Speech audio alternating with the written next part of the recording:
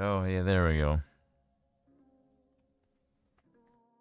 This is where you say Hello. hello, you awesome. I just did. Yeah, they're dropping You me. rude. Hello, everybody. Yes, we are late and extremely gate and lay, as usual. Also, something that we need to be very careful about, Spoon, because I don't know if you heard about this, but YouTube has implemented a new policy, which is that basically you have to, they're being more strict on the good boy timer, right? So we've got to be a good boy and girl for a couple minutes. It feels so weird as an adult to use those words. We've got to be good boys and slash girls, gender non-conforming people for a few moments, because I have noticed that all of our streams recently, as of this has been implemented, are all demonetized. Okay. So it's now we're. You please tell me you're muted. Yeah, it was. Okay. So don't say he said the French word. He said the French word. He already did it, and it gave me a heart attack a little bit. Not that it really matters, like, because I know that most of you guys. Oh my God! Stop it! Spoon! It's making me look like I have a disease, and I'm responding to myself or to nothing. Anywho, so I know that it's because I just said words and I can't. Yes, you can't say. Anywho. YouTube is really cracking down on it, which is kind of ridiculous, but because of course they don't crack down on really horrible content on this website. Fine. I love you too, Mommy Susan. Thank you. I'll be a very good girl and won't say bad words. Yeah, it is cringe. But let's try to calm down on the cursing and use of other words. That's probably fine. Anywho, the burping. Oh, sorry. That's probably, I don't mind that. I'm sure it's some degenerate who likes it a whole lot. Anywho. Oh, body pain. So we're gonna get to some of the stuff where it will be more difficult for me to withhold some of my choices of language, but I figured we'd start with things that are a little bit easier not gonna make me as mad. I'm not gonna get angry because if you've seen the thumbnail and the title, we're gonna be watching the Oxford debate on has wokeness gone too far, featuring Constantine Curson. Am I pronouncing his last name right? From Trigonometry and Dr. James Lindsay, amongst others. Which was, by the way. Yeah, he has not seen it. At first I was like, I didn't know if I wanted to do it because Adam and Stitch covered it, but then everybody's covering it. So I'm like, all right, if everybody's covering it, then I don't have to feel bad about that. Like, everyone is reacting to this debate. They don't own the content. You can do whatever the hell you want to. Well, I know, but if I don't like, because a lot of times we react to the same stuff that they do, and I don't want to just feel like I'm, and I know we do have a lot of people who watch them as well, but so there's crossover, so I don't want to do the same stuff. However, I have some points on one particular person in that debate, the journalist Benjamin Butterworth, who is perhaps. Name? Yes, one of the. I mean, it's so close to Brian Butterfield. It's so close to Brian Butterfield. Is he kind of fat? No, he's not. I wish he was like Brian Butterfield. I feel like non-calendar dates. And you're not fat. He is such a contemptible little twit, and that's me not trying to push you too far. But that's my the nice way of saying it. That he's a contemptible little twit. The title comes from Hey Mark, how's it going? There's a part of his speech where he really Jonathan Swifts it up, hence the title of the stream, which he very modest proposal-esque type of language without burying the lead too much. He really says that, well, if you get first, cancel culture doesn't exist, but if you happen to get canceled and lose your job and end up having to drive a forklift, well, then you're a casualty of war. That's more or less what he said. I really don't think I'm exaggerating, but I don't want to bury the lead on it too much. We will get to it, but let's start with some less severely infuriating things. The sort of capitalist casualty. It's really awful. My dude. Now there's also a drunk, cute brown girl, which is fun, and I will enjoy that. I don't know. DRT's king. No. Everybody thinks she's drunk. Everyone I've heard, because she says at some point, or somebody says at some point that they had been drinking beforehand. Oh, because I remember when I messaged you and I told her about her, I just said, I Yeah. think she's drunk because she just looks kind of No, pissed. somebody at some point says something. I believe, unless I made it all up, unless it's source, this was revealed to me in a dream. I'm fairly sure I recall someone saying in the debate itself or surrounding it that they had been having drinks beforehand. Yeah, DRT is king. Before we kinda... get started, she's cute. She's a model, but then oh my god, she says really dumb stuff. Oh, is she? You know, yeah, that's No, her. because she really just gives us good-looking people a bad name, doesn't he? I totally. Well, I mean, her whole argument is, I'm asexual. Where she but spoke? Yeah, that's how you know she's. What are you talking about? That's how you know she's drunk. Oh, that's not. I just thought she was drunk just because of the glass she was holding. Oh no! Wait till she talks. Oh, she's reading off a paper and she can't read. She can't. Like she's all over the place and she's leaning way over. Right. Well, first of all, she's wearing 6-inch tall combat hooker boots. Yeah, I saw. So these giant, and she's already tall naturally. And so like everybody else is just standing at the podium and she, I think because she's drunk, is leaning on the podium, bent over, trying to read her script. Nah, whereas, she's bent over to show cleavage so she can win points. Oh, I really want to get to this because it's so funny because you can watch people in the audience. There are people staring in a very specific direction. Well, yeah, and the she's thing got is, massive gazungas. Well, people behind her and in front, I'll put it that way. But yeah, the thing is with she's got donk as well. Yeah, and she's wearing like a short skirt. It's something else. It's something else. But anyway, sorry. Let's get into other news. I'm of course. Objectifying myself. Precisely. It's exactly you called it. DRT is king, which I have been trying to read. For $5 says, I'm looking forward to not being bedridden and the new Fire Emblem, which may be a bit too close to waifu emblem for me, but I'll like it. Yeah, I haven't played a Fire Emblem game in a while, but they are basically waifu simulators at this point. But hell yeah, I'll have to. I wanted to get the new Pokemon, and I'm glad I didn't because it looked kind of. I want to know why is that so popular with people. Pokemon? No, it's the fun. waifu thing. Because it's fun to collect your waifu. I don't know. No, that's like the whole anime thing with the right wing. I don't get. I can understand why you like certain characters because the story in Asia is way better than the West because the West is cocked and gay. But I don't know, just the anime thing is just like this thing that is massively popular with the right, and I'm like, I don't like. I know it's like the like I don't know, it's like the anime weeb, right? Son of Tiamat, a member for 2 months. Hey, thank you, man. Says can't watch live now, but I really enjoy your streams. Thank you, man. Thanks for being based monarchical capitalist. Thank you for hanging out, dude. Fuck yes. Let's start with something fun then. Let's start with the Mastodon extinction / exodus. How about that? So this is pretty fun. So I don't know if you guys remember, but when Elon bought Twitter, there was a big thing about all the people lefties on Twitter were going to escape from the conservative hellscape that Twitter was going to become to Mastodon, the Twitter alternative. It's disturbing that you consider free speech a right-wing thing, isn't it? Well, they don't. As we will hear in the yes, you're going to see the cute model who's drunk. We will watch it in a little bit, but I want to wait a little bit and not say anything that is a little bit spicy yet until we can get past the YouTube thing, just to be less horrible to our channel. Which whatever. Message me so I know what it is. No, we're gonna watch a video of her.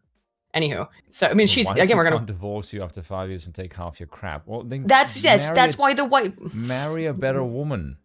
That's difficult, but so you also know that isn't white. You also that's true, but you also know the crazy hot matrix, right? Yes, I'm familiar with this. So we've done the math on this. So you have to. Yeah, I mean it's been conducted. The science has been done. We'll talk about the science in a little bit too. I mean myself, I just go for just girls who are not white. That tend to helps me. I'm a horrible racist, by the way. I'm not really good at it. You're not helping the whole let's not be too spicy in the first 5 minutes. But I think we're pretty much past. I'm a horrible racist. No, I mean I'm bad at being racist. Oh, right. Okay. Not that That I is am true. a racist and I'm Oh. horrible. Like, no, I suck at being racist. uh, I can see where but that comes off though, just because yeah, yeah, someone's I totally did come gonna off as fucking just clip like that. yeah, someone's definitely gonna clip that. Don't worry about it. Anywho, that mass migration to Mastodon shows the journalists are actually unserious nomads. Of course, this is Red State. Yeah. They definitely don't have any spin or anything, but I thought the article was actually rather well no, written. this article is, yeah, it is. Yeah. I sent this to me a couple days ago. Yeah. For this one months, is media funny as hell. figures made themselves the news by loudly. I can't read tonight. Loudly leaving Twitter. You're drinking as well, eh? They're No, I'm not. Maybe I should. It'll make it better. Their new platform, Mastodon, is proving not to be a home. Do you recall how for weeks, I mean, like, we all heard from the media class that their plan was to leave Twitter en masse, Yes. taking up residence in a new and far more classy social realm, since Twitter was going to wither away after an avalanche of sociopathic behavior. Yes. Well, in taking a look By at how our sociopathic, I esteemed mean fun. grammatical error there. At how our esteemed journalism elites are doing in their new digital utopia, it appears all is not as they had promised. After a couple of months of hype and promises, the social media colonization by a slew of journalists and media figures that took place on the alternative site Mastodon is not exactly flourishing. You could say it's gone extinct. The study finds... Yeah, I know. Just shoot me, okay? A study of the sites in Minecraft. A study of the site's analytics finds that the expansive growth it experienced over the past couple months has not only ebbed, but now there is significant constriction taking place. After some impressive surges in new accounts since October, by the start of the new year, things have turned, and now the number of active users on the site is on sharp decline. The number of active users on Mastodon's social network has dropped by more than 30% since the peak and is continuing to slow decline, according to the latest data posted on its website. There are about 1.8 million active users in the first week of January, down from over 2.5 million in early December. Oh, is it like you didn't like Mastodon? I don't know why they wouldn't. It's full of CP. Yeah, cheese pizza.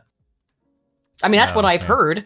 At least that, because I remember that was, and also that it's not Twitter. It's not a protected little safe space where people can't say, the words that Spoon was the words that Spoon was saying when he muted himself to me.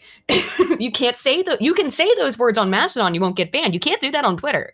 Yeah, I mean, why? Do you remember the video that I showed you of the journalists who went into Mastodon and announced themselves like, "Hi, I'm so and so. I'm looking for inclusive conversations," and they just went like, "Go back to Twitter, like you FK." Yeah, every slur.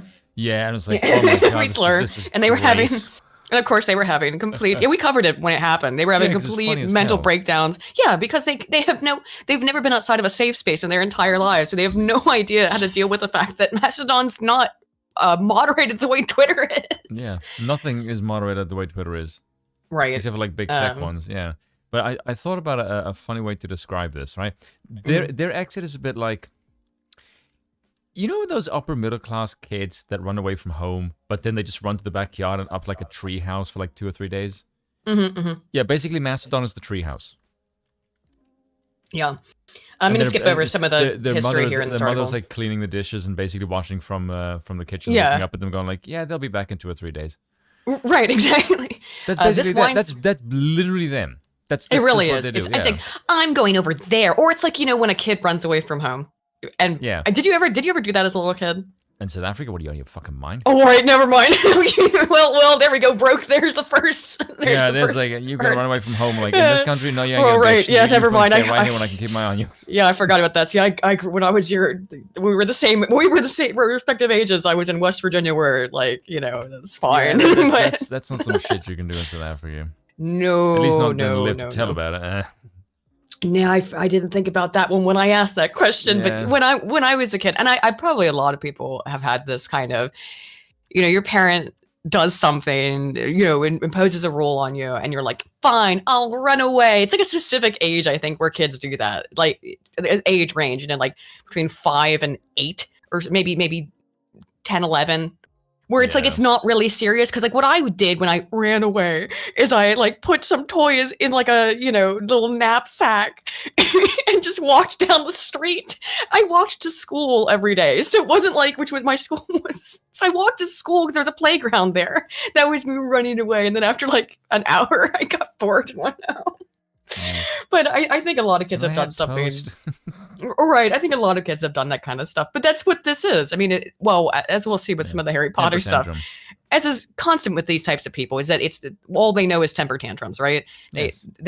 That's all they know how to do is complain and whine and whinge and cry and piss and shit and maybe come. Anyway, speaking of which. Probably all in one afternoon. Yes. This wine fest lasted weeks, and we were delivered the news that other social media websites were going to be desired, with one popular landing spot being Mastodon. The German-based platform was touted as the perfect solution, with many media figures making... Sorry, like, the meme reasons. Right. Oh my god, I didn't even think about that. Of course, like I had to get rid of these. I gotta get away from these Nazis into the welcoming arms of the Germans. Is it just like freaking spring swastikas on you the moment you get in? Oh no offense to Patricius if he's here in the chat. Yeah, like are they in chat? I don't know. I don't know if I've seen him yet tonight. Patricius and Kobus, like, if you guys are in chat, like, no offense, but like, your country is great for like spicy memes. I'm just gonna say that. I mean, like, obviously, I zoomed all over the place there. Yeah. The swastika is a great tool for that. Yeah, it's illegal. The perfect solution. Now I for the Nazi regime. And there you go. You're doing great day today. God, you're starting out great. And I said let's not be too spicy, and we already at the Hitler memes. Okay, with many media figures. Okay, with many media figures making dramatic exits, announcing they would be establishing themselves at the new home base for proper social interaction, away from Musk and his pesky adherence to free expression. And just as quickly, we begin to see problems with their newly colonized sector. Mastodon is set up uniquely in that it's an open source platform that offers up dedicated servers in any number of categories, like independently funded fiefdoms, and allows fleeing media members to establish journalist servers to populate as they condemned, must perceived oppression. This also means that they were creating a rather insular environment rather than a fully open platform where you can gather news and information from any source. Yeah, they created a filter bubble for themselves, which they live in, and they don't understand how to live outside of a filter bubble, which is why it's hilarious that they would pick Mastodon, because there's no policing of language there. Yeah. So it's missing the thing that they stayed on Twitter for. But there was another problem outside of the cheese pizza stuff, right? Which became an immediate problem. I think that there was a lot of, from what I read about that, there was a lot of it there already. Really? Yeah. Okay, from what I read is that the portion that once they were there. If the left likes Mastodon so much, name 3 of their songs. Bill says if the left likes Mastodon so much, name 3 of their songs. Good question, Bill. Challenges began to emerge in their new promised land. First, a number of the other servers on Mastodon were outright blocking the journalist host server. They just did not trust a cabal of reporters might be rooting around for information or simply pimping out their works in clickbait fashion. Or because it was full of CP. Next came the issues that were internal. The journalist servers began to take on a Lord of the Flies characteristic. Mastodon is not as simple as setting up a personal account. You have to petition to be included in a particular server. God, it sounds awful. It sounds awful. And for the gatekeepers of the journalist servers, were acting exclusionary, in who they would allow. Personally, I've been denied a couple of requests. Then, as the behaviors of those granted access, they began turning on each other. Oh, eating their own. Never seen the left do that before. No. The vaunted characters who chose to flee the sniping of Twitter resorted to that behavior, because of course they did. Reporting others for everything from disapproved stances to representing outlets or policies deemed inappropriate, because of course they did. Because of course they did. I remember seeing a post by one of the mods who just said, like, this is not Twitter. Would you stop reporting everyone who disagrees with you? They don't understand. They literally don't, because they've never lived in a place where their wills weren't treated as holy. Gospel, yeah. And listened to. Particularly the journalist class. They have no idea how to not be treated with special privileges. Yeah, because in their world, they already have gatekeepers, and when that's gone, they're like, what, this is the real world? I have to listen to other people's opinions? Like, yeah, you do, you fucking condescending uppity motherfucker. One other reality was revealed by the very construct of a dedicated ecosystem of ostracized egos and press pariahs. While this gathering of that's a great sentence. Ostracized ego and pariahs, that is the generous cause to a T. Yes, accurate and just generally a nice sentence. While this gathering of distempered media members was gathered together, most of their interactions were in regard to Twitter. So they left Twitter to go talk about Twitter. This is another thing. It's like, oh my God, that's so mean. It's so mean girly. Or yes, a scorned X thing of, oh, I hate you. I never want to see you again. Runs away to your friends to go talk about that person. Okay, girl. It's such, the such a mentality, the overall mentality of the left, and I've said this many times because it keeps being, like these particular people, not everybody, but this particular like elitist journalist, progressive class is a teenage girl. It is the same psychological profile of a teenage girl. It is petty, bitchy, very competitive for attention, constant needs for validation. It's just. Do you want to see one like that, teenage like constantly? Girl. Mm-hmm. Watch the Young Turks. Oh, I know. Young Turks is just watching a teenage girl. Is this to a T? And yes, and Anna Kasparian's 40 and still just acts. I mean, she gets so irate. Yeah. Like, and she's so disabled. She and Cenk both do. They get absolutely. Yeah, but Cenk does it nutty. Like when she does it, it comes across more as desperate. But when Cenk does it, like there's at least an element of comedy. like when he screams, "Of course!" Like we can totally tell he's taking the piss. Keebler, 100%. People like Taylor Lorenz. Taylor Lorenz, I would give it to her, give her one thing. She did recently celebrate her 111th birthday. And that is a really big achievement for which I'd like to congratulate Taylor Lorenz on making it to all the way to 111. That is very impressive. But she still has the mentality of like a 14 to 16-year-old high school mean girl. Video where she's constantly twirling her hair like she's I know. Brittany from. Obviously, we don't know how old she actually is because she edits her own Wikipedia page, allegedly. But she is at least in her early 40s. She's got to be, and her whole life is obsessing over TikTok and Instagram. God, bro, what? That is sad. I mean, look, when I do. Well, I haven't used it in a while. I used to use TikTok. I used to browse it every once in a while before I go to sleep. But the stuff that I would look at on TikTok would be like home improvement videos and cooking. It's like, oh, because you basically got the wholesome TikTok version and not the American version. Because the way that algorithm on that website works too is that you get siphoned into a lane, and so it looked at what I was like interested in. That and then the other thing that happened, the reason why I stopped using it is that I like, because it doesn't base it on what you like inherently. It does listen to your likes. It also shows you things, your For You page is based on how long you have watched something. And I have to admit, because it's just true, is that I watched some of those pimple popping videos, and then that was all it would show me. And that's why I stopped using TikTok, because I was like, okay, I wanted to watch like one or two of these, and I don't want to see nothing but the pimple stuff, because it's gross, but it's one of those things where I can't look away from it. Do you know what I mean? Like, because there's something satisfying about cleansing. I know, but I don't want to see it all the time.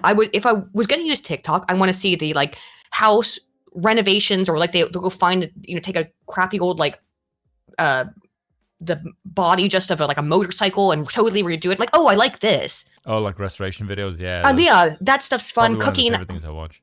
Yeah, I like that. That stuff was fun. Or lathe work, I like that. Where they that it's something that spins. It's like a lathe, so you like put a piece of wood on it and it spins it around in a circle, and so you can cut it to make like something that's perfectly symmetrical. Yeah, okay, yeah. Or it doesn't have to be wood; it can be stone, all kinds of stuff. I find that very, very satisfying. But it's the same reason why the pimple thing is satisfying. I think, I don't know, but so yeah, I watched like two of those, and it kept showing me them. Like, okay, I'm done with TikTok, and I never got any of the weird trans stuff. It just showed me like mostly wholesome and then some gross stuff, I couldn't download Chinese spyware. I don't even like freaking American spyware. Microsoft. What is it with women and pimple popping? I don't know. My mom's the same way too. And my aunt, they both love that stuff. So maybe it's genetic. I don't know. Anywho, let me get back to this. I think I it's don't know how I got off the thing. I think, a lot of people like it. There's a reason why it's so popular on the internet. That Dr. Pimple Popper woman on YouTube's got like 5 million subs or something, Yeah. Anywho. And all the comments are like disgusted by themselves.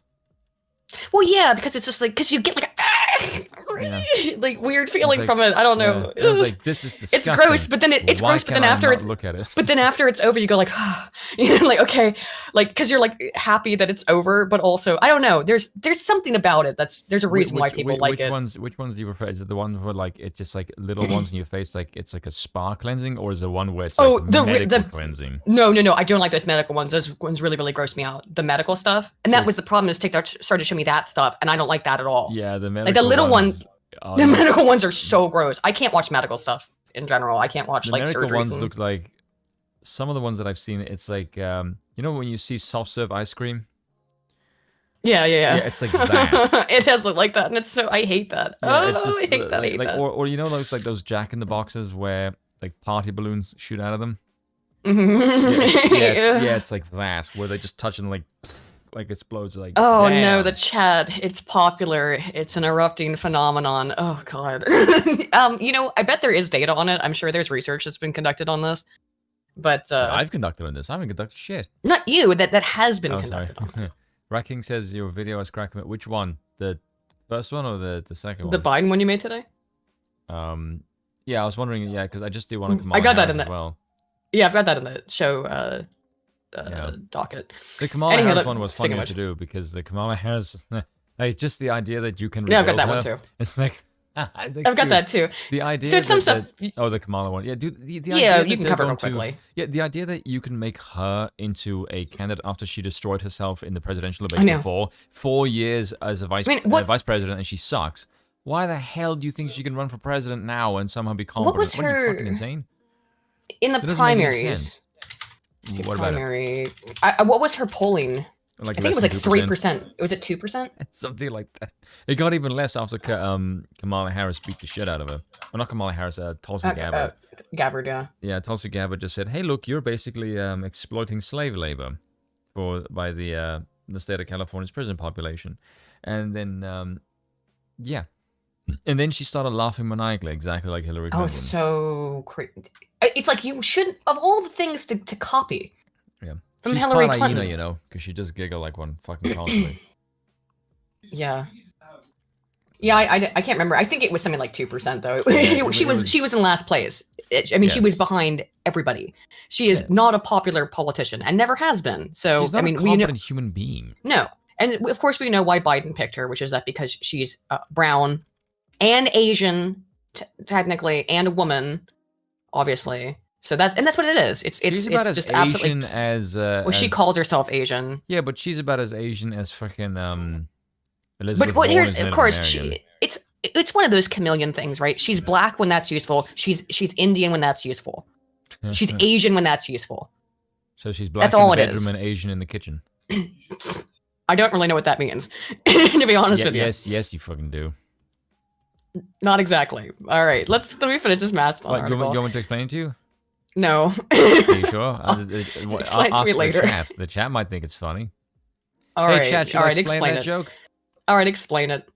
Well, let's see. Why do you think the single motherhood rate in the black community is so high? Oh. There you go. Yeah. So clearly, like, Oh. clearly the production capacity of a child is not the problem. It's more the staying with them that's I the get it. problem. And as far as the cooking goes, like fucking Asians can cook their ass off. They have Korean barbecue and spring rolls. Oh my god, my aunt cooked, not aunt, my cousin cooked bulgogi, sushi, homemade bulgogi when I was over in America. they have Oh, curry. it was so good. The fuck? Yeah, I love curry. The Chinese food I made the other day is finally on its way out. It's like It's its spoon fifth splitting. day, so it's done. Can I make that a thing? Yeah, of Spoon course. splitting. That's not bad actually. Anyhow, Spoon let playing. me get through this. Yeah, the other reality was revealed by the very construct of a dedicated ecosystem of ostracized egos and press pariahs, while this gathering of distempered media members was... Oh, did I read this part? A little bit. Yeah. Once I managed to be approved for one of the journalist servers, I scrolled through to see this crowd of avowed Twitter refugees, right, spending all their time discussing the intolerable site they had voluntarily left. It was the classic manifestation of the spurned lover, which what we said. And I didn't remember that part in this. Whatever. Who swears they are completely through their ex while unable to talk about anything else but how horrible their ex had been. Remember when I messaged Been you there, and, done and I that. just said, I messaged you the scorned X thing and I said, oh yeah, this thing was just immediately Yeah. bit that it was that bit. Is the fact that I went like, this sounds like a sperm X, and then literally the next line, like, oh, it's that. Like, oh, okay, yeah, so we're same wavelength. Yeah. Because they're just like, why the hell would you go like, oh my god, Twitter sucks. Like, Oof. you Yeah. know what it reminds me of? What? There was a joke several years ago by Dara Breen. This was on Mock the Week, and he said Mhm. the one thing about the smoking ban is that it makes people have sex more often because they go outside and they bitch about the smoking ban. They go like, oh my god, the smoking ban's bitch. I know, right? Do you want to go to bed? All right. And that's like a good icebreaker. It's like people are getting laid left, right, and center. People are taking up smoking just to have sex. I mean, like, yeah, bring people together that way. Yeah. If there's and an echo, afterwards they sorry, it's have- probly my headphones. and it's like- Let me. and afterwards change my mic setting. they have smoke. Yeah, sorry if my headphones and my headphones get too close to the mic, because of the way I have my mic set up. Because whatever, that should be better now. No, I should have fixed it now. Okay. It was a classic manifestation. Spurned lover, yeah, did that. But their conclusion was probably inevitable. Hang on one second. Okay, never mind. This conclusion was probably inevitable, given the high number of those making their theatrical departure from Twitter. All while never truly leaving. In early December, or just around the height of the new Mastodon engagement, one survey looked into those who had pledged to quit Twitter and move permanently to Mastodon. That is a study. It was a study of 140,000 accounts declaring they were leaving the site. Finds that a minuscule number actually deleted their accounts. Just 1.6% went through with their pledged eradication. No shit. I'm actually surprised it's even that high. I would have expected closer to like 0.6. Really? Yeah, because these people were never serious about that. It's a child throwing a tantrum. Yeah, it's the departure window thing. I am leaving Twitter, motherfucker. This is not a department lounge or Right. departing. Whatever. So, but of course they can't because they're all addicted to it. Yeah, of course. It is a little surprise at this hyped creation of new social. Even would fizzle. What was created was a homogenized tribe where everyone was talking about just two things: Twitter and journalism. They had no general audience. They were being closed off from other outlets, and within their circle, it became a tribe of exclusionary sniping elites. The appeal was minimal, and while they were busy high-fiving each other for fleeing the social horrors of Twitter, they came to realize that they had managed to build was a more concentrated version of the anti-social sandbox. Yep. It became a classic case of not wanting to join a club that would accept themselves as its members. Yeah, there's an interesting club metaphor that happens later in the Oxford debate. But Okay. yeah, one of the people says that that Twitter is like a club, and because remember this debate, it's come out now, but it was conducted, I think, like back before Elon bought Twitter. So it's really funny to watch now.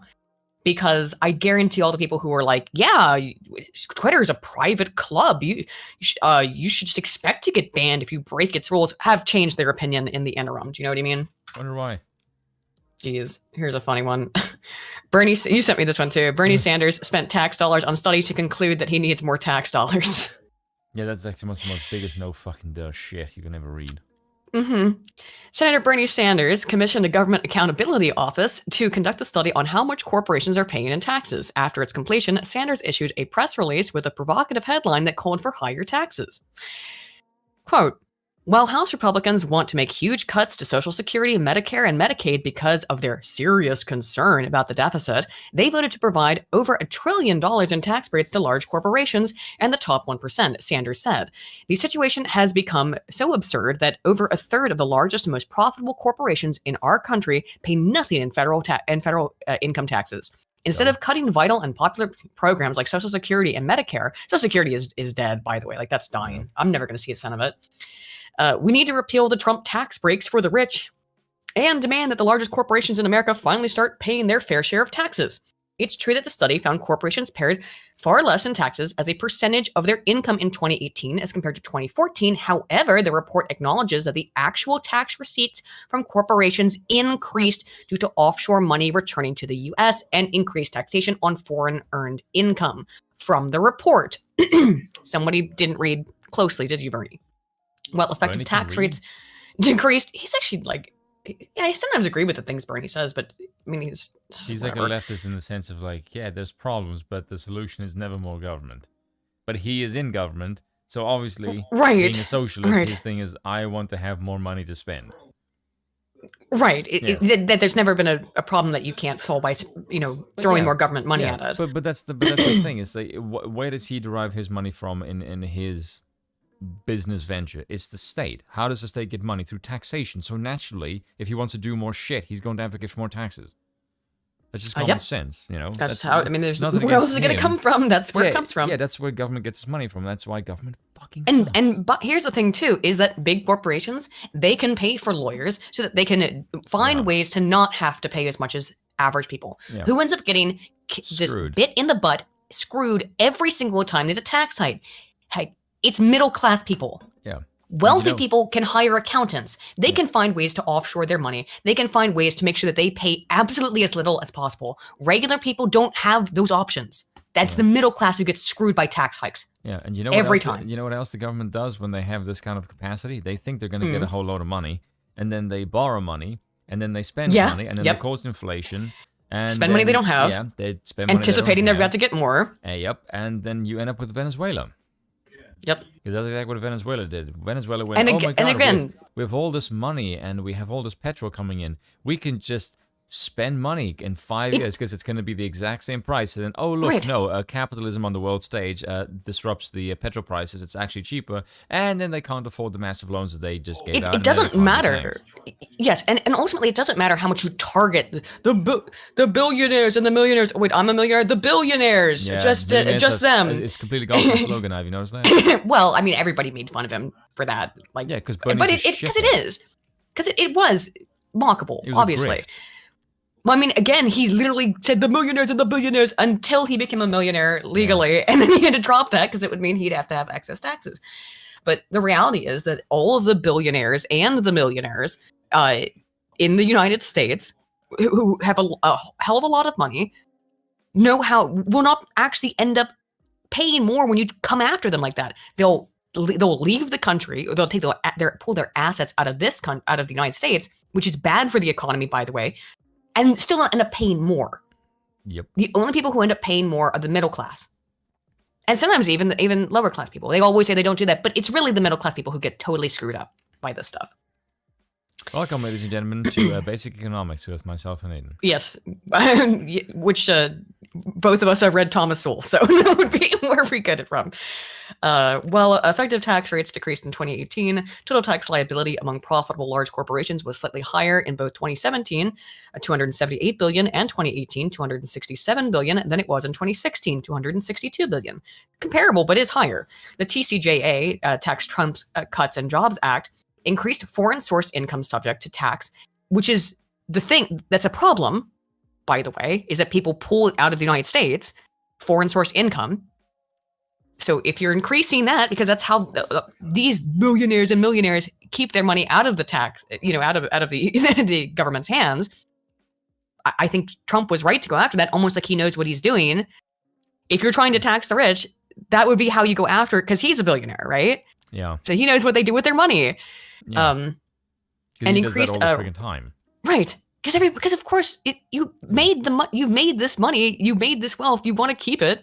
Yeah. And increased repatriations of income previously held offshore. However, TCJA often taxed this income at reduced rates. Well, again, you don't want these people to just totally pull out of America, right? No. So you don't want to, and he's a Republican, so he's not going to he's still going to charge the shit you're trying to hide overseas, right? Yep. Which is logical, but he's not going to, cut your arms and legs off. I think that's fair. It gets the American people who rely on tax programs, which I think, obviously I dislike. I think taxation is generally theft. But yes, but that's a long story. It's a long story to explain it. I know it's just a meme, so we'll just leave it at the meme. It's not a meme. It's true. I know it's true, but would leave it at the meme segment without going off on a big tangent about why I think taxation is theft. But so even though I'm not in favor of taxes, a lot of people rely on taxes. So if you want it, particularly if you're a leftist like Bernie Sanders, who wants to use the U.S. government to fund all these social programs, which always end up embezzling and wasting money in a million different ways because it's the government, and of course it does, then why would you not be happy with this? At least he's getting some of that foreign money, right? But of course you don't like it because have to just not like it because Trump, because Orange Man bad. These changes may have contributed to a lower effective tax rate in 2018, but also generated tax liability from income that was previously not taxable under US law. That's exactly what I've been saying. This should have been viewed as a win-win from a status perspective. Companies earned more and are paying less to the government on a relative basis, but on an absolute basis, the government has increased its revenue. This was a tax strategy pushed by many Reagan Friedman disciples in the 80s and 90s. Yep. Lower, simplified taxes to allow more productivity and less hiding, leaving both the public and private sectors better off. Exactly. Apparently, Bernie is not reading it. Yeah. The funny thing about it is people recount that and give it to Reagan and Milton Friedman, but that was tried by Andrew Mellon in the 1920s under Coolidge and Warren G. Harding. So the idea that this is Reaganomics, motherfucker, that's like 40 years before fucking Reagan even was born. When was Reagan born? Reagan was born in actually, let me just say this quick. When was Reagan born? Let me see. Ronald. While you look that up, apparently Bernie is not reading the reports that he forced us to pay for, or he's knowingly being deceptive. I actually think he probably just didn't read it. Yeah, he probably had an aide read it and give him the TLDR, and the aide didn't read it either. Well, yeah. So either way, not someone who deserves more funding. He was 9 One years troubling. Old. He was what? He was 9 years old when the Coolidge and when Warren G. Harding took power. He was 1911. I think he was that fucking old. Goddamn, yeah. One troubling trend, the study does reveal that while more than 10 million in assets, corporations are 0% income tax. This is not the case for smaller ones, as shown by this graph. No shit. So, yep. What? Everything I was saying before this. Who gets screwed? The middle class. What is Brad? But, whoa, why is this? Uh-oh. Oh, it opened a new tab. Okay. So the category of all corporations saw less companies paying nothing in income tax, despite the upward pressure from the large corporations included in that bucket. What is sure to make this trend continue? More complications in the tax code, which big firms with teams of lawyers are able to take advantage of. I didn't read this article beforehand. I skimmed it a little bit, but I didn't realize it was going to make all the arguments I made.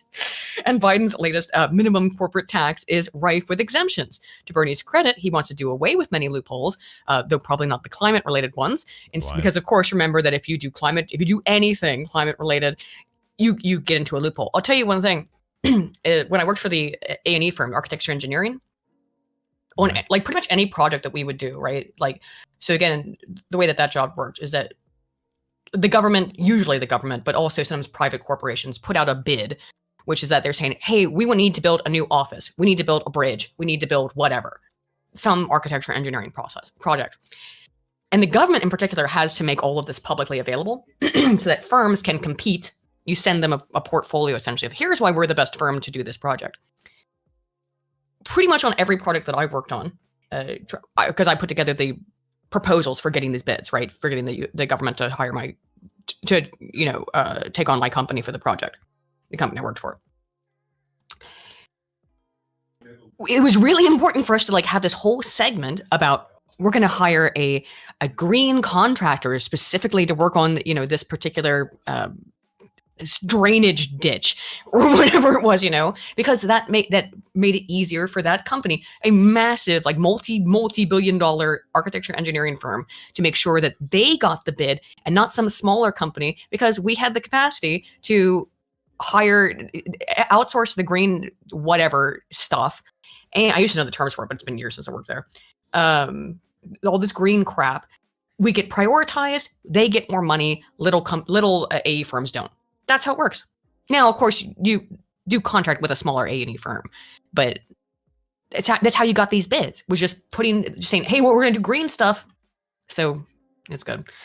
Instead, he just wanted. It's going to take 5 times as long to do it. Yeah, it's going to cost way more, and it's going to take longer. Yep. Instead, he just wanted oh, and by the way, it's not going to actually be like good for the environment. No. He wanted to tax your business 35% if it makes over $70,000 per year. That's not a lot. I mean, $75,000 is not a very high threshold for a business. And that means to make that money, that doesn't include costs. I think you should abolish corporation tax rates in general. general. When you realize some of that income, you just or give it to your employees, here, take some more. Corporations don't make money. By the way, people make money. So 35% of $75,000 is $26,000. A shitload of money. So $26,000, poof, goes to the government. That's before you pay your employees. That's before you pay for whatever for product. That's before you pay for Anything. keeping the lights on. Just poof. A third of your income is gone. More than a third, obviously, 35%. It just evaporated. Taken by the U.S. government.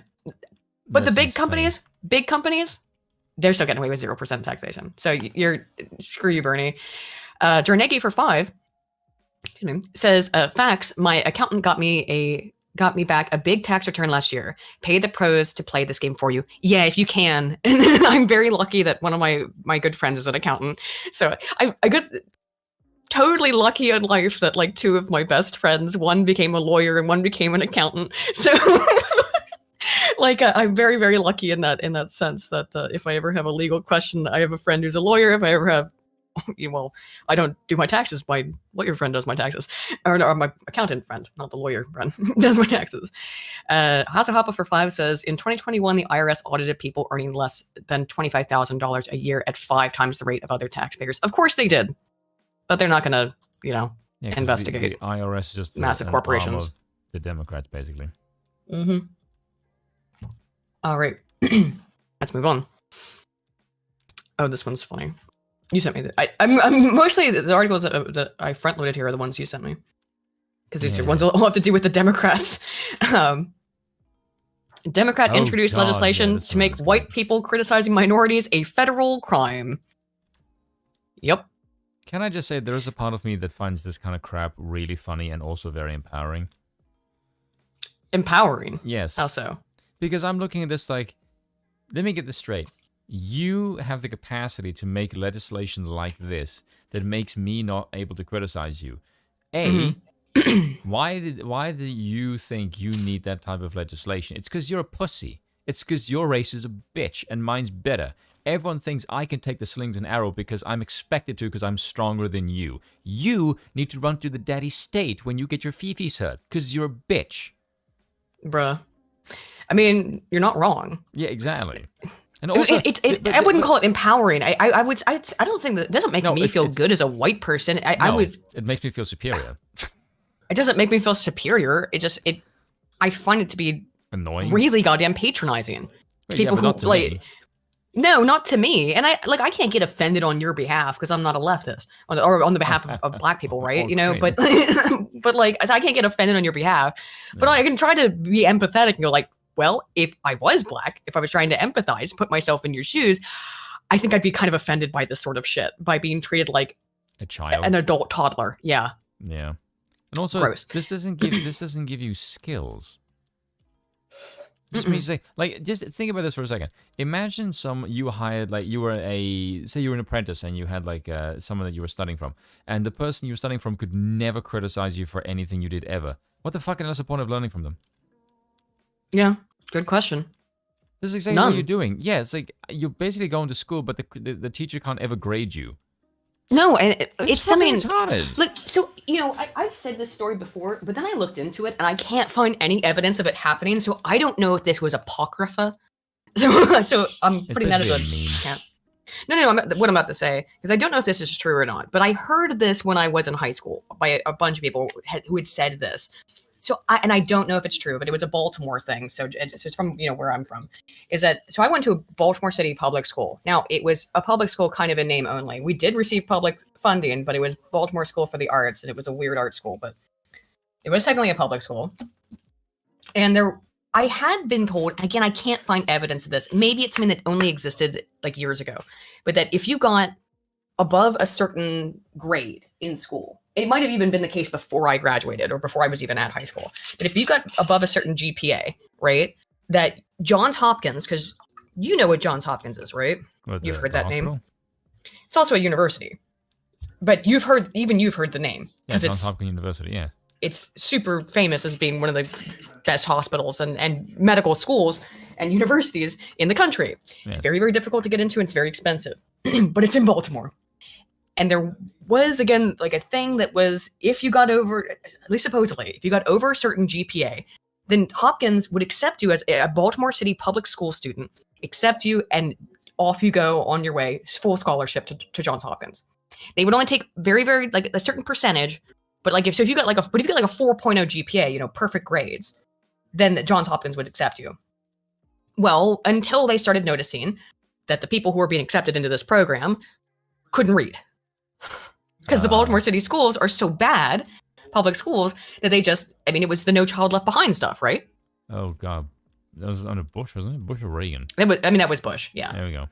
But it said the, soft bigotry of low expectation stuff. Yes. We can't, if we actually grade these kids seriously, well, that's racism, and that was not fair. Yeah. But the reality is, like, I don't know if Johns Hopkins really did this. I was just told about this while I was in school, and they had to get rid of it, allegedly, because they couldn't actually accept. I mean, it would not be fair to that student to drop them into a serious competitive undergraduate institution, even if they can't read, even though they've got an A in English, right? So, anywho, a bill to prevent and prosecute white supremacy-inspired hate crime and conspiracy to commit white supremacy-inspired hate crime.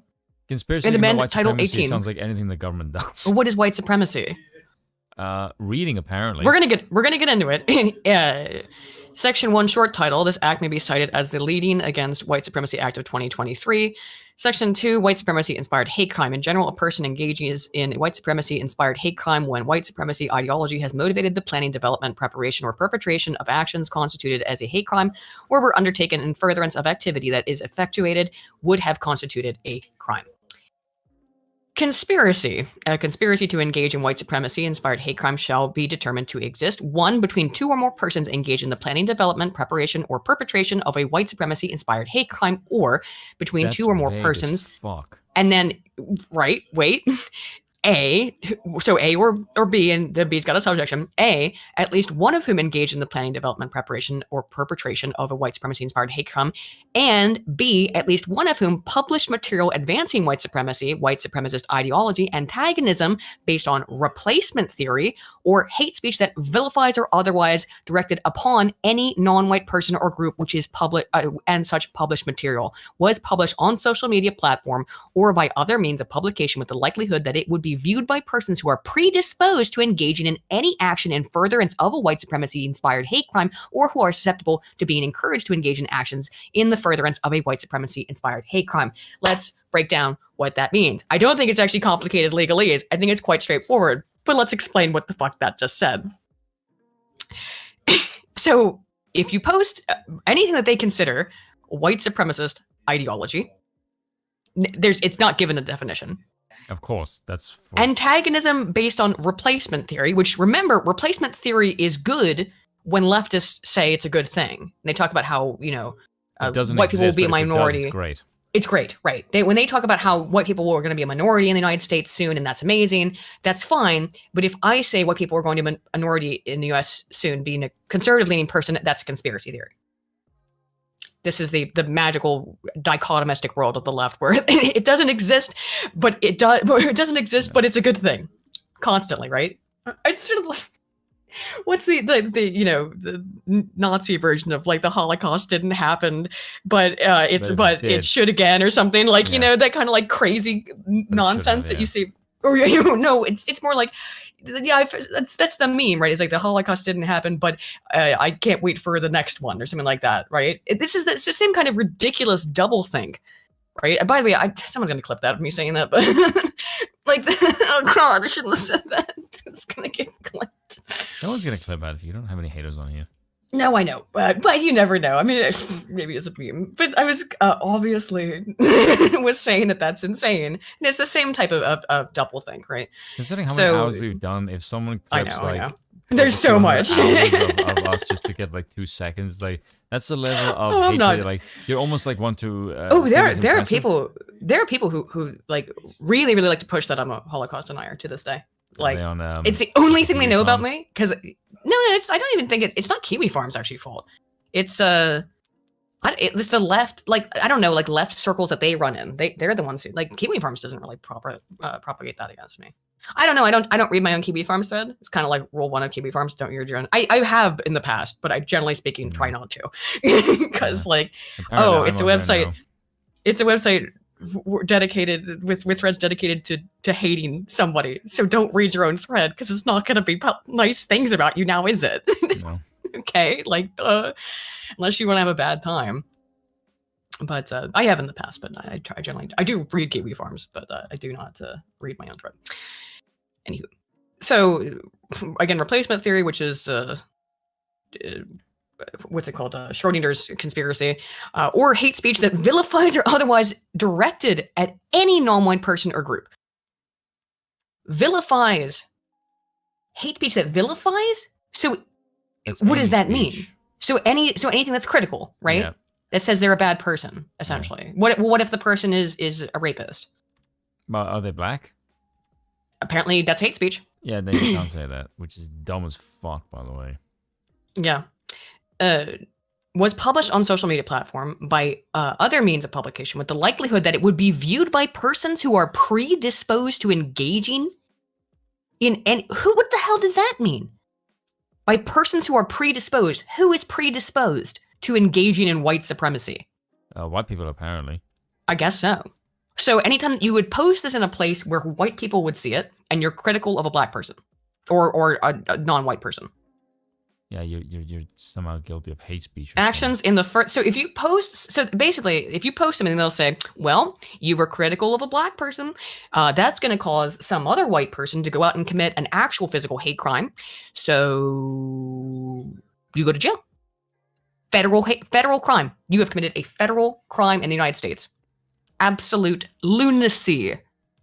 This is like paving the way for segregation.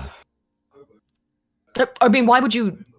I mean, yeah. See, you're arriving at the exact same place that I am right now, which is well, why would you be around these people? Why would you want to interact as a white person? I'm saying, why would you want to interact in any way with people who are not white? And this is some like Jared Taylor shit. But you're the ones who are doing this, and if you criticize them on social media, you can now potentially be charged with a federal hate crime. Yeah, so why don't I just segregate myself from them? If you criticize them, vilifies. Here it is, vilifies. What does vilify mean under the law? Criticism. Yep. Absolute lunacy. Yep. My dude. So again, this is why you should. Again, yeah, we want to. Segregation. We just want to get rid of racism. This is how you make people racist, by the way. Yeah, of course. Doing stuff like that, obviously. God damn. It's so infuriating. Here's again another one you sent me. The Kamala Harris rehab project is underway. Oh, this yeah, I is just did a video on this. This is great. Oh, right. Do you want to cover it then if you did a video on it? Or you want to just tell people to go watch the video? You could just read it and you can probably see the same fucking jokes that I did. Yeah. They're just funny as hell. I didn't watch your video on this one, though. I released it like 2 minutes before we came on the air. So oh, okay. That would be why. Yeah. I watched the Biden kneeling one. It was only a minute. Now that the midterms are out of the way, which is curious that now we're finding all these documents now that the midterms are over. Yeah, Biden's weird. Harris supporters in Washington, or she has supporters? Are trying to create. Just quickly before you, did you hear Dan Bongino's take on that one? On what? On why the papers are coming out now? I think the Democrats are divesting themselves of Biden. It's not so much that; it's like which type of Democrats. But the deep state. Yeah. Well, here's the thing. So he said. Because he was part of. I do like Dan Bongino. Yeah, he was part of the administration because he was in the Secret Service, I think, right? And he said that Biden and Obama can't stand each other. Yeah. Yes, and he said that. My dad asked me that same question of like, who's doing it? What part of the government? And he said Obama, and I said, I think so. Yes. He threw Obama out there, and I was like. Yeah, they pretty much said the same thing because he said that Obama always thought Biden was a moron. Yeah, said it publicly multiple times. And Biden was always jealous of Obama or envious. Yeah, and I 100% think that's true. And I think what's funny now is if you look at Biden's relationship with Harris, it's the exact same thing. He thinks she's an idiot, and she's jealous that he has the presidency powers. The exact same fucking dynamic. Yep. I would not be shocked that if it's Obama. Because Obama's Harris a self-centered narcissist. Yes. Well, I think you kind of have to be to go into politics no matter what. Harris's supporters, speaking of which, Kamala Harris supporters in Washington are trying to create an artificial boomlet to begin repairing her public personae. There are still a lot of Democrats. Yeah, good luck. I would not want that job, just saying. Yeah. No, thank you. I'm Bo Jiden, and I don't remember this much. Thank you, F, for $10. Oh, that is a great. He sure doesn't. That is great. Yeah, I'm Joe Pardon. I don't remember this message. Oh, too real. Yeah, it's funny because it's sad. And true. And true. There's still a lot of Democrats. You see, Vice President Kamala Harris is the future of the Democrat Party. I'd say we covered earlier her approval, like her voting rating at the DNC was like 2%. She came in absolute last. That would have been the 2020. No, what year was that? Which? The 2018 DNC primary. Would that be what that was? She was in the primary? No. For the presidential one. Yeah, for the DNC of when they were selecting who was going to run in 2020. Oh. No. Was it 2020? Primary. Yeah, the primary. Yeah. Is it 29? 2020, yeah. 2020. But yeah, Okay. she was something like less than 3%. It was she after she doesn't even show up on the Wikipedia page. Yeah, after Tulsi Gabbard beat the shit out of her, then yeah, she was done. But Tulsi was at the very bottom. Like Tulsi got 0.7%. Kamala must have been lower than her. Yeah, because Tulsi was just a wrecking machine in that. I thought Harris got like 2%. Oh no. Where did she got? Oh, I got it here. She got. Okay. All right. I'm introducing comparative numbers because it's too low to rank in percentages. Essentially. Is that low? Kamala Harris got 844 votes. Jesus fucking Christ. She did not even make it to the primaries. Yeah, she dropped out of California. Right. Okay. So before California, sorry. People who, all right, to compare, 844 for Kamala. Bernie got 1,000, over 1,000. Oh wait, no, I'm sorry. That was delegates won. Popular votes. Bernie got nearly 10 million. I was gonna say that seems more likely. Tulsi Gabbard got 273,000. She's not as well. Kamala Harris got 844. 844 to 273,000. Hang on, let me do that. I'm not surprised that she's massively disliked because she's really stupid. 323 times as many votes. Damn. Tulsi got. Dear God. I mean, this woman is she didn't even, I forgot she wasn't even, they didn't make it to the primaries because she's so unlikable. Yeah, and most of those basically nobody did worse than her. John Hickenlooper did. He only got 1 vote. Beto O'Rourke only got 1. That's funny. But yeah, I mean, he is the cringiest character of all. Cory Booker got 31,000 and he dropped out. Kamala Harris 844. What a loser. And the all black woman voted for her. It's not nobody voted for you, honey. Yeah, she's cringe. She's awful. She's contemptible. There's no better word. I keep using that word because it's correct. For many Democrats, the package Harris comes in is almost too irresistible. Black, Asian, female, and far left. Harris says all the right things and checks all the right boxes. She also cackles like a maniac. Yep. But this is PJ Media, so they're, this is a right leaning bias site.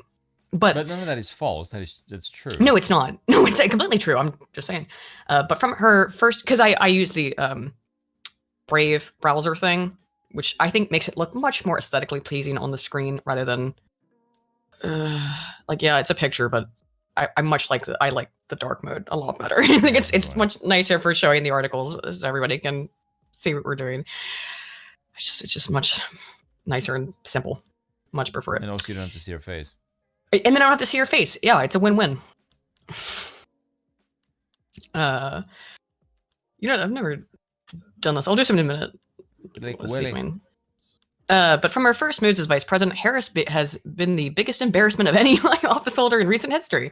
Her office, described in a Politico piece as dysfunctional, has seen incredible turnover. Right, like she can't hold on to any staffers for more than 4 weeks from the sounds of it.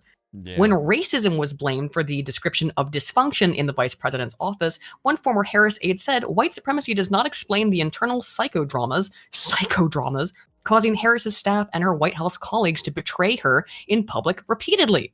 Certainly, part of Harris's problem is the White House staff's pathological desire to destroy anyone who could be a challenge to Joe Biden in 2024. I don't think is he going to run? I don't know. It seemed that the deep state's trying to take him down. That, this document drops. Them finding all these documents, yeah. But in truth, Harris has made. How did I do that one? Harris has made their task extraordinarily easy. Reason.com points to, quote, bungled interviews, unhappy staffers, flip-flops, a failure to own any issue or commit to anything, ain't that the truth, and a lack of a clear message or overarching reason for being. So basically, she's like every other politician. Overarching reason for being, that's rough, bruh. Certified bruh amendment. But now that the midterms are out of the way, Harris supporters in Washington are trying to create an artificial boomlet to begin repairing the extensive damage to her public persona that makes any talk of Harris a presidential run a bad joke. From Politico. Now that it looks like he's running, she's really being treated like what I would call a normal vice president, said one former Harris aide who spoke on the condition of anonymity. There's just less attention. No shit. Well, I don't think he wants to end up, tragically committing suicide with 2 shotgun bullets to the back of his head. Clinton. Otherwise known as being Clinton, yes. Yeah. There's just less attention, which I think actually frees her up to focus on excelling and not have to worry about the relentless scrutiny. Yeah, insert life joke over here. In other words, like, it's just they're distracted with Joe bumbling, so no one's judging me. Yeah, that's the joke that I made. Like, that is the biggest crock of shit. Like, oh look, it's only when you look at her she's a clusterfuck, but when you don't, she's just amazing. Like, what the fuck? Who the hell is gonna believe that crap? Yeah. Furious Dan says overarching reason for being sounds like the next Peterson book. Yeah, Dr. Peterson book. Yes, it does. It kind of does, actually, now you mention it. Whether Harris can take advantage of being freed up and how that would play out are the main questions facing the vice president and her staff heading into 2023. Questions that could go a long way in determining her and President Joe Biden's future. Remember when Biden... I just love that. Just the idea that, what she really needs is more freedom to she needs, because she has so much responsibility right now, as the article goes on. She's totally proved that she can handle it. She's got the goods to do her job, even though everything that she's done, she's fucked into oblivion. Well, again, as the PJ Media article continues, remember when Biden put Harris in charge of fixing the border? In September of 2022, she claimed the border was secure, indicating that her mission was accomplished. Harris has made no statements since then about the border.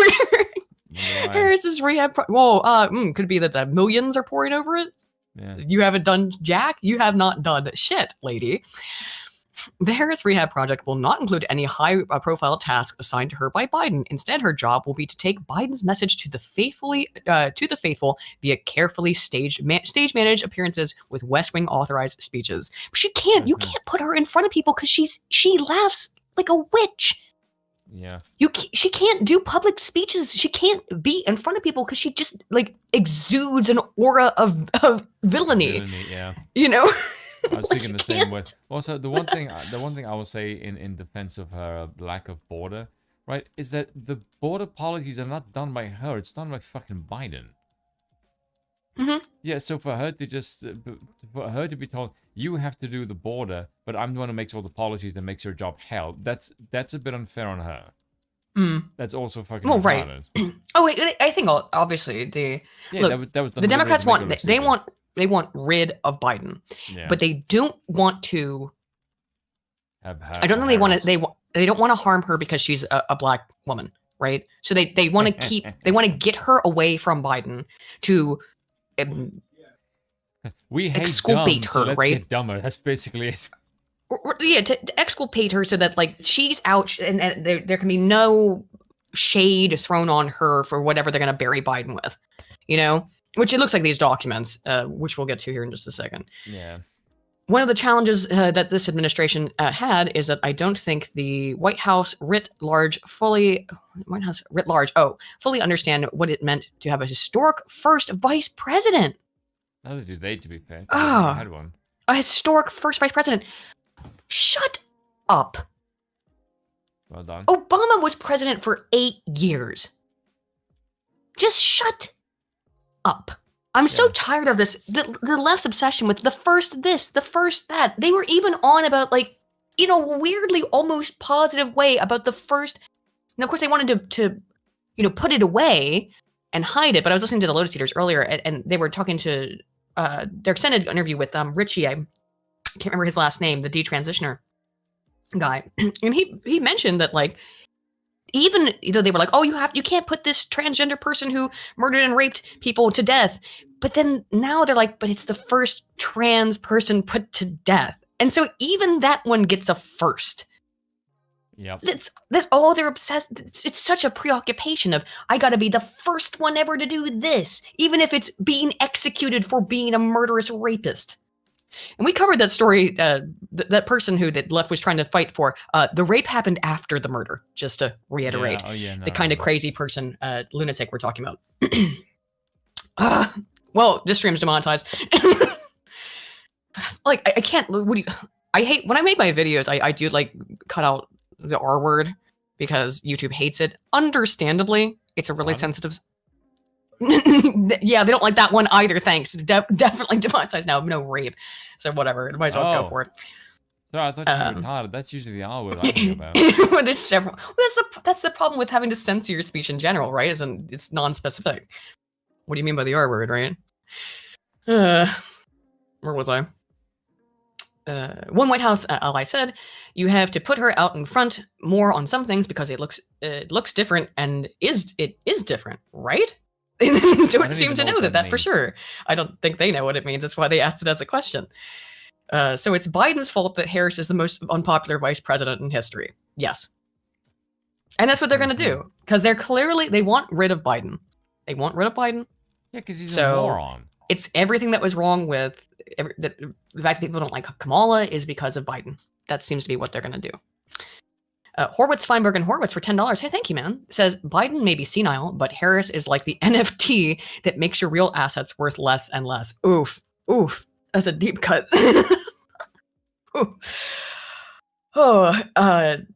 Yeah, she's certainly not helping. She is certainly devaluing the Biden administration.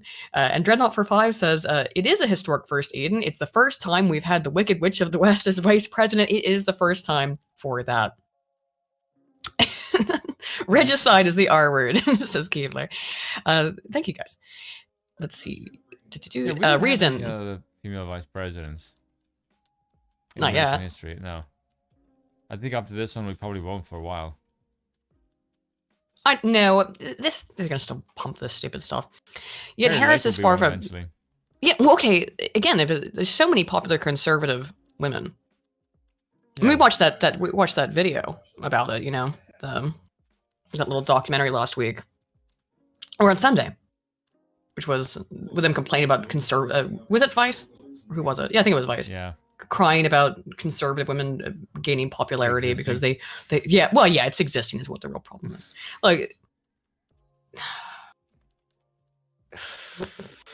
I was gonna say something, but I'll wait till we get to the Velma segment to repeat what I wrote on Twitter about it, because it has to do with the infamous Sam Hyde quote: "These people want you dead, your kids raped and murdered, and they think it's funny," and that is what it comes down to. Excuse me. Kind of fucked up.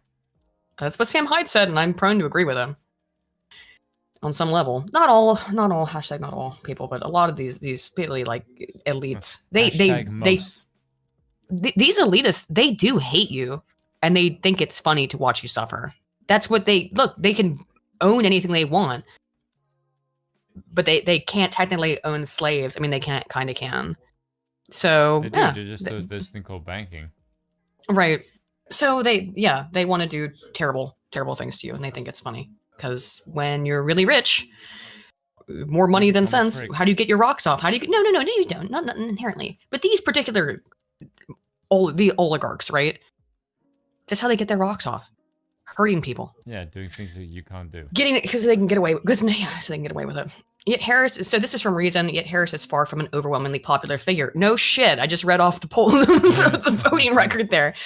The same Harvard-Harris poll put her national favorability rating at 40%, X'd out, while 50% viewed her unfavorably. I think it's higher than that. I'd like to see the sampling. Los Angeles, the same thing. I said, like, Los Angeles, when you read this, yeah. Yeah, I said, like, do you think it's a bit higher? Because I think it's a bit higher. Yeah, I'd like to see the sampling bias there. A Los Angeles Times analysis of national opinion polls said that as of October 2022, Harris was at 39% favorable. LA Times, so is it being conducted in Los Angeles? So 39, I don't know if it's a national survey. And in which case, again, I want to see your sampling bias. 53% unfavorable. I don't know anyone even on the left who likes her. I've never seen anyone say anything positive about her. Harris does especially poorly among independent voting blocs, including other older voters, only 33% favorable, and independents 30% favorable. Moreover, she's seen a notable drop in favorability from when she first took office, down 14 percentage points. Oof, that would mean that you're saying that she had a 54% approval rating when she took office? That's not great, by the way. Like, I'm saying that's not a good place to start.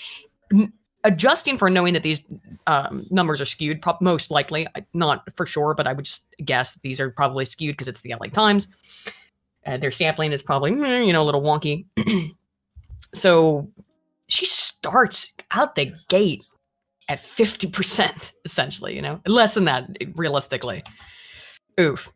That's not a surprise considering her Democratic primaries performance. Yeah, well, exactly. Thereof. It's telling, though. She dropped out of because she's from California. Yeah. She dropped out of the primaries before California even voted. Yeah. Yeah, because she's shit. Yeah, because she got 844 votes. Harris's vice presidency has been marked by the same fanfare and then fizzle as her presidential campaign. She got the job, but she couldn't make the case for herself. Harris's supporters will spend the next few months trying to save her job as VP. If Biden's numbers are still underwater at the end of the summer, a change may seriously be discussed. In the meantime, any rehab project for Harris will run into the reality that she's not popular, she's incompetent, and she has nothing to recommend her to the American people except her sex and race. Yep, well said, PJ Media author who wrote this.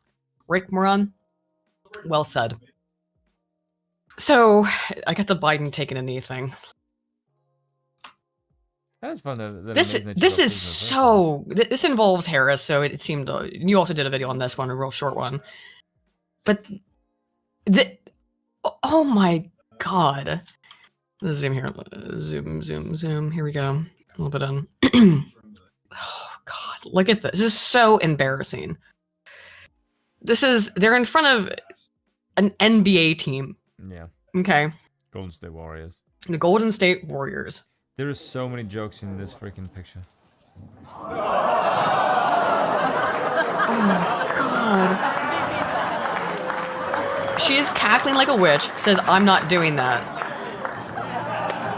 Nope. And then, she doesn't even want to be around him. Oh, she's trying to put her leg up to look nicer for the photo. Ew. Oh my god. Spencer, you did a video on it. Do you want to give your impression of this sycophancy? Oh, because my take was a bit different than yours. What? No, go ahead. You said it made him look weak. Yeah, that was my. I definitely does. Empathetic. I definitely do think it does make him look weak and stupid. It also makes her look like a cackling jackass that she can't. I think it makes him look conquered, is what I think was the other word I said to you. But the thing is, the way that was supposed to work is that those two are too taller for the two miniature ones behind them. And that's the reason why they were told to kneel. Yes. Oh, okay. Yes, that's the reason for the kneeling. Now, why Biden does it, I don't freaking know. But the reason I laughed at it is I thought it was Biden taking a shot at her. Oh. It looks like he's saying, look, I'm 3,000 years old. And I can get on my knees. And she can't. It's just, the whole thing is like so... a flex. Oh, it's so awkward. Yeah. I know no one's going to see it that way, but that's what I thought when I first saw it. You may very well be correct. Yeah, because when he's that petty of a person that, I see. But it does make him look better if you look at that. Yes, I think you're right. Now, having seen the end, I think you are right. Yeah. That it's a flex of, oh, I'm so spry. I'm a spry, limber young man. And when you're on your knees, Like the ones I like to smell. I can get up off my knee. Yeah, okay, Joe. Sure thing. He did get up pretty it's fast. I'll give him that. Yeah, he did, but still. But I think you're probably correct that it's but an attempt to be. I do definitely think that was a total flex on his part, and he does flex pretty hard. Like that's not. I don't even like the guy, but I'm like, you got up pretty quick, and then you did that. You look like a total jackass, but just from an overall perspective, it's funny as fuck. Probably was just a dunk on it then. Yeah. So good one. Here's some news about the Biden documents that keep popping up all over the place.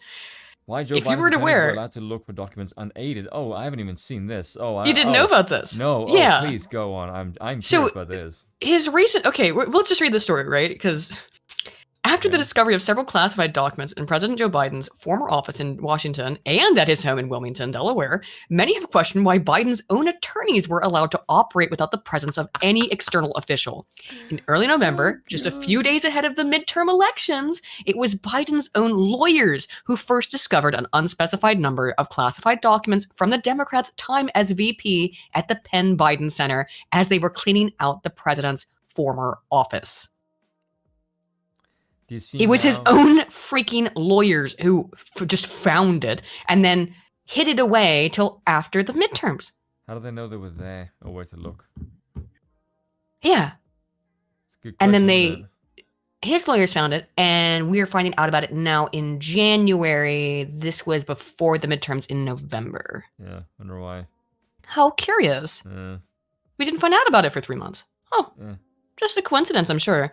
It was again the president's own team of attorneys who searched Biden's Delaware homes in Wilmington and Rehoboth Beach for additional classified documents, which the White House counsel official confirmed on January 12th they found in Wilmington. 2 days later, the presidential team added that 5 more pages had been found at his home. But as former federal prosecutor Mitchell Epner told News Nation on Tuesday, some of the attorneys present in the searches of the president's former office and homes do not personally work for Biden, even if they are White House staff members. It's still people who work for him. Who do you think they used to work for? Well, good question. Obama, maybe? Talking on the early morning show, Epner said, quote, "There are 2 sets of attorneys who were involved here who play very different roles. One is the White House counsel office, who are attorneys to the office of the President of the United States, and the second are Biden's personal attorneys. The attorneys who are White House counsel staff owe a duty to the government of the U.S. and not to Joe Biden as an individual." Yeah, but if they find stuff, they essentially have to act as if they were FBI agents, but they didn't, did they? Okay, like you can say, well, they're supposed to do. They're supposed to do this shit. No, they don't have clearance. And also, I would assume not. Maybe they do, but I mean, it doesn't matter. They didn't report it now, did it? Did they? Because we didn't find out about it until fucking January. Do you know so I'm sorry. You know what I found really funny about this? What? Just from an optics perspective, you know the way that you look at politicians, you go, how are you this stupid or are you evil? Yeah. Right? With Biden, my brain is going... I constantly have to ask that question. Yes, but with Biden, my brain is going, let me get this straight. You openly chastise President Trump for keeping documents... Grabbing documents.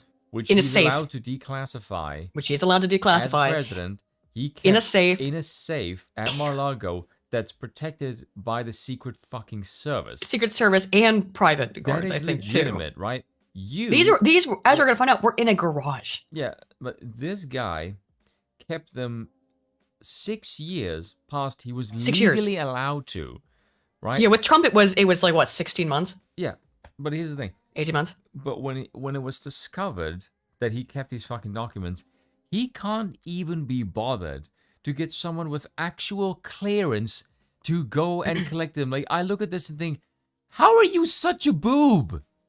Yeah, well, like dementia. You openly chastise the president for not doing this correctly, and you can't. Once you're caught, you can't even do it by the book. Like, what the fuck?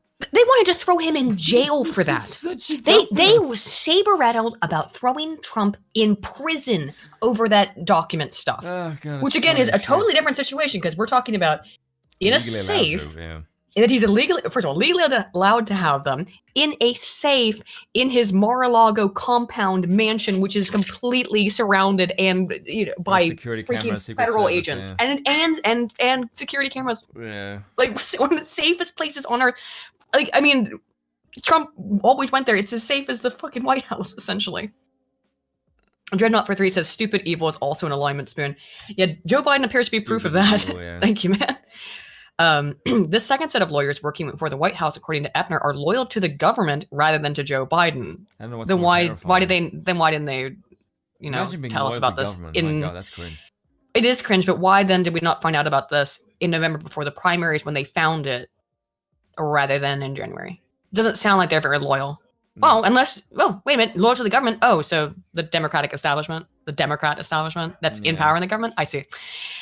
And the deep state is what you're really saying. That is Yep. usually quite loyal to the Democrats. As in a company, you don't owe a duty to the CEO, you owe a duty to the company. And if you find the CEO has been embezzling funds, you go to the board of directors, Epner said, but you didn't. Yeah. But you didn't. You go to didn't the in FBI. November before the primaries when you found out about it. You did it in January after the midterms. Huh. Cute, right? A scandal that has grown out of the discovery of the classified documents in Biden's possession has been called a political gift to Republicans. I don't know, Newsweek. I mean, like, I don't necessarily think this is a political gift. It's just the most insane bit of hypocrisy, or the latest bit of insane hypocrisy to come out of the Biden administration. If it's a political gift, you have to look at this and go, okay, this was a really bad look. How can Yes. we not make this worse?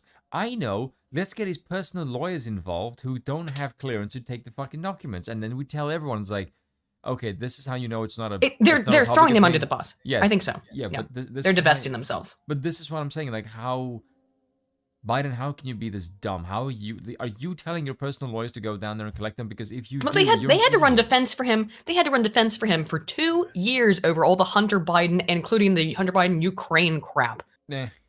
But now they don't care. Now they want to get rid of him because they had to lie through their teeth to try and explain that stuff away. How Hunter Biden was actually a poor bubby. We should all victim that we should feel so bad for because he has an addiction. Which, I mean, like, look, addiction's awful, but That's a great addiction to have. I have massive amounts of money, odious amounts of crack, and I fuck whores on like a nightly basis. and Please you can feel do sorry for all of me. that with complete and impunity. utter impunity because your father is the vice president. Yeah, Sick. yeah. Oh, I'm sorry. I have to feel sorry for this motherfucker. Why? No, I don't. I feel sorry for people who are addicts of drugs. You know, I have substance abuse issues. I'm a little bit of an alcoholic myself, but just a little bit. No, I mean it's it sucks, Manageable, but it's like, like, but I okay. don't have any goddamn sympathy for Hunter Biden. Ugh, I find him. I also find him contemptible. However, while Trump's residence were raided by officials after authorities made several attempts to retrieve the classified documents from the former president's legal team, Several attempts. then they didn't. No, they didn't. It was one attempt, I think, and it was a request. And they just kind of said, we don't have to, from my understanding, which is they didn't. And then they just ran in with the FBI and raided his house. It's good, but nice little spin you tried to put on that Newsweek. Anyhow, Biden's lawyers immediately informed the National Archives of the findings, and Department of Justice officials promptly took positions on. Immediately, you mean 3 months later? Yeah. Newsweek, you in your own story, you're contradicting yourself. You idiot. Guilia Carbonaro. There is a case that they. Mamma mia. No. That is honest. They did find it immediately, but then they didn't report it to the news. I think it only came out later. But that's the thing. Do you remember when we watched Molebug and he said, wherever he said if you look at the people who have the official channels in the regime, people like the New York Times, Washington Post, these places. He said, find where in the apparatus who is leaking the information of the administration to the press. Yep. There is the power will be. So whoever leaked that shit to the press, that's the one who's trying to get whoever they are, whoever they're taking marching orders from, or they're doing it themselves. But that's where the power really lies. Yep. Because it's true. That is how you follow the power. I think you're completely correct. Watery, Trump was able to declassify documents by merely thinking at them. Yeah, that is actually, I mean, that's, look, it's not super explicit, but from my understanding, that is essentially how it works, is that the president can declassify stuff however he or she, it's her turn soon, so damn pleases. So here's Biden's response to this. He gets Bill asked. Clinton did the same thing with the exactly. tapes that he kept in his sock Yes, he drawer. did. Right? In his sock drawer. At least, again, in Trump, in Mar-a-Lago, they were in a safe. Here's Biden trying to explain himself. Mr. President, Okay. classified material next to your Corvette. What were you thinking? Ducey, you know he wasn't. Let me, look, I'm going to get a chance to speak on all this, God willing, soon. But as I said earlier this week. Ooh. I'm going to get a chance to speak on this, God willing, soon. What does he mean by that? Who's the girl next to him? Oh, I don't know. She's cute, though, yeah? I saw her, Yeah. too. We both locked onto that. She's wearing a People, and by the stylish way, red my number. Corvette's Yeah. It's red, draws your eyes towards it, right? Anywho, let's listen to this old codger. Turn in a around. locked garage. Okay? So it's not like you're sitting out in the street. But anyway, It's not like they were sitting out on the street. Yeah. They were 'Cause it- in my garage yeah. next to my Corvette. Because it's not like you can break into a garage. I mean, obviously he has security around his house too, but they were sitting there for The 6 security is years. shit. They were sitting there for 6 years. yes, as well as my Corvette. But Do you think he's trying to flex the Corvette thing? I think he was trying Which to is say like- that my Corvette is there, and therefore it'll. Oh, be there. that okay, yeah. If my Corvette's there, I don't want my Corvette to get stolen. Okay. we were just saying about how he No, flexed Biden, on Kamala Harris. If But they get in, they will fucking steal the documents and then take off in your Corvette. yeah, obviously. But as I said earlier this week, people know I take classified documents and classified material seriously. Uh-huh. I also said we're cooperating. You take it home, the thing that you wanted Trump to go to jail for, that Yes. you and the Democrat Party all pushed for, that taking those documents home. Now, he was president when he did it. Orange You man weren't. You weren't president. And you all ran with this narrative a couple months ago that Trump needed to go to jail for taking his documents home. Now, the thing that always irritates me about this, though, Spoon, is that, like, I feel very much like, what are we going to do this week? Brain, same thing we do every week. Look at Democrat hypocrisy. Try to take over the world. Well, in this case, it's look at Democrat hypocrisy. Because, again, what you That's have all to we remember do. about these people is they don't care that they're hypocrites. They just don't. They do not care about hypocrisy one goddamn iota. Because they think that their ultimate goal is so holy that the ones who are ideologically driven, right? The ones who are ideologically captured. And the ones are just overtly evil and don't give a damn anyway. So it's one way or the other. Either our goal is so holy, our cause so pure. Wait, it's getting into a handlebars, or the handlebars for the Flowbot song there. Or how's that go? Whatever. I'm not gonna sing handlebars. But those who are ideologically driven, that's what their bag is. And then people like Biden who just don't care and they're just overtly evil. No, they're evil and opportunists. Neither group gives a damn if they're hypocrites. So it is kind of, it feels stupid sometimes, but like, look at this insane hypocrisy. Because it's like, well, yeah, but they don't care. The only people who care about being seen as hypocrites are not these people, at least. I'm not going to say it's Republicans, because they're certainly being a hypocritical full of hypocrites democratic world too. is a feature. Right. Again, it's part of it. Yeah. Goddamn. Cooperating fully and completely with the Justice Department's review.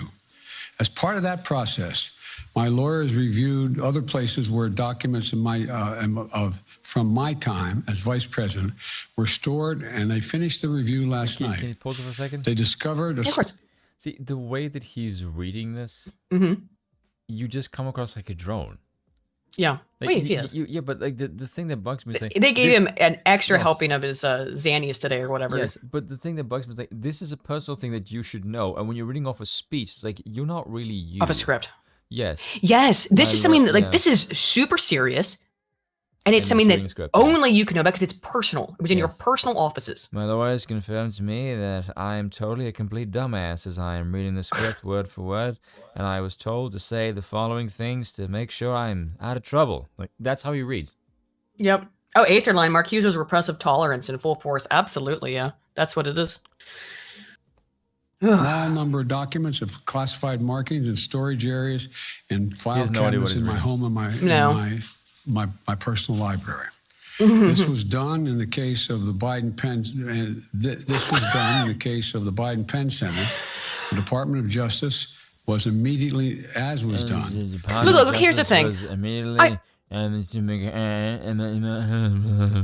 I started this stream tonight, I was stumbling over my words a little bit because I hadn't like gotten in the swing of it yet, right?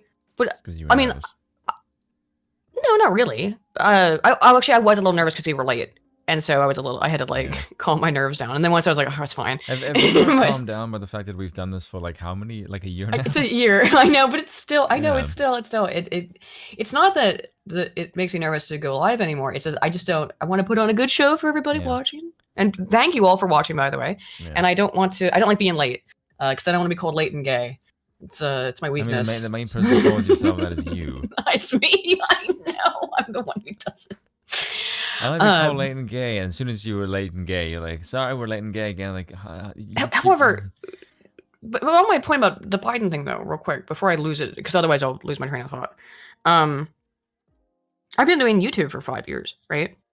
No, I had my undergraduate and graduate degrees are in communication, so you would think I'd be good at it, but I went into that field because I really wasn't. I was terrified of public speaking in particular. I've told the story like a bunch of times, but I actually, the only time I ever failed any project in all of my life in school was a public speaking project because I just said, I can't. And I just said, nope, I won't do it. When I was in high school. And yeah, that's different. Now you can get me to shut up. But as I read, you script your stuff, obviously, because you send me your scripts. Mm-hmm. And if you read scripts all the time, as you and I do, at some point, there's like no excuse for getting this. Speaking extemporaneously is more difficult than reading from a script. And we get into that Oxford thing. Oh my goodness. But you do, well, I've been reading all the articles tonight. I think you can, I've not read most of them before. I've read like the headlines and skimmed them, but I've not read them verbatim. And certainly not loud. He's no excuse besides dementia, which is he's got, for why he's incapable. And he does sound very detached. I think he is nervous, and I think he's reading it like a drone, like you said. Yeah. Well, to be fair, he reads anything. Department of Justice was I think he's on a lot of Xanax today. They wanted to make sure he was awake, and focused, but he's zonked. Yeah. Immediately notified, and the lawyers arranged for the Department of Justice to take possession of the document. So we're going to see all this unfold. I'm confident. Thank you very much. I'm so confused. Yeah. Oh my God. Oh, because he thinks it's funny. Also, Hasselhoff5 says the lyrics were, I can hand out 1 million vaccinations or let them all die in exasperation. He wasn't supposed to be, and let them all die. Ooh, Flowbots called it maybe, huh? Shit. Thank you, Hasselhoff. Have you heard that song? Mm-mm. You never heard Handlebars? I'll play it for you later. Obviously can't do it on stream. But he obviously finds this shit fucking hilarious. And I'll show you some more evidence that he thinks it's, goddamn hilarious. Here's some more excuses there first, real quick. I want to get into some of the funnier stuff. Just doing pure politics. Try not to laugh at the DOJ's excuse for not sending the FBI to raid Biden's homes for classified docs. Attorney General Merrick Garland is feeling the heat over the obvious double standard between the Mar-a-Lago FBI raid on Donald Trump's home to retrieve classified documents and Joe Biden. Attorney General Merrick Garland is feeling the heat over the obvious double standard, where I hate when they just copy the first line. As a result, Biden's... It's not a double standard. There was no standard. It's no standard. Well, that's the whole thing with it. That's the old phrase about the Democrats. If they didn't have double standards, they wouldn't have any at all, huh? Yeah. As a result, Biden's hitman, who, quote, can't comment on an ongoing investigation, has clearly greenlighted his patented leaks to friendly media to make excuses for his duplicity. If this weren't such a tell for how corrupt the Justice Department is, the excuses would be funny. But since America's system of jurisprudence in the DOJ and the FBI is clearly so irretrievably fallen, see, now I'm going to screw up because I said that thing about reading, and now I'm going to screw up a whole bunch. just that's how it works, isn't it? and could take civil society sliding down the hill with it, we should consider Garland's excuse in the seriousness with which they are offered. Now you can laugh. Yep. It's going to take more than one of Garland's no-comment comments to convince anyone paying attention to this ridiculous charade that there's no gambling at Rick's. No gambling at Rick's. I don't get that one. No gambling at Rick's. Is that a reference? It's a movie reference, I think. Oh, but I don't get it. Yet Garland's excuse-making is amazing to behold for his audacity in believing anyone is dumb enough to believe this claptrap. Allowing to distill this nonsense that Garland's Justice Department characterized as, quote, people familiar with the matter, which is what they always do, people familiar with the matter, told the Wall Street Journal on Tuesday afternoon. Again, as People PJ familiar Media... with the matter is media speak for anyone who's willing to sell the narrative that we're looking for. That's basically that. Yes. Yep. People who we've decided to tell who will because they never tell us who sell it our is. narrative. No, of course not. Tell who is familiar with the matter. Why don't you be specific, please? Yes. But they never are with this kind of stuff. Like, I understand for some things you do need anonymity, but like, remember when When it's dealing with the public, I don't think you should be anonymous. Yes, I think you have to be able to be honest about when you're making this is really this is actually serious. If it was This isn't corporate serious with espionage. Trump. This isn't corporate espionage. This is so. I mean, this is. It's not Watergate, right? Like, Yeah. come on. This is the fucking DOJ. Yes. First up, the Merrick Garland approved leak wants us to believe that, gosh, we considered having the FBI SWAT team oversee the raid to get the legal documents, but the Justice Department decided against it, both to avoid complicating later stages of investigation and because Mr. Biden's attorneys had quickly turned over the first batch and were cooperating, according to people familiar with the matter. I read that as a child when I first read that. I know. Just like Donald Trump. Just kidding. Of course, right? So I guess they did turn them over, but it wasn't made public. So they did. Okay, so the lawyers did turn it over, We allegedly. considered having the FBI. Yeah, we just considered it. But that's the thing. Okay, so the attorneys, according to this, which I don't believe, by the way, either, but according to this, the attorneys turned it over to the DOJ, which then also didn't make it public. So who's going to take the heat? It's going to be the question, right? Oh, Administrative Fats says Rick's Cafe American from Casablanca. I have not seen Casablanca since I was a kid, so I'm sorry that you are disappointed. That went right over my head. I haven't seen that movie. I don't know. I probably watched it like with my dad sometime in the last Casablanca? 20 years. Yeah, it's been a long time since I've seen it. I don't think I have seen that. If I have seen it, I was Really? I was probably like It's a classic. kid. Yeah. Yeah, but it's been a long time. Yeah, but there's like a lot of classic movies people haven't seen. I have. Have you seen America? Have you seen the original Psycho? Yeah. Oh yeah. Have you seen The Godfather? The first three, yeah. But I think there's like other ones after that, and no, I haven't seen the ones after I that. think there's only 3. Oh, I thought there were like other ones. Yeah, but only the first 2 matter. Yeah. From movies. Like I think there's the same. Are there? There's some classic films I have not seen. Scarface. I've seen Scarface. I've never Okay, seen what's Orson Welles' great cinematic Kane. accomplishment. I've never actually watched Citizen Kane. Citizen I've Kane seen is the supposed bird to be scene. A very good movie. I know, but I've never gotten around to watching it. Seen 12 Angry Men? Yeah, of course. Yeah, that's a good fucking movie. Yeah, like I did one of my videos I did about the law. I referenced 12 Angry Men a lot. I'm trying to think of any other films that I would deem classics. Oh, The Shining. Oh yeah, I've seen The Shining, of course. Yeah. But I'm a horror buff. Although there's a lot of horror movies I've never seen. I've never. Cannibal Holocaust. No, I've never watched that one. Cannibal Holocaust look, is fucked up. Yeah, obviously. Okay, so I'm gonna say something. Real.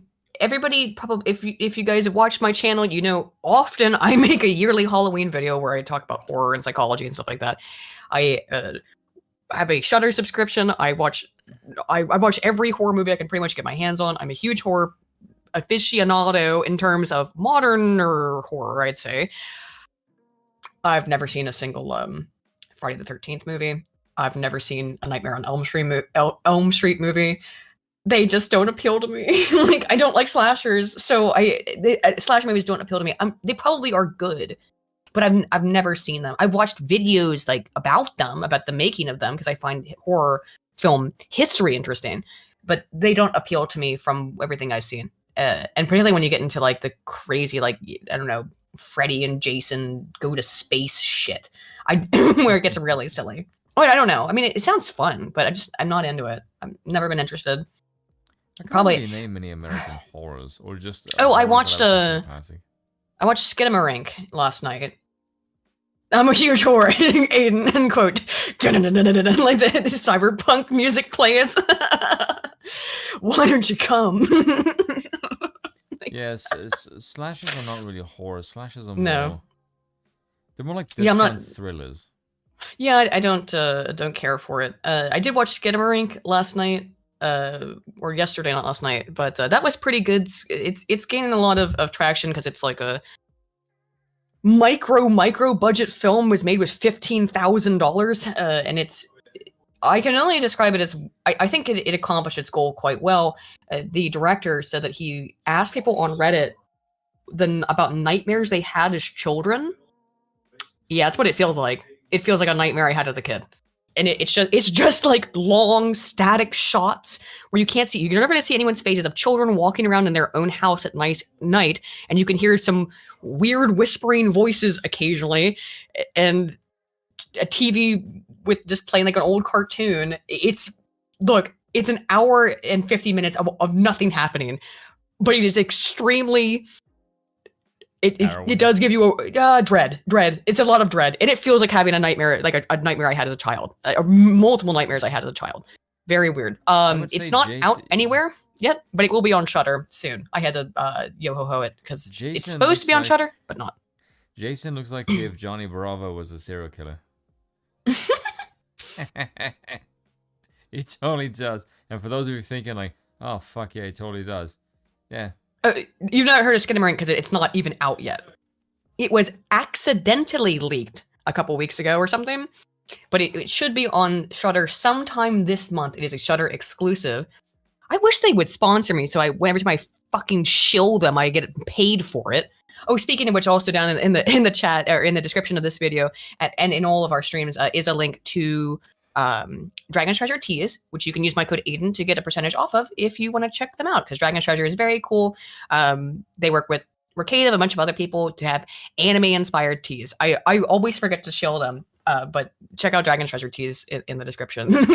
Who are sponsoring, I think, sort of. Dreadnought for 5 says, what were your thoughts on Alien and Aliens? Oh, I like the Alien franchise. I don't know if I liked the reboot. That was all right. Sorry, this is off topic, and I got a lot of stuff I want to get to tonight, so sorry. Okay, back into this. President Trump had the authority to declassify documents, and as president of the United States, was allowed to take them as his personal documents, according to Mike Davis of the Article 3 Project. Not so with the vice president, which Biden was when he purloined the documents with the highest security classifications. We're told, but we don't have any proof, since we only have the say-so of Biden's lawyer Richard Sauber, that some of the documents pertain to Ukraine and China. Oh, really? It pertained to Ukraine?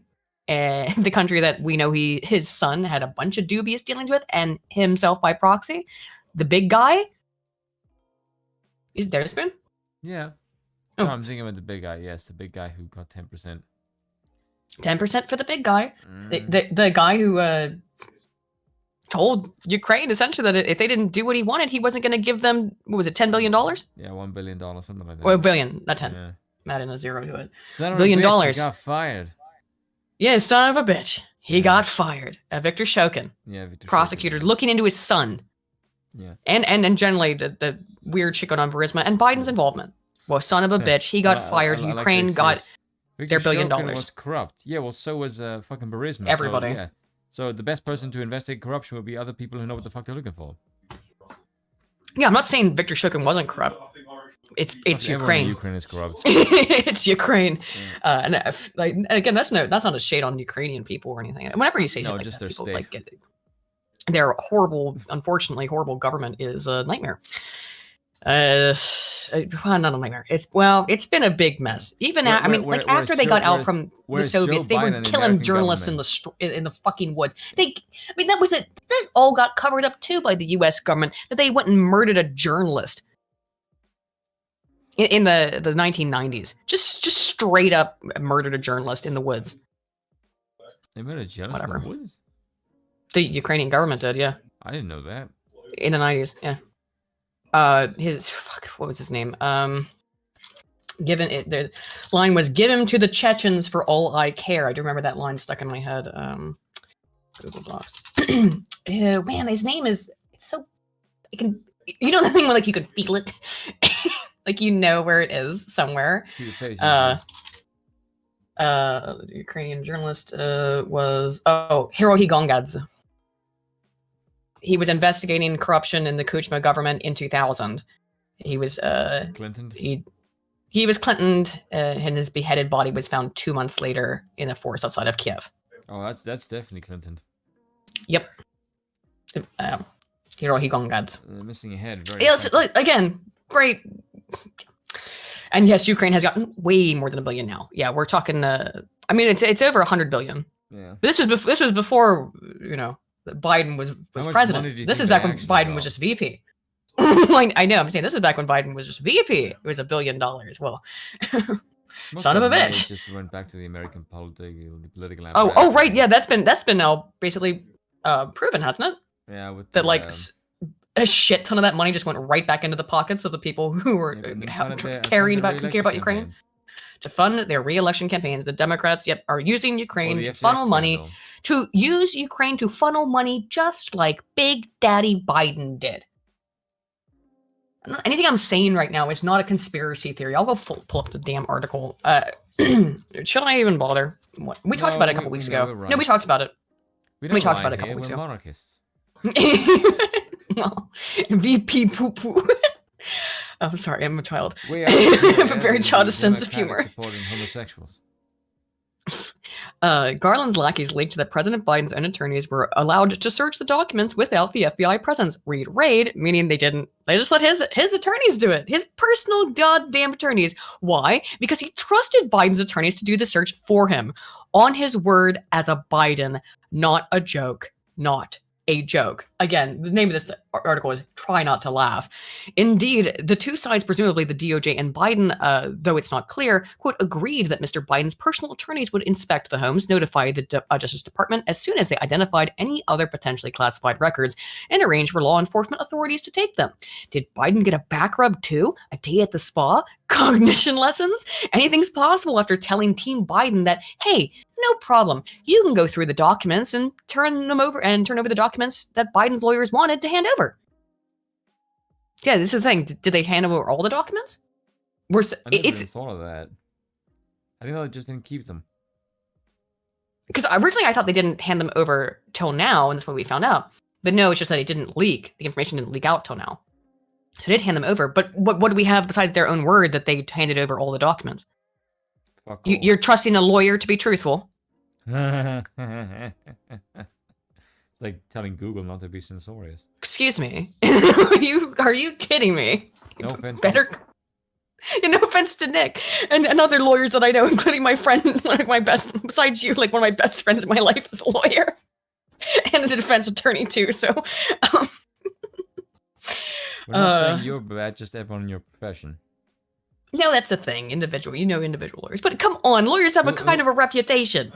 Who would you trust less, gun to your head, politician or a lawyer? Trust less. Yes. Politician. Every day. Fair enough. Like, there are plenty, like, law tuition, there's plenty of, like, cool lawyers who are chill. But there's, like, two politicians that are chill. It's like Ron Paul and... It's just Ron Paul. He's the only politician I've actually genuinely liked. That's like someone who I would be like, I would want to hang out with Ron Paul and have a conversation with him. There's really like not any other I'm trying to think really hard if there's any other politician where being a politician is, yes, many politicians are lawyers. That more confuses it, right? Because most politicians are lawyers. Rand Paul. But it yeah, I guess Rand, but I don't like Rand the way I like his dad. I really respect his father, who just seems like a sincere and genuine human being, which is like antithetical to the idea of being a politician. Sticks is a big fan of Rand Paul. I do like Rand. I just don't like him as much as his dad. Yeah. I mean, Ron and Rand Paul. I'd love to have dinner with them, for example. Like that would be that'd be great. That would be something I would enjoy having a conversation with the I'd like two to of have done them. with Trump. That'd be funny. But I wouldn't consider Trump a politician. I know he was president, but I wouldn't consider him a politician. I'd shake his hand and say, "Thank you, sir, for annoying a lot of people. It's Oh been my great God. fun." There was a Been look, very you know. Are you signed up to any of Trump's stupid mailing lists? No. Oh God, I am, because you can't get out. You can't get out of them. Like really, they just find new ways to hook you back in. Because I was a card carrying Donald Trump supporter thing or whatever back in like 2016 or 2017, excuse me. I did the RNC thing, and then I did like the Trump White House thing where I got like a card and I keep it in my wallet. I don't know why. I've also got my Gun Owners of America and NRA lifetime membership cards, but look, I get these emails from the Trump campaign all the time, and there was one like even just a couple months ago. It was maybe like a year ago now, and it was like, win a chance, because they do this all the time. They do these all the time. They said like, win a chance to be able to to meet the president, because he always calls himself the president, never former president or anything like that, you know. Yeah. And there is one of them, but you have to like pay to sign up for the lottery to enter it. And I really sat there. It was like $50, and I really sat there and thought like that would be awesome. And they were gonna fly you out if you win. To be fair, I was like, they probably won't fly me out of Guernsey. You know what I mean? You would fly out. Don't get sleepy. I got so much shit to do. Let's get into it. Sorry. Okay, so let's get through this article. Wall Street Journal postulates by allowing Joe's attorneys to curate and collect the illegally obtained classified documents he was not authorized to have, it laughably signals that, quote, federal investigators are girding for a months-long inquiry that could stretch well into Mr. Biden's third year in office. What does that even mean? Good question. Instead, the two sides agreed that Mr. Biden's personal attorneys would inspect the homes, notify the Justice Department as soon as they identified any other potentially classified records, and arrange for law enforcement authorities to take them. Again, the fucking double standard. It's sick. They raided Trump's house. The FBI, like, I'm armed to the teeth. FBI agents raided Mar-a-Lago. But he was like, oh, just let your lawyers go and search around and give us whatever they find. Yeah, it doesn't have to be all of it, I guess. What are we going to do? How will we know? How will we know if they shredded it? You send his personal lawyers in. I like Trump El Gusto. I just, he's done some cringe stuff. I don't know. It's not because it's about the popular thing anymore. Just he's done cringe stuff, and I think I'm more on the DeSantis train. Now you're still on the Trump train, 100%. Hell yeah. Trump, I know. Trump I wish I could share your enthusiasm. I do, because I was so on board with Trump, but I don't know anymore, man. Yeah, but you just don't like his personality right now, but you don't dislike him as an administrator. And of course, you have. He did a good job, yeah. And you're a female, and therefore you can't be rational in this perspective, whereas I can because I have penis. How can I not be rational in this one? Because you dislike him for his stuff outside of politics, which has nothing to do with politics, and therefore The disliking NFT him stuff, for that, like just as a yes. recent thing, Yes. it's so stupid. And no, but he does irrational stuff, and he does things like call Ron DeSantis Ron DeSanctimonious, which I just find completely insufferable. That's a shot across the bow. Yeah, I guess so. I don't know. I don't approve of it. So I'm real mixed on it. I know I was all in favor of Trump in 2017, but no, I don't. I don't know where I stand. Favor of the great white man. We're gonna see where it comes. What he starts doing. I want to see what he runs on. I want to see what he starts doing when he ramps it back up. Styx is already massively on board the Trump train just because of his big tech platform. Yeah, I don't think I ever got like an invite to Truth Social, even though I asked for one like forever ago, like way before it even launched. But yeah. Yeah, I also think the NFC thing is cringe. But then there's a bit of me that's like the fact that you can make money off of cringe in less than half a day is like fucking impressive. Is the fact that it is cringe, it makes the fact that he sold them all out all the more impressive. That's what's so fucked up about it. But it's true. Because everyone shit on the meteor train. Everyone shit talking Trump like, Trump, this is the cringest thing, and then 12 hours later, they all sold out. What the fucking hell is going on? It's that meme. As Abigail says, he does cringe stuff, but I still like him. It's that meme where it's like, I am cringe, but I am free. I do feel that way about myself personally. I am cringe, but I am free. It was so funny because all the people that didn't like Trump that liked Trump but thought the NFT thing was cringe, just went like, what the fuck? This man knows his audience better than we do. He just. No matter what he touches, it just turns to gold. He can take cringe and sell all of it out in 12 hours. What the fuck? I mean, true. This is nuts. Aiden. Yeah, such. Deckwell says, okay, so is this? Do you think this is true? Deckwell says Aiden's still woman voting. This is why women shouldn't vote, though. So I think that whatever you say next, I think we should repeal the 19th. But Aiden's still woman voting. It's same feelings-based preferences that got Trudeau elected. Oh God, Christ preserve me. No, I would never vote for Justin Trudeau. Yeah. Oh, and here, let me get through this. But do you think that's vote for accurate? anyone Am I emotion? Am I emotion voting? Well, you're a monarchist, so you don't like voting in general. Exactly. I don't like voting in general, nor do I think women should vote even in a democracy. So I'm not the best person to ask. But okay. Anywho, here we go. Where was I? Okay. Apparently the discussions with the DOJ were very serious and deliberative. Yeah, and, sure they were. Quote, those deliberations, which haven't previously been reported, shed new light on how Biden's team efforts to cooperate with investigators have thus far helped it avoid more aggressive actions by law enforcement. Oh, please. Biden had the documents since January 2017. How is that cooperative again? Yeah. That's at least since January 2017, because that's when Trump took office. So that's at least as long as he's had them. He may have had them for God knows how long. Yeah, because they moved into it. Yeah, because I realized that from reading, he only moved into his office, the pen binder ones, like several months after. So he kept them for 5 or 6 months. Who the hell knows where? And then he moved them there. He says he had no idea the documents were in a box next to his vintage Corvette. We didn't get a sexy staged photo of the documents displayed out at the Mar-a-Lago crime scene. Remember this too. When they searched, they raided Mar-a-Lago, you got all these photos of, here's the documents. Yeah, that they threw out. And then yeah, what? Biden says he doesn't remember having the documents because he doesn't remember anything. In the three different properties, some of which have been moved multiple times. We have no trouble believing this. He likely doesn't remember what he had for breakfast this morning. What was the earlier quote? I'm Joe Biden, and I don't remember this. I don't remember this statement. Trump's people were in negotiations with the National Archives, which apparently has somehow morphed into a law enforcement entity. And I don't remember this message. With gunned-up FBI SWAT-like officers at their disposal to grab documents they didn't want him to have, but not so for Biden. The DOJ raided Trump's house because they didn't like him. That's it. Yeah. We don't know who's going after Joe Biden for what. Deep state. The Obama. It makes my anarchist side happy. Let's give him 4 more years and all the government secrets. Yeah, I totally agree. Thank you for 10, and I can agree with that. I did love the chaos that Trump brought. Yes. I did deeply enjoy. Yes, it was functional. The economy was great. That's the main thing that I worry about, by the way. And the economy was excellent. The only thing that was pissing and shitting their pants was the fucking press. And they it was just the press. A shitload of money doing it.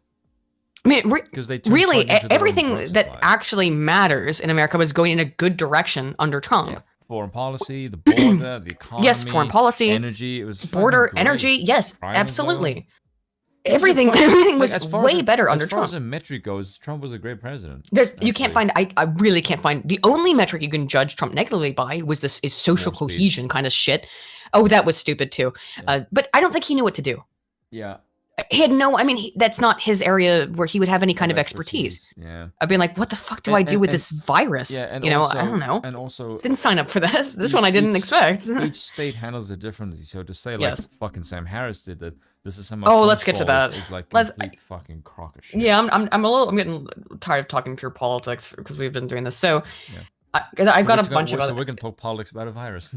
But other types of politics. But I got a couple more Biden things that I want to get through. What the heck? Whoa! You spot a spider on your head? Oh no, my computer was being really weird. Like, I'm gonna. This is just I was gonna maybe play this on in Watch Together, but there's no reason to. It's just really short. This is just Biden. This is him reacting to the being asked about the classified documents. He thinks it's fucking funny. They think it's funny. Or he's just dumb. No, I think he thinks it's funny. I think whatever part of him is still cogent thinks it's funny. Sick. This one is funny. Let's see. He can't pronounce Ketanji Brown Jackson's name. The words of Ketanji Brown Jackson are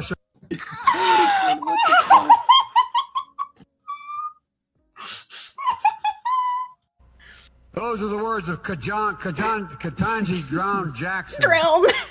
our Supreme Court Justice. Our Supreme Court Justice. Kentanji Drown Jackson. Okay. To be fair, Ketanji just sound like a fucking anime Oh content my character. god. I got a couple more weird. As you know, perhaps this is related to the pure politics. So, the World Economic Forum held its yearly summit in Davos this last week. And I have not gone through. Holes, apparently, are there. I haven't gone through all of the cringe, but here's some of it. Well, we need the people who understand the language and the case law in the country. In America. Because what qualifies as hate speech, as illegal hate speech, which you will have soon also in the US. I think that we have a strong reason why we have this in the criminal law. We need the platforms to simply work with the language and to identify such cases. Here we go again. Fuck off, bitch. Criminalize speech. How are you going to define what hate speech is? Well, it's any speech that we don't like. Also, I said this to Aiden before. Look who's sitting next to her. Brian Stelter. I know, Brian Stelter, who resigned. He's gone. He is a fucking boob. This is the one thing to say about the. He looks like a giant toddler. Like, look at him. Even I rarely see his full body because he's always behind his, behind this. He's wearing sneakers. 3 years older than me. Unbelievable that he's that. Well, we're the same age, Spoon. Yes. He's 3 years older than us. Yes. And he looks 56. I don't know, 52. Like, holy God. I have less hair than he does, and I look younger. This is really weird. He looks like a giant baby. There's no other way to describe it. He looks like a giant. You know what he looks like? He looks like a toddler in a suit. If you look at him, do you know what he looks like? I can't. I'm sorry. He looks like Oh. he looks like a child adult version of Al Capone. You baby adult Al Capone. Oh fuck, Go dude. look up Oh my what Al God. Capone looks like, and then look at Brian I know. Stelter's face and tell me they look the Yeah. same. Oh my God. How What does he the fuck manage is to it? look like such a goddamn baby? It's so. He looks. How can someone manage to look 5 and 50 at the same time? But see, this is the thing with the World Economic Forum. If you look at all these people, all of the people who are in the World Economic Forum, none of these people are impressive. Cringe. They're No, they're fucking really not. Stupid. This Yeah. is like, you look at the people and go, these are the people that will take over the world. They're dumb. They're not Yeah. smart. Well, it sure feels that way, doesn't it? Whoa. So, EU authorizes crickets for consumption. I'm After, not gonna eat crickets. You can fuck Nope, off. I won't eat crickets. I did eat I never actually ate the cricket itself. When I was in elementary school, my science teacher, if you did really, really well on something, like you answered a really hard question. Well, I was at like middle school, so I was like pre-middle school. I was 10. It was before I moved out of West Virginia, so I must have been 10. It's a novel food. He had these lollipops that he got from the Smithsonian that had like crickets or mealworms or stuff in them, and he raised mealworms as part of the science experiment, and he would eat them because he was a weirdo guy. Like, he was, dude, I loved him. He was like a mad scientist, and he loved teaching science. He was really fun. But if you had a great if you did really, really well, he would give you get a lollipop that had like a cricket and I did eat a little bit of it, but I didn't want to get to the cricket, because all around it is just like regular lollipop, and it's from the Smithsonian, I don't know, it's cute, but yeah. No, I'm not going to eat the crickets. I don't care. There's nothing else to this story. Just nope, I won't do it. You can't force me. Piss off. This is, I said I was going to get out of the pure politics stuff, but what the January 6th videos will show via American Greatness, the jury trial That's of good Richard website. Barnett. I know, American Greatness. No, I'm saying, just reading. Because listen to this. The jury trial of Richard Barnett, the man famously photographed with his feet on a desk in Nancy Pelosi's office in January 6th, is underway in Washington. Nearly 2 years to the date of his arrest, Barnett finally had a chance to defend himself in court on multiple charges, including obstruction of an official proceeding. But it was not the fiery, outspoken Barnett who provided the most jaw-dropping testimony in the trial so far. Excuse me. To the contrary, one of the government's own witnesses confirmed under defense cross-examination that agents provocateur were heavily involved in instigating the offense at January 6th. This is sworn Sorry. under oath testimony given to the January 6th committee. Susan, I'm allowed to say this. Oh, it feels so much better now. Captain Carneisha Mendoza, sorry, I have no idea how to pronounce that first name, a tactical commander for the U.S. Capitol Police at the time, testified Wednesday how a group of agitators destroyed security barriers and lured people to Capitol grounds that afternoon. Defense counsel Brad Gayer. Do you want to do handoffs on this conversation? I'll be Gayer. I'll be always Gayer. You can be Mendoza. All right. Okay. Isn't it true that you had a lot of people, a large quantity of people, walking down two streets that dead-ended at the Capitol? Yes, sir. And would it be fair to say that at least at some of the leading edges of that crowd, they contained bad people or provocateurs? Is that fair? It's fair. Dangerous people? Yes. Violent people? Yes. Highly trained violent people? No, yes. Highly trained violent people who work and coordinate together. Yes, they were totally not fed. It was a stunning admission representing the first time a top law enforcement official stated under oath, to my knowledge, that a coordinated, experienced group of agitators engaged in much of the mischief earlier that day. Now, this is not like definitive, but it's pretty Damning. highly trained violent people. What did you mean by this? Military personnel? And what else would you have meant by that? Mercenaries? I'm not sure what else he would have meant. Highly trained. It seems like they're getting at something, right? I don't know where this is going to go. At the very least, the mercenary group. It seems. What's it going to reveal? I have not been interested in following the Jan 6 committee because, as far as I could tell, it was just a smear campaign. When Trump said when these people wanted to interview Trump, and Trump said, "I will do it if you live stream it," and they said no. Mhm. Like, Mhm. and Trump knows how to fucking play the game. Mm-hmm. Well, there's one more thing about Jan 6. Oops, Joe Biden just torpedoed the left's entire Jan 6 narrative. Yeah. Insurrection narrative. There was no insurrection. It's a massive lie the left has constructed in order to discredit and destroy America First, the America First faction in American politics. No shit. As Rick Moran noted on Tuesday, which we read, old Joe Biden just boasted again about how powerless patriots are against his all-powerful and increasingly authoritarian federal behemoth. Biden practically thumped his chest as he declared, "I love my right-wing friends who talk about," and here he mockingly imitated their dramatic tones, "the tree of liberty is water with..." PJ Media, can you please spell check, a grammar check? Is watered with the blood of patriots. If you need to work out... They're quoting Biden. Oh, did he say water without watered? Yes. Oh shit! How awful! But no, there was another PG Meter article I had up earlier that did have a grammatical error in it, though. If you need to work about taking on the, yeah, see, this is also poorly phrased. The federal government, you need some F-15s. You don't need an Air-15. Oh, no, that's why it doesn't make sense. It's a quote from Biden. That's why I can't understand it. That one's not their fault. Okay, there wasn't an error earlier, and one of they repeated a word twice. Yeah. But that's just Biden being Biden. Has any president in American history so delighted in taunting his citizens? Again, yeah, if you want to fight back against us, you're going to need some F-15s. You're going to be able to fight back against us. I mean, really, like, just flaunting your tyranny. You disgusting tyrant. And has anyone noticed how Biden, in a single mangled quip, just destroyed 2 years of the left's painstaking work constructing the January 6th narrative? Probably not. Biden's quote from his right-wing friends, "the tree of liberty is water on the blood of patriots," was, as Rick noted, the garbled versions of Thomas Jefferson's adage, "the tree of liberty must be refreshed from time to time with the blood of patriots and tyrants." Biden was saying, of course, that in our age, such sacrifices were fruitless.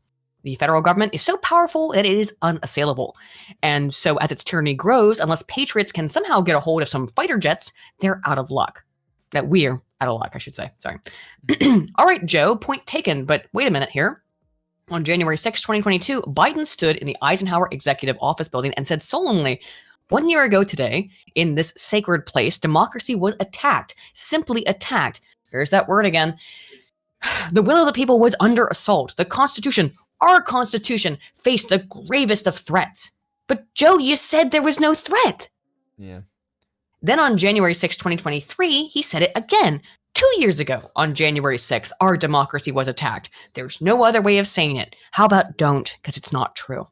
The U.S. Capitol was breached, which had never happened before in the history of the United States. I mean, they burned it down. Even during the Civil War. Yeah, in the Civil War, they burned it down, you fucking asshole. What an absolute maroon. Why didn't Oh you my know God. this? You were alive then. You were alive then. You lived through it. You lived through the burning of the Capitol, didn't you? You saw Lincoln get shot. He was in the theater. The U.S. Capitol was breached with never before. Even the Civil War, a violent mob of insurrectionists assaulted law enforcement, vandalized sacred halls. Oh my God, there it is. There it is. They worship this. It's their sacred hall. No, it's not. The Sacred Hall is a church, not your fucking government building, you piece of shit. How did Oh my Louis God! describe Makes me. this? I'm sorry. That one makes me so mad. that one got me. That one got under my skin. Louis described the Congress as a fucking whorehouse. Mm-hmm. He's not wrong, because it is. Mm-hmm. I have a bit on the back. Well, I don't know how else you describe it. Oh man, that one got. I hate. What a clown. Shit Okay. show. Yes. Where was I? Got on my skin. The thing about our sacred halls. Hunted down elected officials. Like AOC was in a different building. All for the purpose of an attempt to overthrow the will of the people and usurp the peaceful transfer of power. All right. As we have come to expect from Joe Biden, none of that was true. Yeah, obviously. Not even the bit about the U.S. Capitol and had never before been breached in American history. Thank you, PJ Media. I jumped the gun again. Back in 1814, just before old Joe entered. Oh shit! PJ Media beat you to the punch too, Spoon. Just before old Joe entered the Senate, the British burned the Capitol building. Then in 2007, Biden told David Letterman that he himself had breached it accidentally at age 21, which was in 1963, kids, 59 years ago.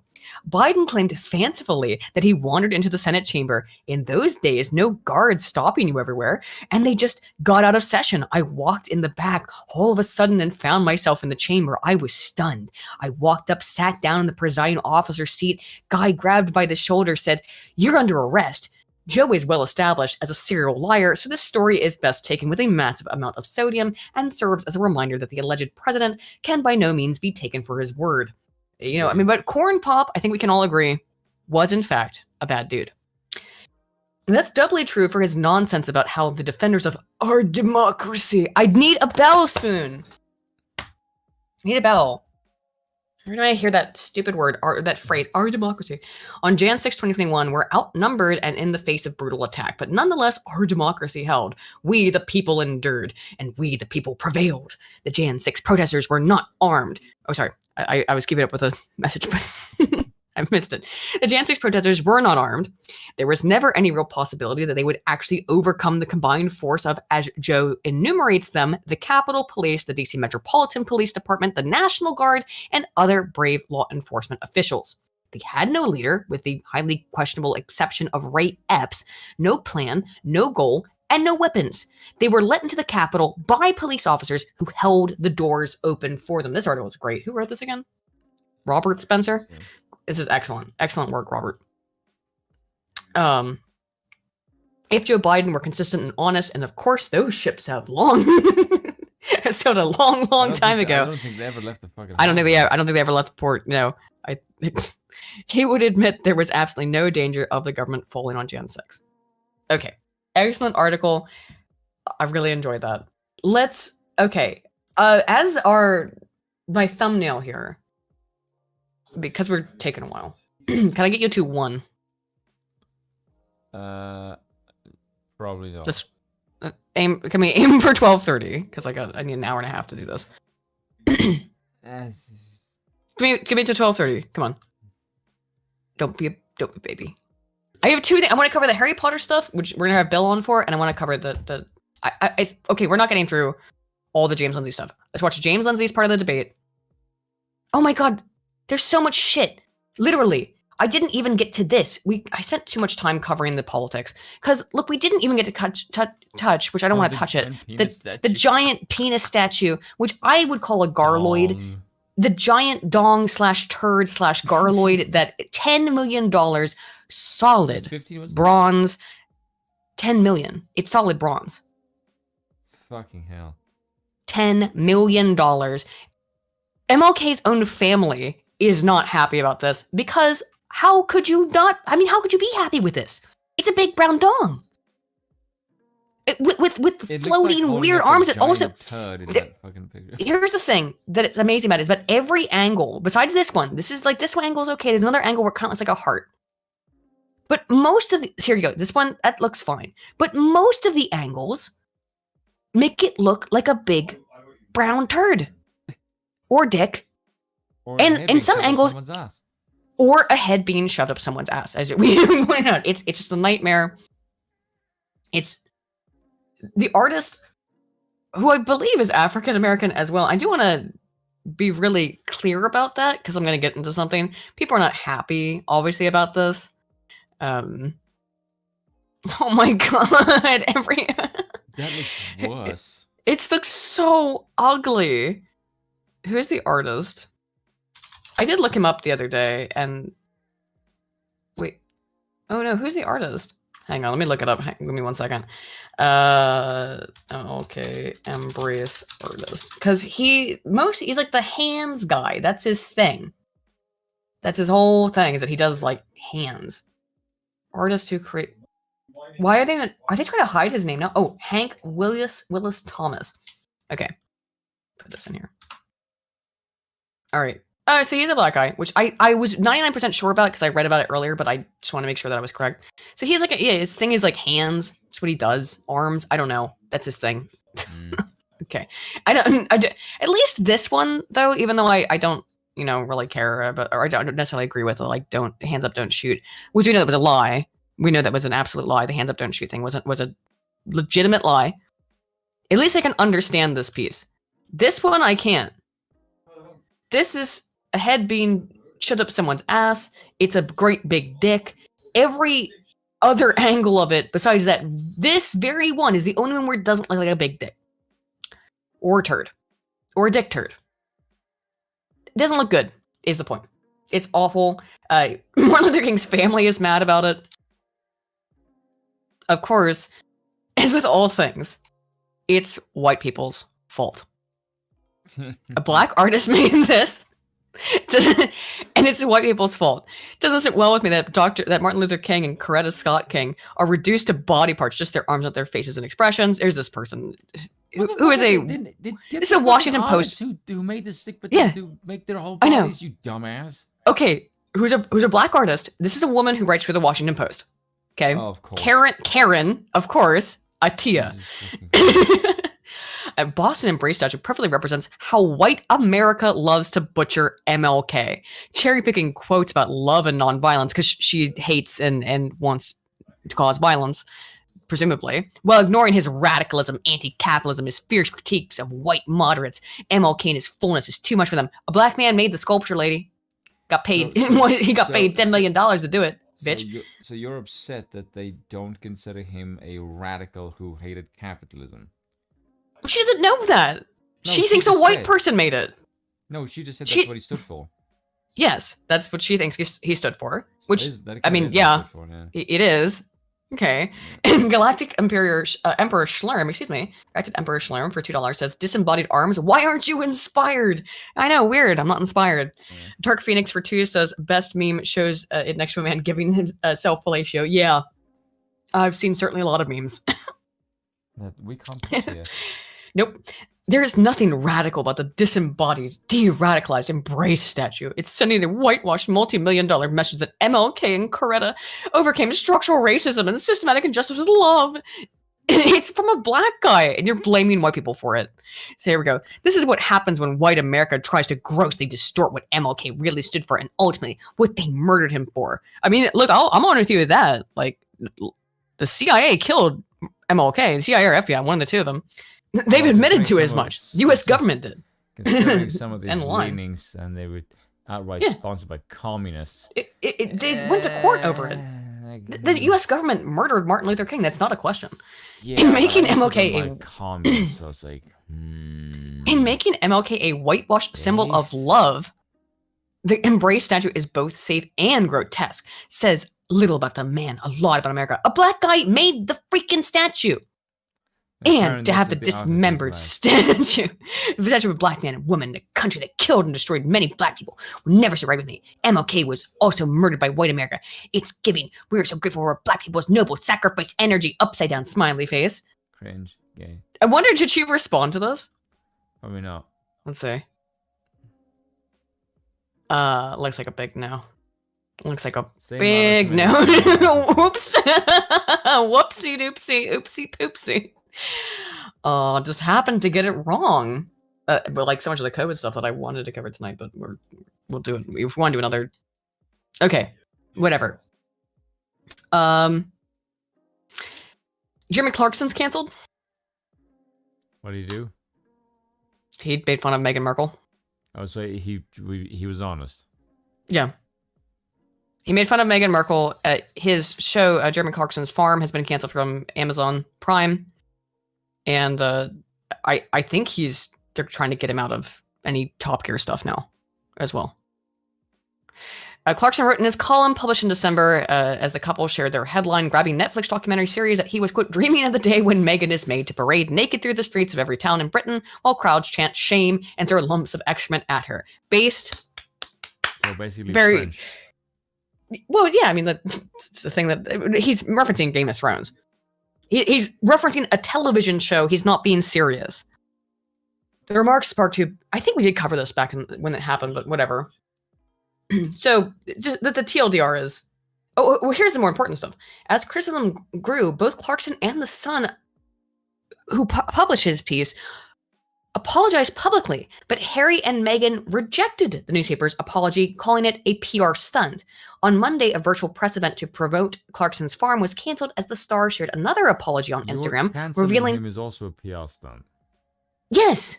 It's all PR. You fucking Revealing dumbass. he had emailed Harry and Meghan on Christmas Day to say sorry personally. So they're a bunch of cunts. And here's the thing. My new video is about apologies. And like, how does forgiveness work? I wish I had known about this before I wrote it and like finalized it and stuff, because I'm so far into the editing now. You should not have apologized to him, because he's a piece of shit. And I will show you who Prince Harry is. He's a laughingstock. He doesn't deserve your time. This is... I shared this with Yiz the other day and played it on her stream. This is an excerpt, a real excerpt, and I know I've played it for you, from Harry's book. Being read in a silly manner, but this is a real excerpt, except for when you can tell he breaks character, from Harry's book, Spare, which apparently is not selling very well, from what I've heard. My penis was oscillating between extremely sensitive and borderline traumatized. I have been trying some home remedies, including one recommended by a friend. She had urged me to apply Elizabeth Arden cream. My mummy used that on her lips. You want me to use that on my tudgy? It works, Harry, trust me. I had found a tube, and the minute I opened it, I was transported through time. I felt as if my mother was right there in the room. I took a smidge and applied it down there. Hang on, Clem Fandango. Who the fuck has written this book? His Royal Highness Prince Harry? What a silly prick. Obviously a bunch of fabricated nonsense by his thespian wife. Although I do wonder about that Elizabeth Thespian Arden cream. wife? Might make a note of it. My cock's been itching like a banshee for the past fortnight. It's amazing. That is up until the character break. Those are is oscillating. is a real quote from the damn book that's not selling very well. Who could imagine why? So Jeremy Clarkson's in trouble for insulting Prince Harry, even after apologizing in public and in private. Princess Doesn't Harry. matter. Yeah, Princess Harry, because he's ex-Prince Harry, because he's Cringing a gay. what's a good Britishism for him? A tosser? A ponce. Yeah, there you go. Just he's a real piece of shit, is what he is. So, okay. Now, what we're left with Ponce. is that I wanted to go through the Oxford debate. We're not gonna have time to do it tonight. So, we'll probably do, how about on Sunday, we do more of the Oxford debate? But I want to get to a little bit. Saturday, Sunday. I want to get through a little bit of this, because it's what the thumbnail is. So could you bring up the watch together, please? I'll stop sharing my screen for a minute. Yeah, hold on. Where the hell is this? Oh, there it is. There you go.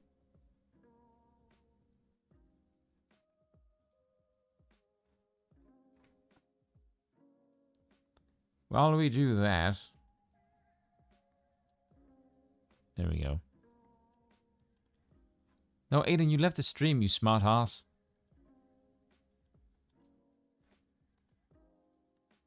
Hold on a second. Did you just leave the call, you silly woman? Discord, why are you being gay?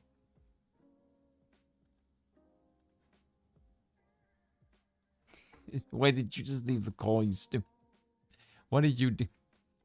Hold on a second. This is being really stupid now. Aiden, you left the call, you silly woman. And now I'm just babbling on by myself like a moron. Hold on a second, I have to message Aiden, get back in the stream.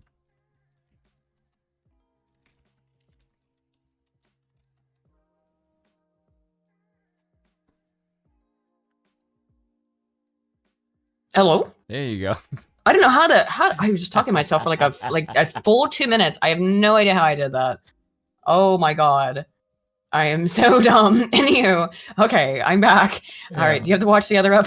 Yeah, hold on a second. What I was saying while I accidentally deleted myself was I'm gonna skip to all these parts, they're limited to 10 minutes to talk.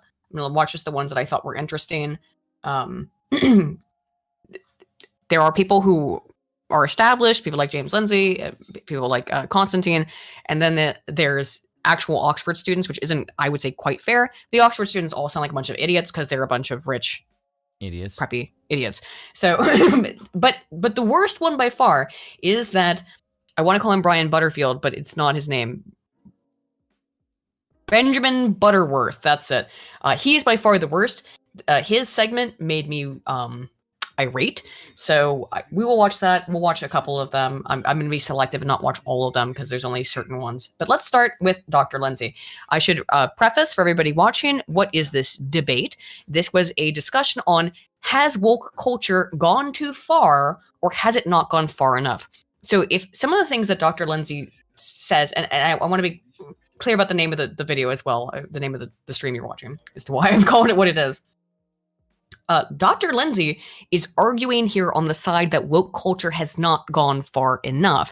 He's arguing from this position because he is pulling a little Jonathan Swift for us. He's doing a little satire. He's, doing a little trolling, if you will, because nobody has read more critical theory, including people who have PhDs in critical theory, I think, than Dr. James Lindsay, who is a hilarious troll. So he is arguing on the side that woke culture has not gone far enough. Oh shit! For 50 euros, Mr. Twisted Frenzy, thank you so much, man. Says, wasn't Harry the one who said that all they want is privacy? He sure did. And now he is publishing a book on what is essentially a private family matter. Family member. Oh god, that MLK statue plus the cream is stuck in my head. What a horrible Freudian slip. God, I hope William strips them of their rank and exiles them from the UK when he's crowned. We'll see. They've all but given up their rank anyway. Yeah, we're going to watch Constantine's one as well, because Constantine, I think, he was fantastic. But I thought we'd start with Dr. Lindsay, who is arguing in the affirmative, in the negative, that woke culture has not gone far enough. It must go further, and he uses their own evidence against them. I'm skipping ahead again from some of the earlier ones. This is, I think, 6 out of 10, or 6 out of 8, excuse me. So he's one of the later speakers. The drunk black woman I mentioned, which is like, I can put her on the screen for a little bit. but she doesn't say anything interesting. She just kind of stumbles, as most of them did. There's a really annoying Zoomer who talked earlier, but just stupid Zoomery things. But it wasn't insufferable. It was just a young person Being young.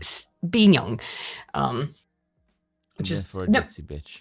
it was a guy who had that Zoomer haircut, and he's an Oxford student. He just doesn't understand stuff. It's not his fault. He's freaking 20, you know.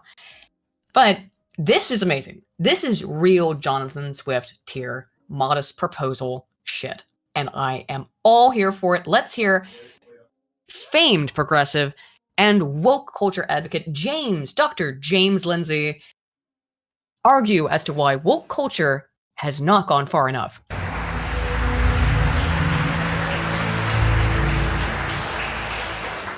So in light of the vote earlier, the first thing I'd like to say is that, not gonna lie, I seriously thought my first trip to Hogwarts was gonna be a lot more fun.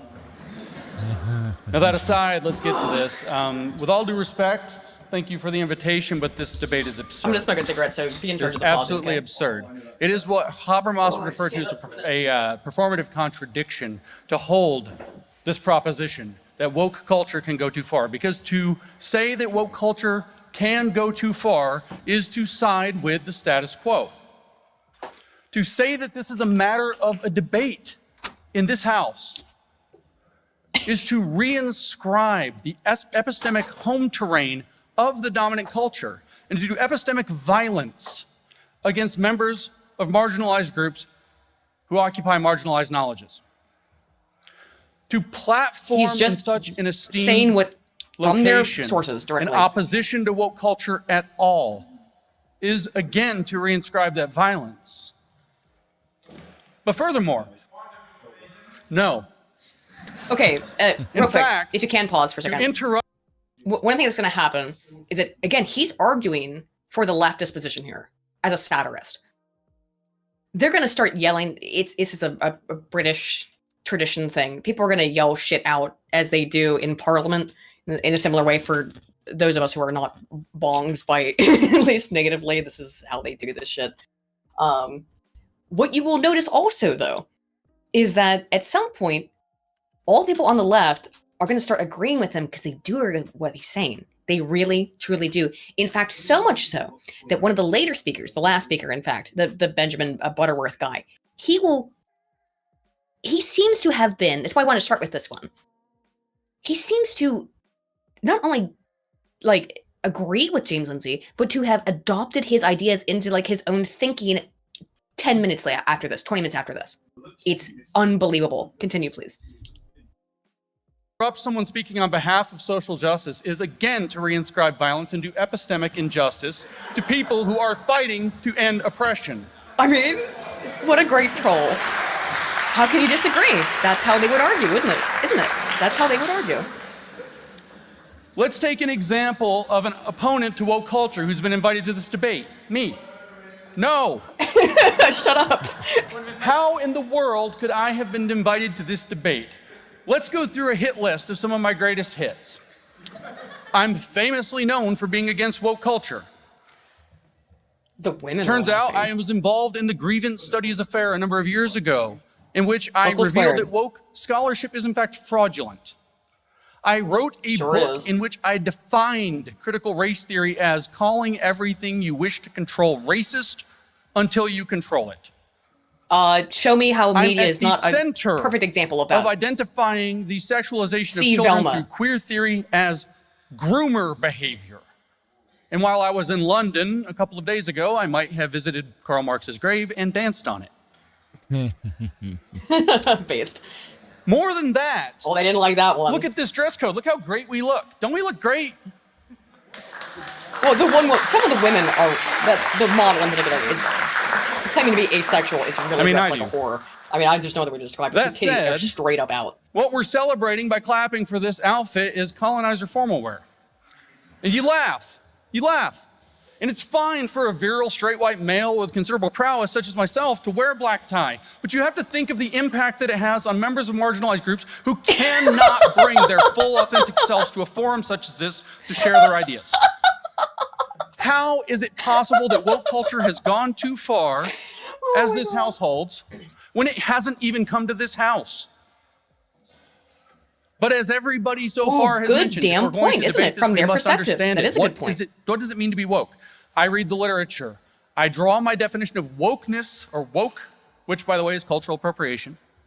It is, according to them. I draw my again, definition of the term woke from the Brazilian Marxist African-American educator vernacular Paulo in Freire, English. who says that the point of a thorough education is conscientization, the raising of a critical consciousness. As he phrases it, what that means is being able to recognize the structural reality of our lives. That means being able to recognize dehumanizing forms such as structural racism, sexism, cis-heteronormativity, ableism, oppression of all kinds. It also means, being able to be aware and recognize modes of what Freire called domestication, such as wearing colonizer formal wear and doing debates. He's destroying them using their own fucking shit. It's so Conscientization amazing. is the essence of woke, because it is the idea that you learn to see these things so that you can denounce these things, so that you can denounce them critically in order to announce the possibility of our liberation from them.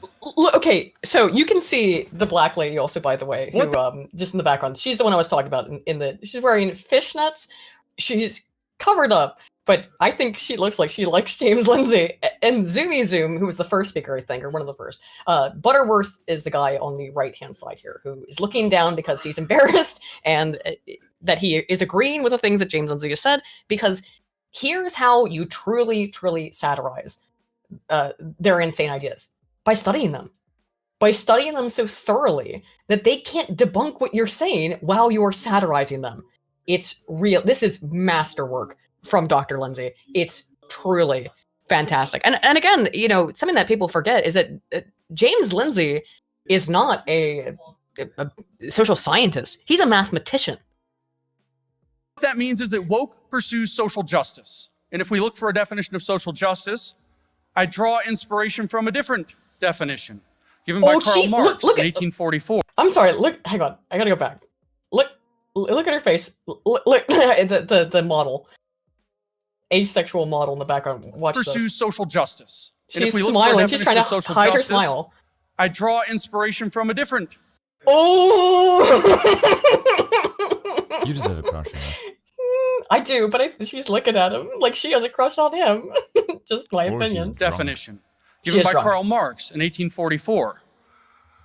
He said that communism is often misunderstood. And then he went on to say, communism is the positive transcendence of private property as human self-estrangement. And I say that Karl Marx was a damned conservative because he was a privileged white European male who didn't recognize the forms of social and cultural property he benefited from, so he ignored those and focused only on Zoomy material is very property. amused now. Therefore, social justice is the necessary extension of this idea, the positive transcendence of all forms of private property. Look, they're laughing because he's Funny. this is the stuff that they believe in, and they know who James Lindsay is. They know he is not one of them, but he knows their ideas better than they do. They've not read Paulo Freire. They've not read Herbert Marcuse. They have no idea. James Lindsay has. Such that we end human self-estrangement. And social justice is the consummation roll of your something eyes. called Sure. social equity. You guys see what I'm talking about? Like her titty are full out. By the way, that zipper goes apparently all the way down. At least it goes down like the navel, which, okay. Where Karl Look at Marx her believed face! in something called look- socialism look that at her consummates the face! communism. We could define that as something like, I don't know, a administered political economy in which shares are adjusted so citizens are made equal. It just so happens that's the exact definition given in the public administration literature by George Fredrickson for social equity. And we don't even bother to take real steps towards social equity. We turn to Ibram Kendi. What does he say it takes to achieve social equity? In How to Be an Anti-Racist, on page 19, he says the only remedy to past discrimination is present discrimination. The only remedy. Yes, that's why I think they've also divested themselves, the left, largely of Ibram Kennedy, who was one of their, great heroes a couple years ago. Because he did straight up say the only way to address past discrimination is future discrimination, which means he is saying that the only way to deal with slavery is to be racist and essentially enslave white people. That's his argument. That's Ibram Kendi, K-E-N-D-I. That's his argument. To be racist, to be discriminatory, to get back at things that didn't happen to you. That doesn't even Present make sense from an discrimination is economic future. perspective. Of course it doesn't. It's just spiteful and hateful. These people are spiteful mutants, to use Dr. Dutton's words. Yeah, but the reason I find that position stupid is that you're saying that the only reason why people got ahead is because they use slaves. If that was the case, why isn't every organization or group that ever used slaves advanced? They're not. So there you go. That kind of disproves that theory quite easily. Yep, Idiots. sure does. Whoop, you press a button. Yeah. Discrimination. The only remedy to racist discrimination is anti-racist discrimination. But look what's happening right now in the Supreme Court of the United States. Harvard and UNC are being challenged on their anti-racist discrimination that points toward justice. We're trying to walk back our walk towards social equity. And why? It's not a surprise. We turn to Kendi again. We haven't taken the first meaningful Dude, don't tell me she doesn't look like those are not fucking bedroom eyes. Despite claiming to be an asexual, she looks like I can't not see it now. I noticed it when I watched Adam and Such covering this, and I was like, oh my god, we have to. But then everyone else covered it too. This is just so amazing. This is so beautiful. Constantine's is legitimate, his criticisms. Lindsay's is such an utter destruction of all of their nonsense, just their satire. I cannot. I hope you guys are seeing why I really wanted to share this with you if you haven't seen it. They can't, because how can they fight back? All they can go is like, I don't agree. But you do agree. You do agree, don't you? That's the problem. You agree with everything he's saying because he went and read the foundational sources that all your woke nonsense derives from. Dreadnought for 5 says, sounds like Biden is confused between his Supreme Court justice and Ted Kennedy's girlfriend. Oh my god. Oh my god. That was... Am I thirsting? Only a little bit. Am I drunk? Was... No, not yet. Later, yes, that was pretty brutal. That was that is brutal. Goddamn. Oh. I am thirsting. I'm not drunk. I do heavily drink, but I'm not drunk. Step. She is though. She just says towards social equity. In 2019 for Politico, Kendi wrote. Oh, don't tell me you don't think she's cute. I will neither confirm nor deny. Mm-hmm. In the United States, at least, if we keep my my whiteness intact, so you know. Wish to have social equity, that what we need. Even though I've been intimate with more girls that are not white than white, again, which is why I'm a very bad racist. I'm bad racist. There's an anti-racist amendment to our Constitution that makes unconstitutional racial inequity. We don't have that. We haven't even tried. What would it do? He said, well, it will establish a federal bureau, a bureaucracy, a Department of Anti-Racism that would have absolute authority over all state, local, federal public policies, public figures, private entities, and their officials to make sure that racist ideas and racial inequities don't surface. And it would have punitive powers to make sure that they're adjusted should those things surface. We've taken no steps toward achieving this. Now, scholars of communism, since I've invoked Karl Marx, would recognize that this is a perfect reconception of a dictatorship of the anti-racists in parallel to the dictatorship of the proletariat that Marx and Lenin perfectly clearly understood is the only way to usher people to the positive transcendence of private property as human self-estrangement, aka communism. This is what woke pursues. And it's not just that woke has not gone too far, it's that it cannot go too far. If we go and we look at Paulo Freire again, he says the point is conscientization. And what does conscientization lead to? A cultural revolution, he says. Have we had one? No.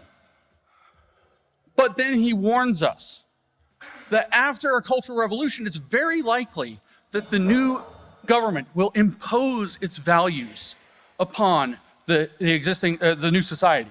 It will impose it, and so they will make them necessarily right-wing. He says that it threatens to make the new government sclerotic, bureaucratic, necrophiliac, death-loving. Everything it professes to be against, and he gives us a remedy to this problem. What Freire says is that once you have conscientization, once you have the cultural revolution, what you need is not less woke culture, but more woke culture. Right. You need to conscientize further. You need deeper critical consciousness. Yes. You need to call out new forms of dehumanization, new modes of domestication.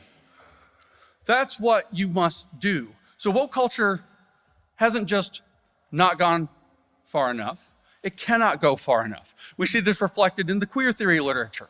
David Halperin and Saint Foucault wrote that the definition of queer should be that which resists all norms and social expectations. So we do praxis for queer theory, we do the work to try to bring awareness, empathy to ways of being, ways of living under the LGBT umbrella, under the queer umbrella. And what we threaten to do is to make those things normal, to establish new norms, to establish new social expectations around those modes of being, modes of living, and those police people. So they must be queer. So queer theory cannot go too far. He's completely correct from the sources he's citing. It's hard to pause this at many points because he is just laying out exactly the ideology that these people are all driving their woke nonsense from. They don't understand it. James Lindsay's read it and he does understand it. It can never go far enough because queerness is constantly queer, to be queer, right? Under these definitions, and where queer theory comes from is to be different. It's to be in a state of flux. So you can never go far enough under this paradigm. Anything that you establish now as normal, and we've seen this, right? In the 90s, what was it? You know, gay marriage was a big question. No one questions gay marriage anymore. Now it's, you know, transing kids. That's the new questions. That's where we're at now. Is it okay to teach kindergartners about sex? Oh, very graphically. And that those children, we should listen to kindergartners that they want to change their sex and be transgender.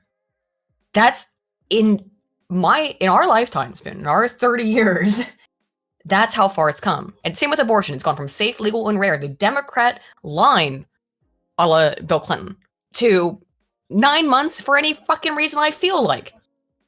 It can never stop. The progress must always be marching. It is in their literature. It's in their foundational theory. That's why they can't disagree with him, because he's saying what they believe back to their faces while satirizing it.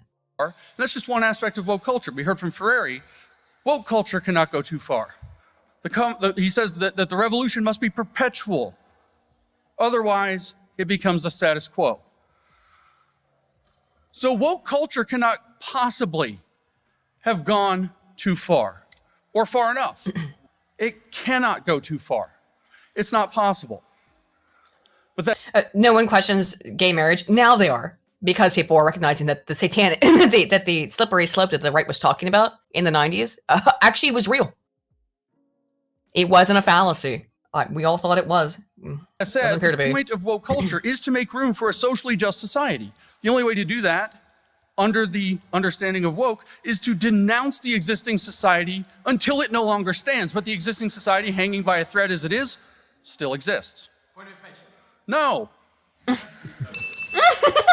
Woke culture cannot go too far. Therefore, woke culture has not gone far enough. And since I am a mathematician, may I have this pleasure? Quod erat demonstrandum. Woo! Thank you. So, quod erat demonstrandum, you know what that means, Spoon, right? It has been demonstrated. It's you end the mathematical proof with the Latin quod erat demonstrandum that it has been demonstrated. Right? My dorky stuff is old American history, and for some reason the economics of the 1920s. It's just not mine, which is funny, right? Like, it's not mine. I do want to play a little bit of, her name is Yasmin Benoit. That was amazing. Her name is Yasmin Benoit, the girl sitting behind him who was making the fucking eyes. You can put your avatar back on screen now, by the way. Thank you for removing it so everyone could see the hardcore fuck me eyes that she was shooting at Dr. Lindsay the entire time. Dark Phoenix 77 for 2 says, now she looks confused and amazed. I know. But that's not water, by the way. I don't think that she's running out of water. I think she's running out of... It was said at some point that I think they were drinking wine. So it might be wine. I don't really want to play much of this. I just want to show you her outfit and show you how she talks. A little bit. I guess that kind of means you're on par with an Instagram model, Toby. Look at her fucking looking at the boobs. lineup, but... I was really honored to be invited to do a debate at the Oxford Union, but also incredibly nervous when I saw what the subject was and who was in opposition. Her voice does not match her face. Really? I thought she was you hadn't heard her speak. Look at Adam Sessler in the background and Zoomy Zoom checking that shit out. And by the way, Zoomy, like, I don't want to listen to this one because she doesn't say anything of value, honestly, besides the fact that she's drunk, which is funny. Tell me she's not. What's in that glass? It's sparkling of some sort. Vodka. I don't know if it's wine. I think it might be vodka. Just saying, because she sounds to me to be shit-faced. And Speaking as a hardened alcoholic myself, I think I know what it sounds like. I was nervous because it feels like a strangely personal topic, but I realized that that's not a reason to shy away from it, and all the more reason to get involved. Especially when I have Captain Just, Morgan. just had a little bit of a Absolute. skinful. Speaking of absolute vodka, did I tell you that this show is sponsored by? There's no real reason to. I just find it interesting that she's clearly just shit-faced. There's some other. The outfit is definitely not chosen to distract from her piss poor point of view. There's some other really good ones. Let's listen to Toby Young's. Yeah, I know. Let's listen to Toby Young's. His one is excellent. I definitely want to get to Constantine's, but let's listen to a little bit of Toby Young. I was my. So again, if they're on the left-hand side on the screen here, they are on the side that woke culture has gone too far. If they're on the right-hand side, as Dr. Lindsay was, they are on the side that has not gone far enough through his excellent proof there, quod erat demonstrandum. It wasn't just the Free Speech Union account; it was my personal account and the account of the Daily Skeptic that were closed by PayPal, and they were closed by PayPal in September of this year. He's talking about how he was. This is Toby Young. And he was whilst PayPal shut down, did cite cancelled. Spreading misinformation about the COVID-19 vaccines as one of several reasons they ran up the flagpole for doing it. That was on the Daily Skeptic, not Twitter. And they subsequently resiled because they restored my accounts about 2 weeks later after I kicked up an almighty fuss in the media and in Parliament. But apart from that, spot on.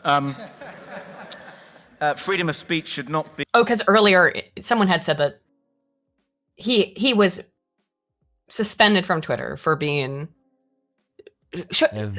misinformation, but he just illustrated Toby here. No, it wasn't misinformation. Twitter recognized its mistake. This is before Elon took over. So this wasn't even because of now all of this whole discussion happened before Elon took over, from my understanding. And that's why you'll see some of their social media opinions, I would imagine, have changed in the last 2 months.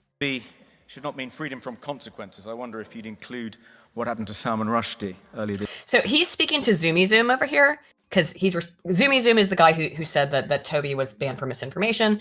He was the one who... Look, like the left, like some of these lefties, they really only have like so many scripts. They are NPCs in many ways. So they have to go constantly to freedom of speech doesn't mean freedom from responsibility or accountability. He brought that up. You cited COVID misinformation. Well, it wasn't misinformation. It was... I've called them monkeys.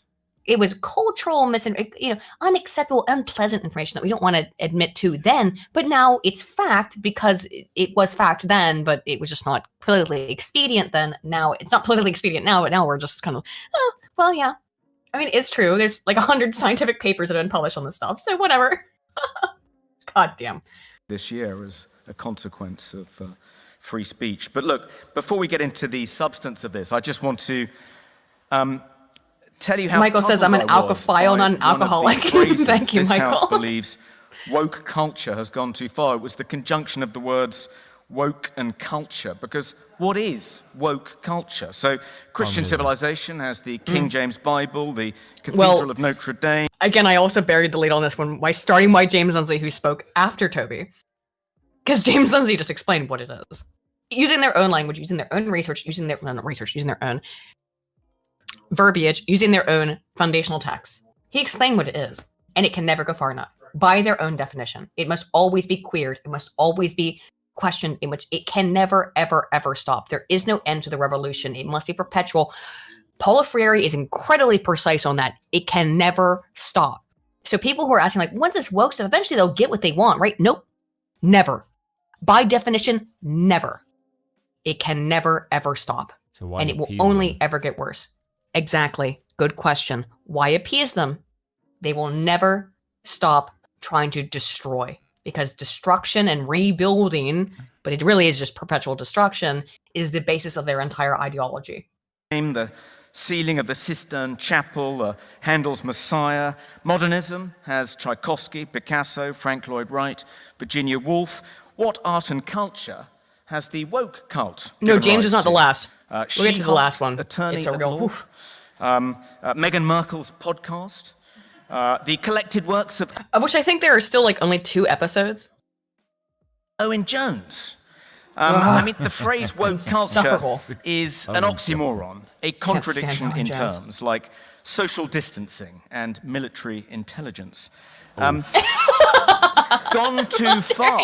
Gone too far. Woke culture has yet to get beyond the embryo stage. It's a cultural desert, a gaping void. Well, I had a little bit of evil Kamala. Perhaps Sorry, I I'm didn't mean being to do too that. literal. I think assume we're I talking got about the too exposed to Kamala ideological earlier. movement, the intersectionality cult, the oppression Olympics, the critical theories, as James Lindsay would put it, the grievance industrial complex, the great awakening, Woker's day, what Orwell would have referred to as a smelly little orthodoxy. So I'd like to point out as well that you may have already noticed, those watching.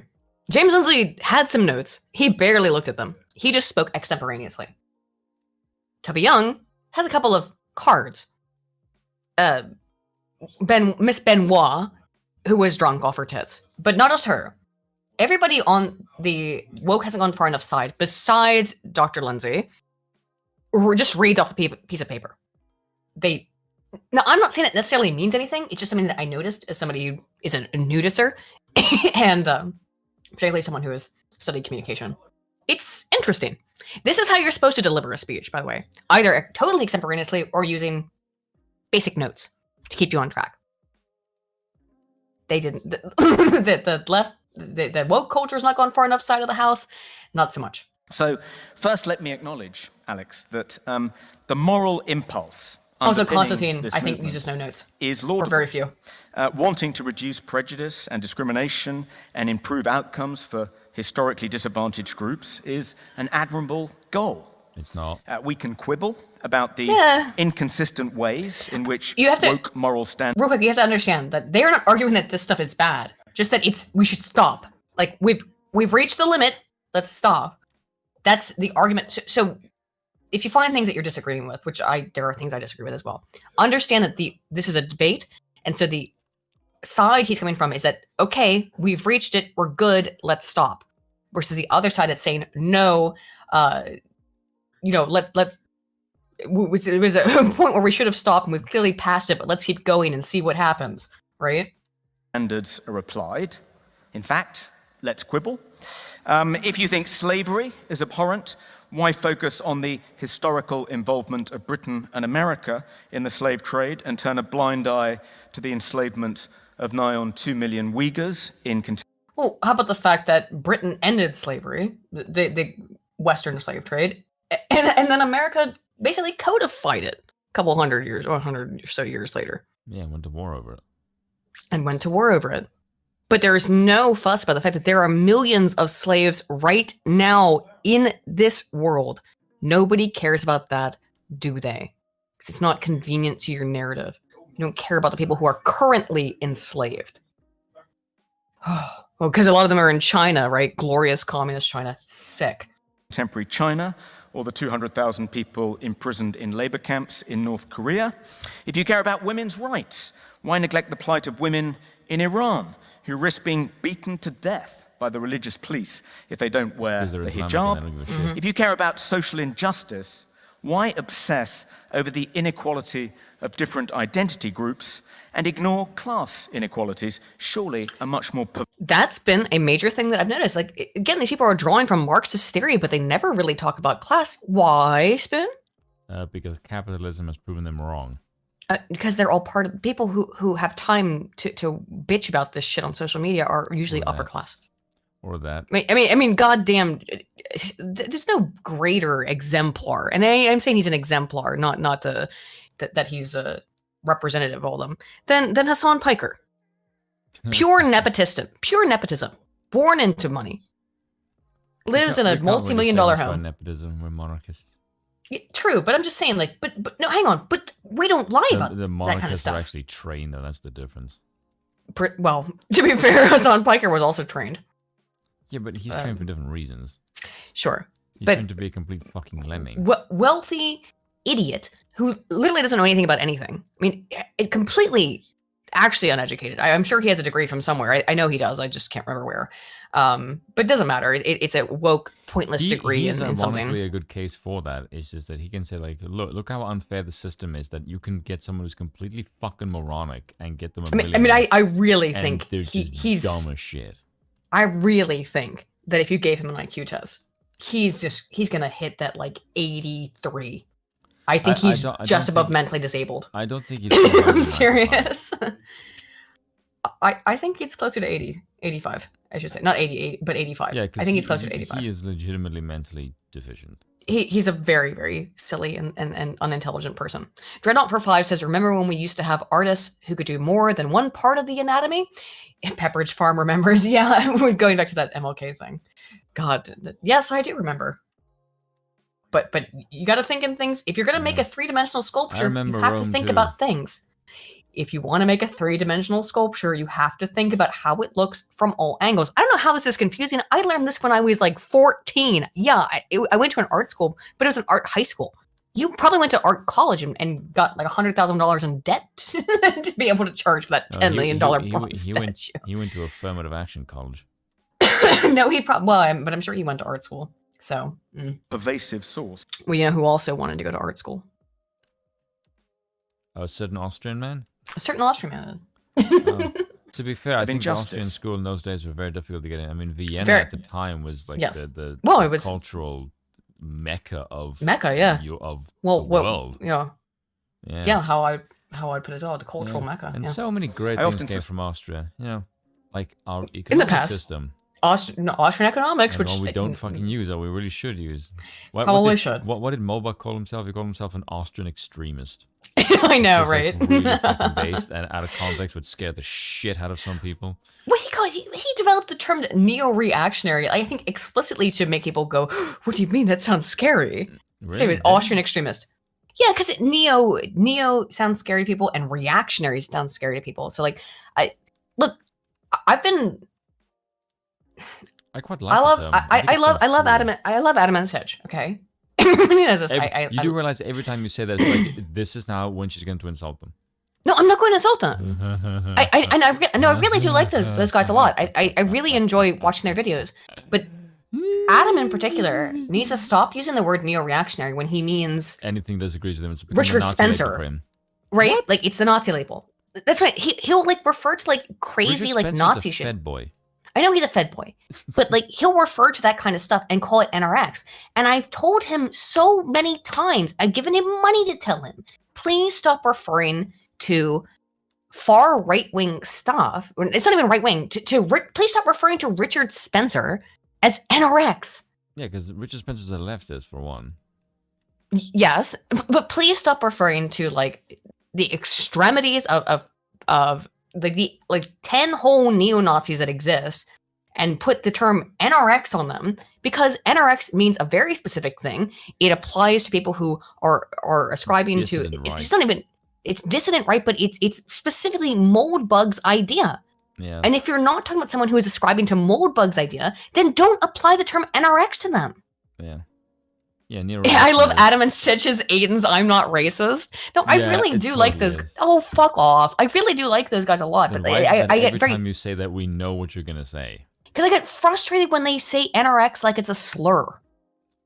Because I would consider myself NRX. You and I are both NRX. Yeah. And so it's kind of frustrating when it's like, okay, but when you use it as a slur like that, you know that I'm your friend and that I consider myself NRX, so it feels a little bit insulting. That's just my only point on that. Sorry. Yeah, but it's like I'm being off insulted. topic. It's like being. Can I? Hey now, I'm not racist. Thank you, Doofy. Yeah. Can I just be rude? Like, okay, I'm just gonna say this honestly. At this point, it's like being insulted by a pinhead. Mm-hmm. Because you're being insulted by someone who doesn't know what the term means. So it's a Princess Bride clip. Like, I don't think you know what that word really means. Oh yeah.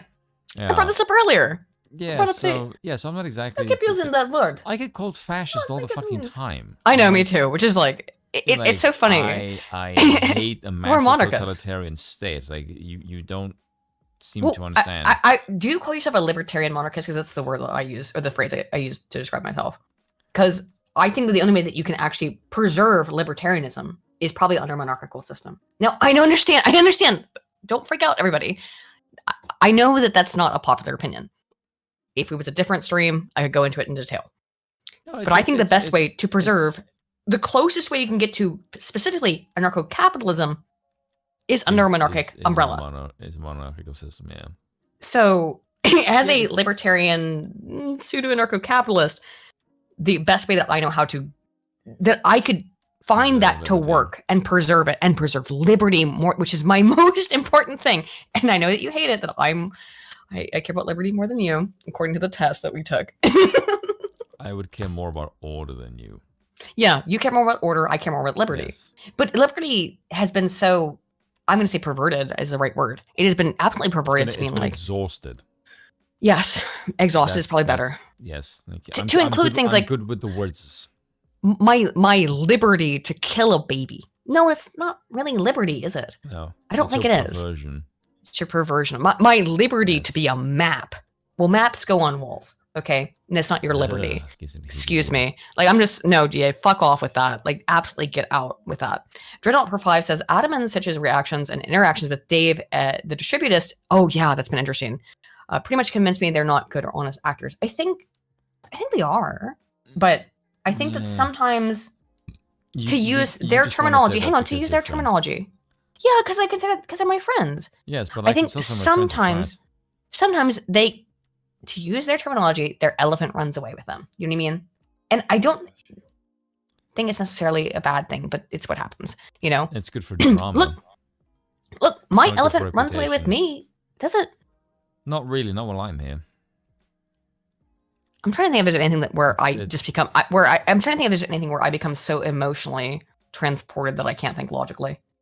No, because again, I'm here and I tend to pull you back because I tend to. When I fall into it, yeah, when I start to fall down that, usually pull me back. I don't really have anything that makes me completely irate. Like, to the point. Oh no, there's things that make me really irate. No, there's me.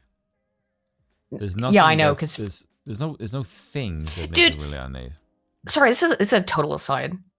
I want to get into a little bit of Harry Potter stuff. If you can just let's get through this. But hang on, I do want to say this real quick. I told you this earlier, that I just had this fucking thing that like, just this little tiny fucking thing that irritated me earlier. And it's still in my brain, which is no reason why, because it's some random nobody on Twitter. I told you about this, but it still clearly irritated me. I posted that I was watching Kitchen Nightmares, okay, while I was cooking.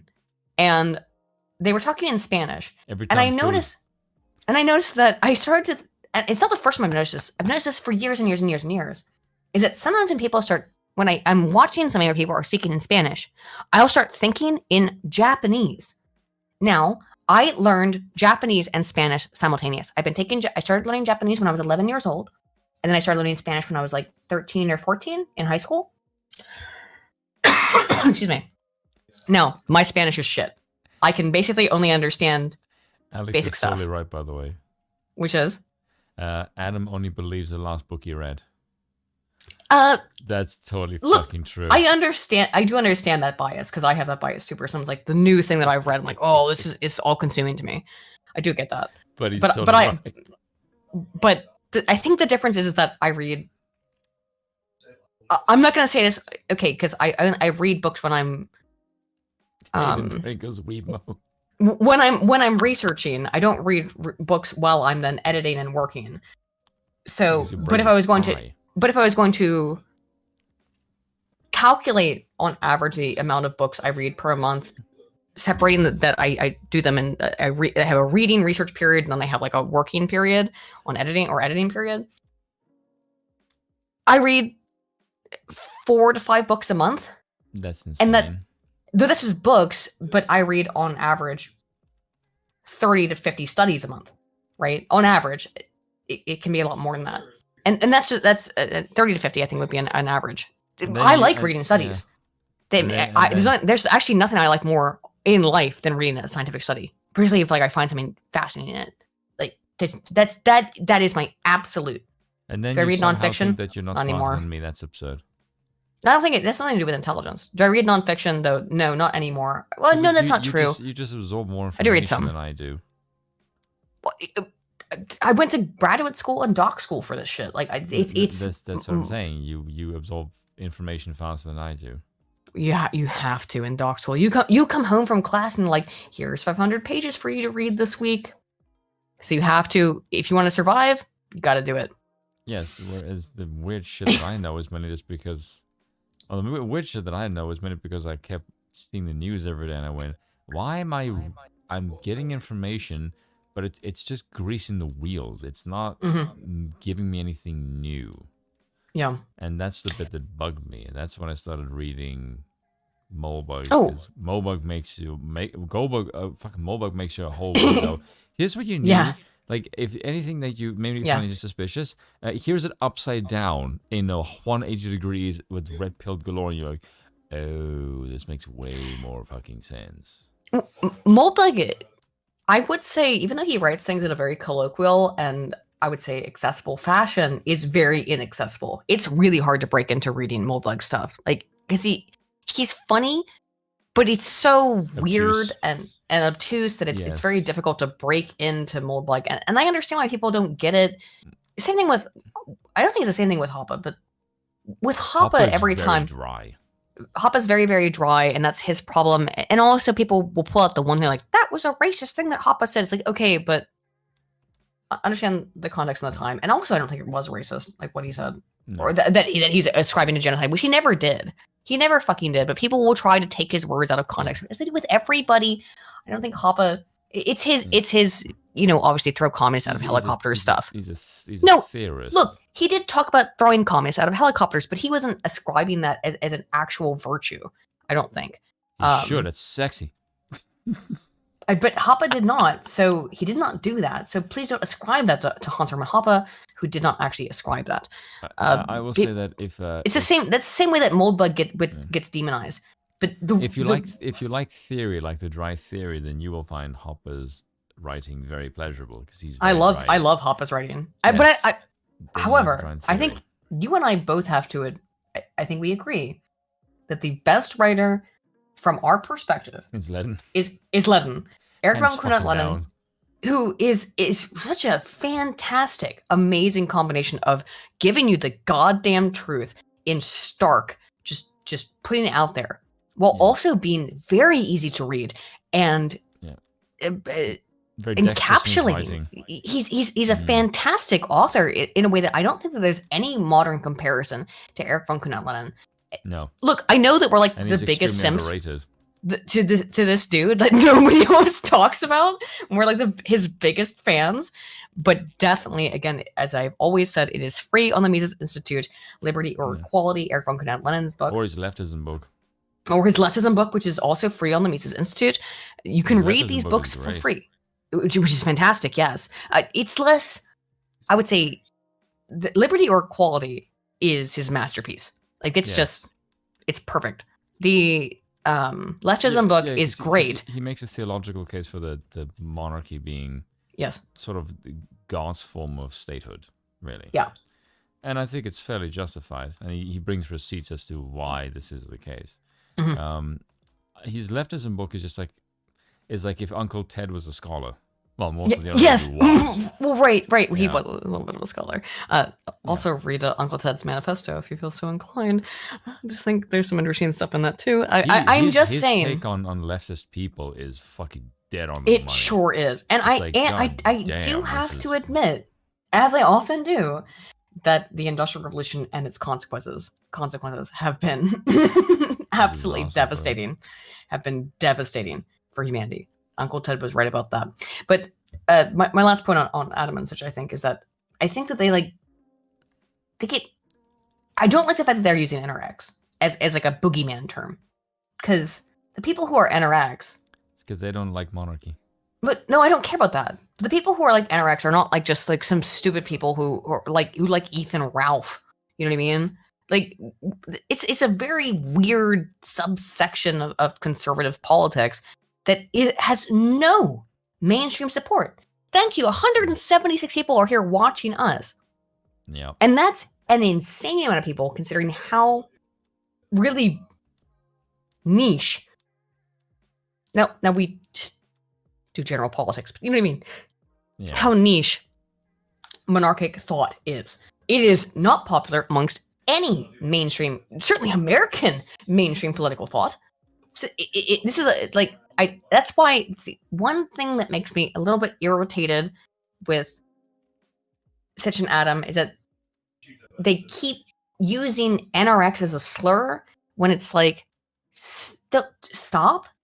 There's like a dozen of us. Okay, like we're not a threat to you, and also why would we be a threat? We're philosophically and scientifically based. Like we're not trying to do any kind of weird shit. We're not trying to do anything and fucked up. I had to go use the restroom. Can you go ahead and watch the rest of the Toby interview, and then I'll be right back. Okay? Yeah. Then we'll watch Constantine. The reason this doctrine has gained such purchase in private schools and elite universities is so people who, according to a traditional left-wing perspective, are extraordinarily privileged, can claim to be victims of oppression. I'm also puzzled by the stubborn refusal of the social justice warriors to acknowledge any of the good things about Britain, as well as itemizing the bad.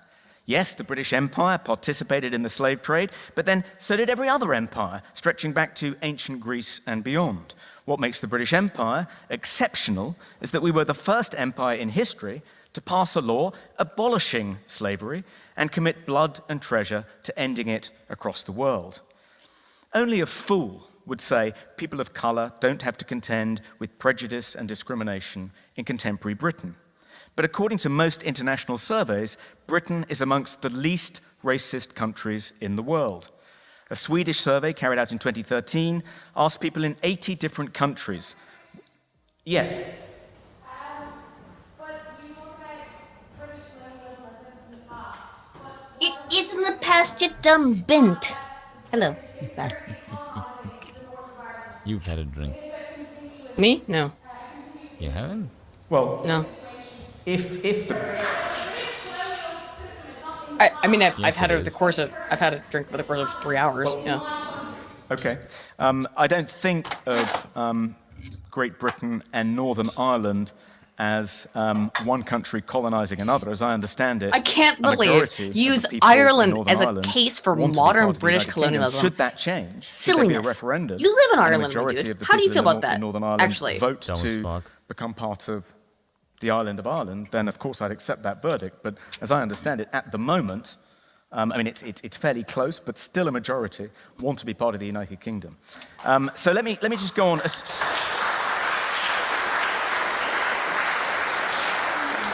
You live in. Hang on. Can you pause for a second? The evidence. You live in the. You don't live in the Republic. Republic, right? Okay. So you live in the UK side. No, I live in the Republic. You do? Yes. Oh! I don't know why I always get that confused.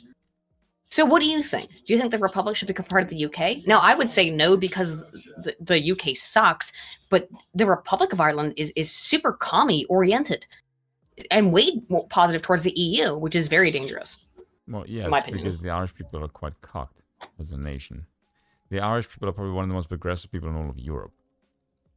I don't think the average Irish person is though.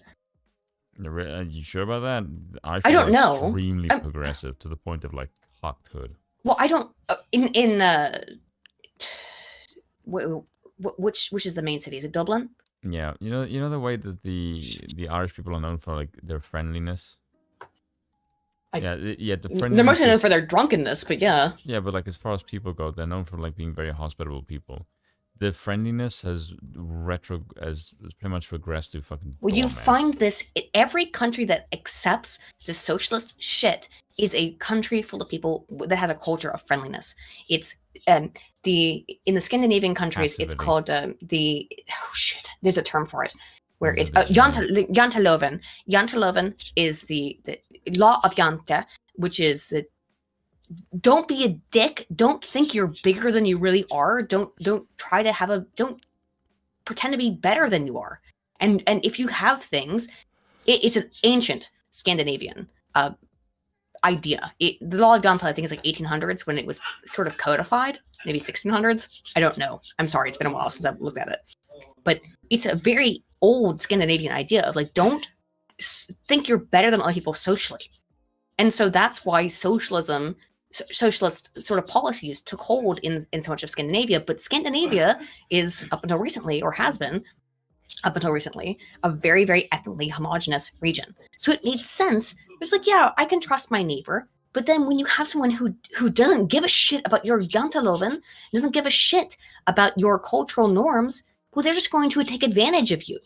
And I think that's maybe the same thing in Ireland, where it's, I don't know, I'm not Irish. Well, I genetically, yeah, but like I've never lived there, obviously. By hobby, I'm maybe. not gonna do some plastic patty shit. I'll do some cardboard Cymru shit and pretend I'm Welsh. But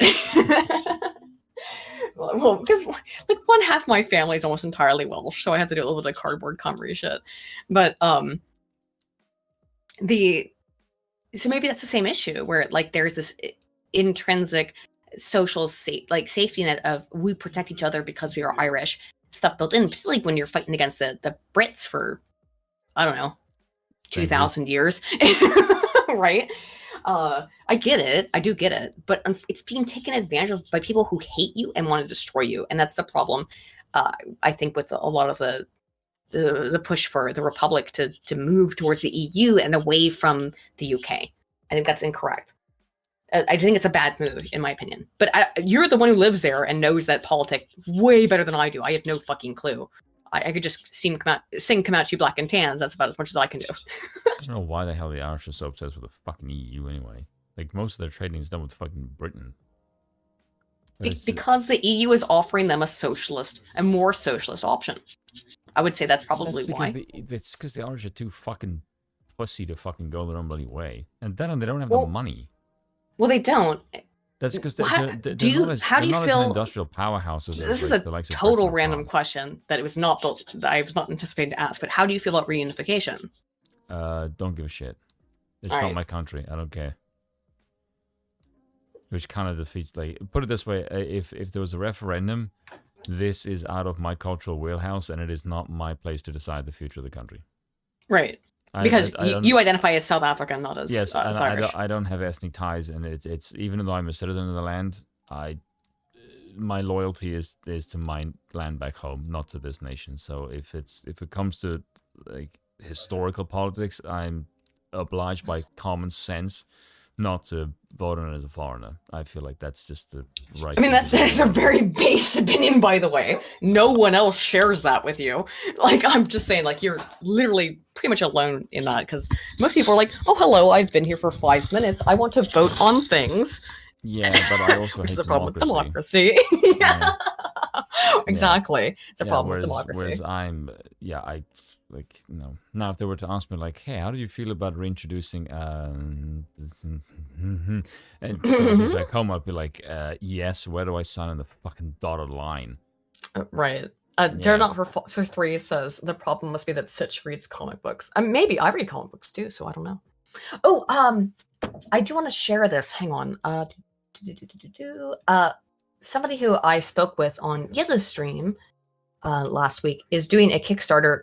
It is. I did share it on Twitter. I thought it was a comic book at first when I heard him talk. It is not. It's an art book and a novel. There's the Kickstarter. It's a big ask. It's also going to be in French. I think there will be an English translation. I think there will be an English translation. I think he's fairly clear that there will be an English translation. That's the French. But check out this. Oh man, he's asking. It's a big ask. Here's the thing. I told him this, like, he's asking for $40,000 nearly. And that's a lot of money. He's got 5,000. It's a lot. I told him on stream, like, that's a lot, my dude. I know it's to produce this stuff. I understand that it's expensive. He has to pay an artist and stuff like that. But check it out. I think what we'll try to do, most likely, is I'm just going to tell you right now. No offense to... It's 24 days to go. He's not going to make his goal, obviously. No, that's an insane goal. But what I'm hoping we can do is get some attention towards this campaign and get a more reasonable goal, right? So check out this Demon Realms thing that I just posted, because he's a really nice guy. He's aligned with us. I don't like the collectivist kind of mentality. Group Has he crowdfunded before? Yes, he has, Abigail, and has actually met his goals before. So this, which I should be clear. Pushing it. I don't think he's pushing it. I think he's trying to do a more ambitious project, which is a Yeah. very ambitious project. So It kind of makes me kind of sketch. I've spoken to this guy extensively behind the scenes, and I think he's really doing nice stuff. If you want to support it. He's not going to reach his goal. I'm not trying to be rude. It's just the truth. He's not going to get somehow $35,000 in a month. What I've told him to do is to scale this shit back, but look out for things that this guy's doing, because he's a cool guy.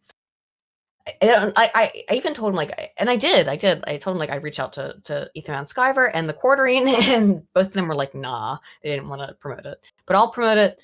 Don't necessarily. They don't know it, so. Well, yeah, they don't, and that's what I told him. Like, it does look cool, Tyler Peterson. I think it looks, or Preston, sorry, Tyler Preston. I don't know why I read Peterson. I think I've seen you around for forever, but is that about average for an art book? 40,000? Maybe it is. I don't know. It seems like a big ask. It's a lot of money. When I see those kind of numbers, people are crowdfunding. But he has successfully crowdfunded in the past, so you know. I just find it funny that when I see those kind of numbers, it makes me think that I should crowdfund a new microphone. No. No, because like the microphone that I want to buy is nowhere near that kind of money. What microphone do you want? We have to talk on private about what kind of microphone you want to buy. The one that I wanted to look at. Just get a Rode NTSB or NTSB or whatever the it's one called. that I wanted was a cardioid. A better cardioid than this. What I use is a cardioid mic. It was a warm audio. Why not? Why are you not going with Rode? Hold on a second.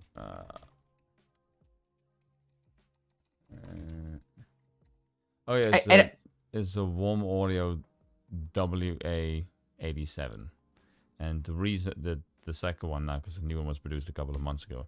The reason why is because I've been in a professional studio before, and the engineer specifically told me when I asked him about getting a microphone. How much is that mic? 600 and something. Oh, that's actually not that bad. Yeah, and he said to me, "Get that." Because a Rode USB, which is what I use, and I have multiple copies of this mic, costs about 300. Yeah, but the reason I wanted to get the industry standard. Yeah, but the reason I wanted for to get cardioid mics. Yeah, but the reason I wanted to get this one specifically is because the engineer, who was extremely polite, he said to me, "Your voice is very dark. You don't have a very bright sounding voice," which is very true. Yeah. And he said that that microphone is built for darker tones for your kind of vocals. And this man has done movies for fucking Hollywood. Well, yeah, I mean, obviously, so when he says, like, here's something you should pay attention to, I'm going to take his advice. And I also looked up reviews for the older version of the microphone, or some of the reviews also said that yes, people that have darker, more gravelly and deeper bass tones, this is the microphone you should get because that suits you. Yeah. And my voice is rather dark in tone. Whereas, I think mine's probably okay with the Rode, but to try to get because Spoon has a very gravelly, deep, voice. gravelly voice. Yeah. So if you really want to get it, probably try to get into that. Anyway, I did pin the comment on that Kickstarter. I've been trying to help this guy out. I do think his ask is too high, but apparently people in the chat are saying like that's probably normative for what he's doing. And he does offer a shit ton of stuff like extras. It's just I think it's too much. It's too much. Let's get back to the video. I said I got posted in chat. The mic? Yeah. Yeah, this is a big derail. Sorry, let's get back to I want to watch Constantine's thing before we go. And okay, Spoon, let me ask you this. Can I bring Bill on to talk about Harry Potter for a little bit? And you can basically go to sleep, and I'll close the stream out. Would that be all right? Okay. Would that be okay? Because Bill and I can talk about the Harry Potter thing at the end. Sure, why not? All right. Oh, good. Okay, that way you can go to sleepies and not have to worry about it. All right. because I ultimately can control the stream. I control the stream. So it doesn't matter if you keep streaming from OBS and just pass out. But let's get through the Oxford stuff, and then Bill and I will cover the Harry Potter thing. How about that? Alright. Sounds good. All right, let's get back into Toby Young. The evidence that Britain is among the least racist countries in the world. So a group of Swedish researchers in 2013 asked people in 80 different countries whether they'd object to people of a different race moving in next door. This is a way of measuring how racist people are. Oh, did you see who just moved in next door? Oh, yes, black as the ace of spades they were. Well, there goes the neighborhood. Bill apparently has never seen, like, almost any Monty Python. I was shocked. I was watching season 2, episode 1 of Monty Python's Flying Circus with them today, because I was in a really bad mood this morning. And he'd never seen it. It just so happened, because I wanted to play the video, because we were talking about the... who are those two brothers who were horrible fucking gangsters that Dankula made a video about like a month ago? The Cray twins. I was wanting him to see because he. Well, Bill's family worked with them, by the way. You could hear him shout it, but his family apparently worked with them to some degree. But he'd never seen the Dimsdale sketch of Arthur or what the Piranha Brothers. Arthur and Dimsdale Piranha. He'd never seen it. I was shocked. He'd never seen that sketch. But I didn't even remember that sketch is also the one where there is a that episode also is the one that has the Ministry of Silly Walks. Now, okay, you're gonna go to sleep in a minute. Let me give you give me like 20 more minutes, my dude. Do you want to cover Sam Harris? What now? Can I just throw it in here real quick? Why now? Because I want to get through the stuff. Why now? Because the Sam Harris thing is insane. Or should we do that Sunday? You can do that on Sunday when I'm. Let's do it on Sunday. sober. Okay, fuck that. It's. Ooh, my boy been drinking. But all right, let's get through the Oxford debate. No, I'm not drunk. I'm just not in a sober mind. No, I know. Okay, let's get through this. I only want whatever. Actually, you know what? Fuck it. Toby has great points. Watch it on your own time because I'm trying to squeeze as much life out of Spoon as I can before he falls asleep. Yeah. Yes, I know. I'm trying to get what I can out of you. Would you rather watch? Oh, no. Okay. That sounds really shady. Please replace that immediately. No, I refuse to. What? That's not how this works. Woke culture. Okay, we need to watch Constantine's thing. And because this is I don't think I can speed it up because I think it's about what. Please watch the rest of Toby's speech, but I really should have just said, what the fuck? Oh, by the way, the reason I wanted to get that microphone specifically is because I would like to do audiobooks. But you should. But I don't think the Yeti microphone is quite. No, it's not for that. The Yeti is not. You need a cardioid, my dude. Yes. Okay, let's get in the. I want to get that one because I already have the audio interface for it. All right. Yeah, so I just want to get that, and then I can start reading stories and all kinds of crazy shit. Okay, I agree with you. You should do that. There's 2 parts I really want to cover. There's 2 parts. I don't think we'll have to pause much. Constantine, and then the insane motherfucker who is disgusting, in my opinion, Benjamin Butterworth, who responds to Constantine and calls him a Russian simp, despite that his family fled Russia. Remember when Russia in the 1980s was doing a lot of ethnic genocide? Yeah, that's why his family fled Russia. And then calls him a Putin simp. It's absolutely fucking sickening. Here's Constantine's. Putin wasn't even in charge then. No, he wasn't. Doesn't matter, but it calls him a Putin simp even though his family fled Russia.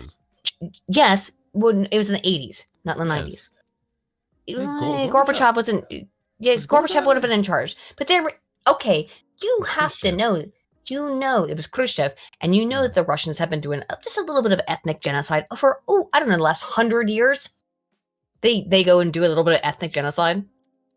gee, I don't know why a family of people, I don't know where they're from, Konstantin's family, but Konstantin has a darker complexion, which would make me think that he's probably from like Azerbaijan or somewhere in the south of Russia. I don't know. I actually don't know. The people that they were, you know, ethnically cleansing in the 80s. And that's why his family would have left Russia. Just as a thought. And the fact, the idea to call him a Putin sip over that is so absolutely fucking sickening. First of all, Mr. President, I'd like to thank you for that preview of the 2024 American election we witnessed earlier.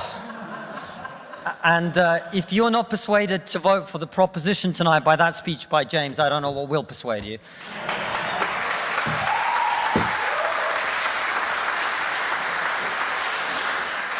You will not know this, but I was supposed to be the first non-student speaker for the proposition. I've now been the fourth. But there's tons of them, yeah. Which means that I now have to thank all the previous speakers for making my best points for me. Based. And I find that also, if you guys are not familiar with Konstantin Kissin, he does a show called Trigonometry. I don't know why you'd be here and not know about trigonometry, but please watch Trigonometry, Konstantin.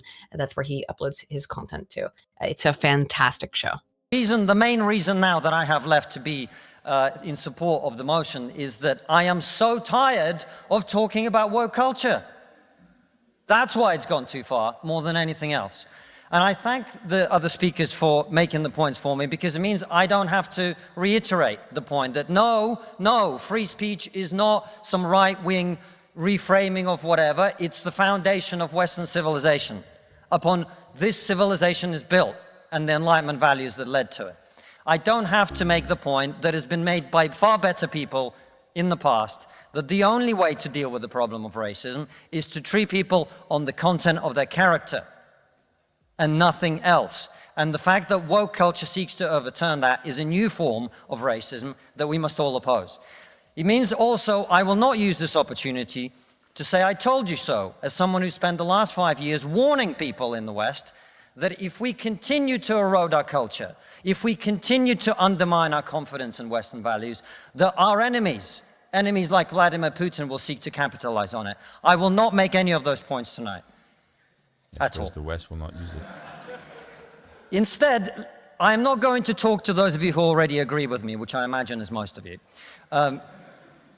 I'm not going to talk to you because I imagine after everything you've heard tonight, you're going to vote for the... I'm not going to actually probably pause this almost at all, because I think Konstantin's speech is just fantastic. I just want to pause it here now, because I think we should just listen to the entire thing, because he's on point, he's fantastic, it's great. Proposition. I'm going to confess I will take your vote for granted. Tonight, I am the Labour Party and you are the Red Wall. Now, I want to talk to those of you who are woke and who are open to rational argument. A small minority, I accept. Because one of the tenets of wokeness is, of course, that your feelings matter more than the truth. But I believe in you. I believe there are those of you here who are woke, who are open to rational argument, so let me make one. We are told that your generation cares more than any other about one issue in particular, and that issue is climate change. We're told that many of you suffer from climate anxiety. You wish to save the planet.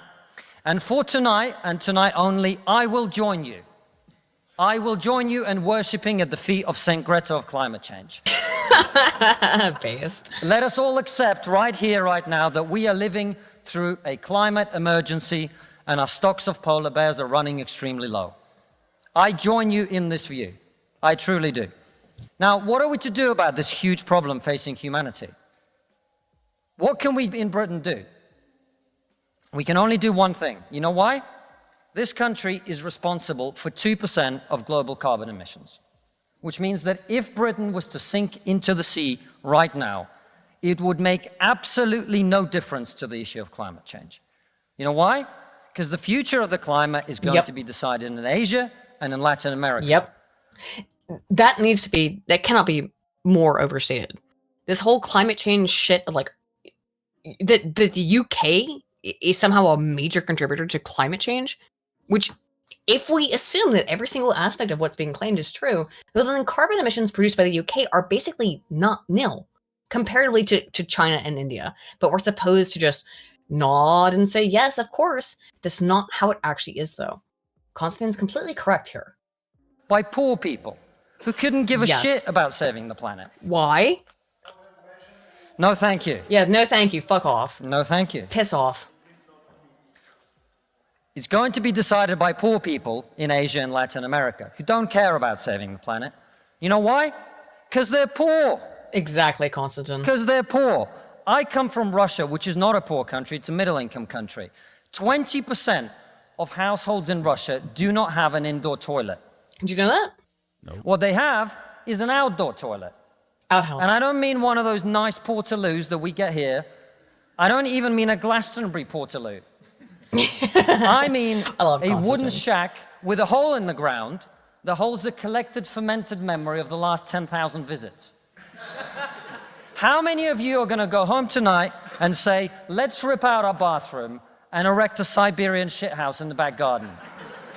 How based? And He's if you're right, not, though. why should they? Yep, exactly. 120 Why should million they? people in China do not have enough food. I don't mean that they This don't is so get important. dessert. I mean they suffer from malnutrition. That means that their immune system is breaking down because they don't have enough food. You're not going to get them to stay poor. Imagine you're Xi That's what they Jinping, the want. leader of China. They want them to stay When you were 10 years old, poor. there was a They want you to revolution, stay a poor. cultural revolution in your country. All and of people us came to be poor. and they For their put your fucking father little in prison. project. Your mother had to denounce him. Your sister killed herself. And you, no longer enjoying the protection of your formerly powerful father, were sent to a village where you lived in a cave house. And here you are, decades later. You have clawed your way up the bloody and greasy pole of Chinese politics to be the undisputed supreme leader of the very Communist Party that destroyed your family. And you know that the main thing you have to do to survive would you not and to destroy stay them in back? power is to deliver the one thing that the people of China want: prosperity, economic growth. Where do you think climate change ranks on Xi Jinping's list of priorities? Oh, damn near the A third of all toilet- children who live in extreme poverty in the outdoor world live toilet. in India. That means they are starving and dying of preventable disease. Now, about 15 months ago, my wife got pregnant. Not me, because we're old school. base, Constantine.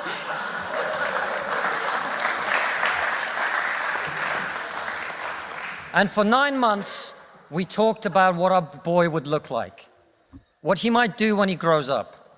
We looked at baby scans and videos on YouTube about what the I fetus love looks like this. at 9 I months love and this 12 speech. months It's and so 20 good. months. And eventually he was born. And he is this cute little bundle of joy. He's cuter than about 80% of puppies. Right. Now, if you said to me that I had a choice, either my son had a serious risk of starving or dying from a preventable disease in the next year, or I could press a button and he would live. He would go to school. He would bring his first girlfriend Guess what? home. Not just you, but He'd go every to single person on university Earth and would graduate and select become in a that woke choice. Every single person would choose that their progeny And then would he'd get a survive. job It's and get married and evolutionary, have children and become a man. ingrained in But us as all I humans. have to do is press this button. And for every day of my son's life, a giant plume of CO2 is going to get released into the atmosphere. Now, you're all very young, and most of you are not parents. I'm Let me trying to tell make you it something. transparent. There is not a parent in the world who would not smash that button so hard their hand bled.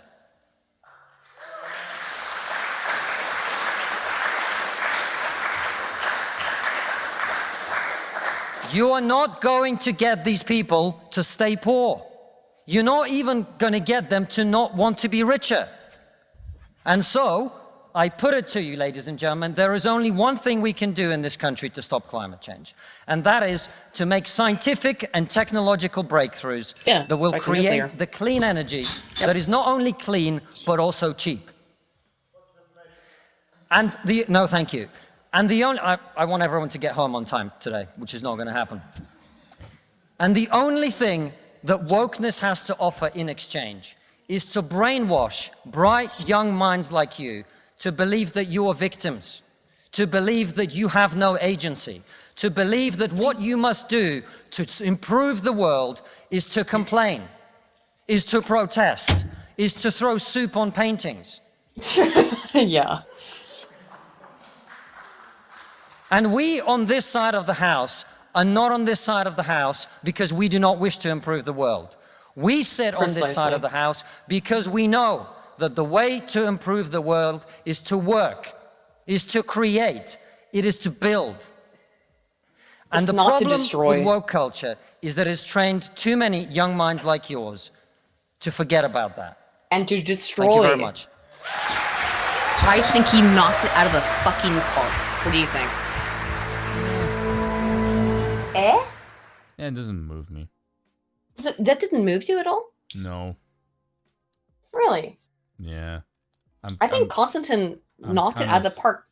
But okay, what I want to end on then, because I know it's late as fuck. The Harry Potter stuff we're gonna cover on Saturday or Sunday because it's too fucking late. I spent too much time talking about the politics stuff, which I shouldn't have done. Is that I want to show you the Butterworth thingy, because it's only 10 minutes, as they all are, because they're timed. This guy is a piece of human refuse. I really cannot tolerate this dude. If you can make it through this without screaming into a pillow, congratulations, because it was the first time I heard it was very difficult. This man is truly fucking vile. And here's his response. Constantine spoke right before him. Here's his response. Thank you, and thank you to all the people that have spoken before me.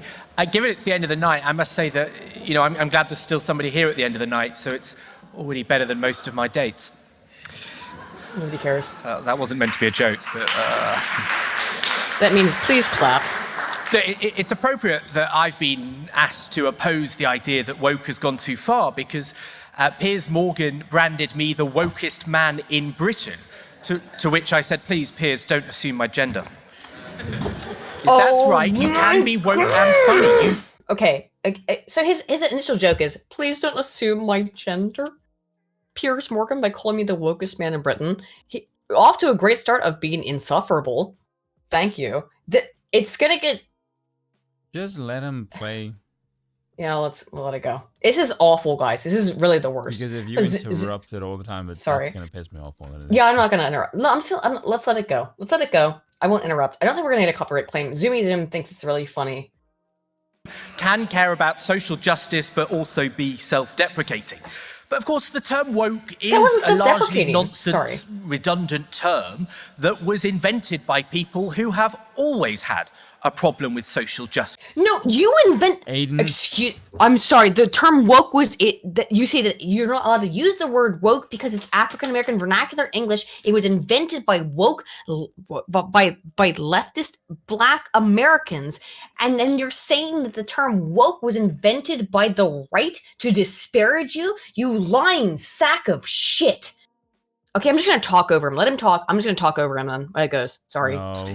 They spent, you know, the 15 years of people overwhelmingly wanting or having a Labour government, desperately trying to oppose all those sorts of social progresses that were introduced, and decade went by as they couldn't find a word for it, and eventually they got woke. So now they use that to use all sorts of ideas to deride Aren't you being ideas racist that are aggressive by not and have been for a long time. By not admitting that it actually comes from African American vernacular English? You would have this sort of fear that there is some cultural revolution happening, that transgender people... But Spoon, hang on. Right there, he is fundamentally lying. I don't care. It's not a fucking term created by the right. It was a term created by American Black activists. You would not let him fucking talk. You will okay.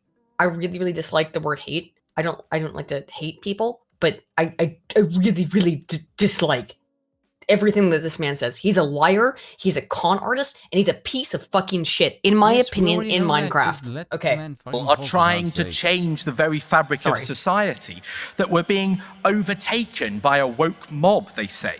Transgender activists, transgender warlords, they'd have you believe if you were to read the Daily Telegraph comment section. No offence to those of you that write for the Daily Telegraph comment section. Oh, fuck off. They're trying to overthrow society as we know it. It is, of course, ridiculous. You know, what are those people asking for when they talk about them going too far, which is at the heart of this debate? Well, they're asking for things like access to life-saving healthcare. Oh, like cutting their own penises. Aiden, I swear to God, woman. Oh my God! Oh, a life-saving thing that like most people end up killing themselves anyway. You silly sod! You absolute bastard! I'm sorry. I hate this person. I hate him. I hate him. I absolutely hate him. Or to use the name they've said they want to be referred to, or the pronouns. Now, I don't really think that's woke. My grandmother, who's certainly not woke, she's 90, she'd just call that being polite. But people on that side, they seem to think it's going under threat of destroying people's and they lives. obsess over it at the expense of a lot of real issues that people have. They're painted as people who are prime examples of asking for too much. But you know what? These people have always been claiming to have too much. Much like the arguments made against interracial marriage at one point, against same-sex marriage, against equal pay or legal rights for women.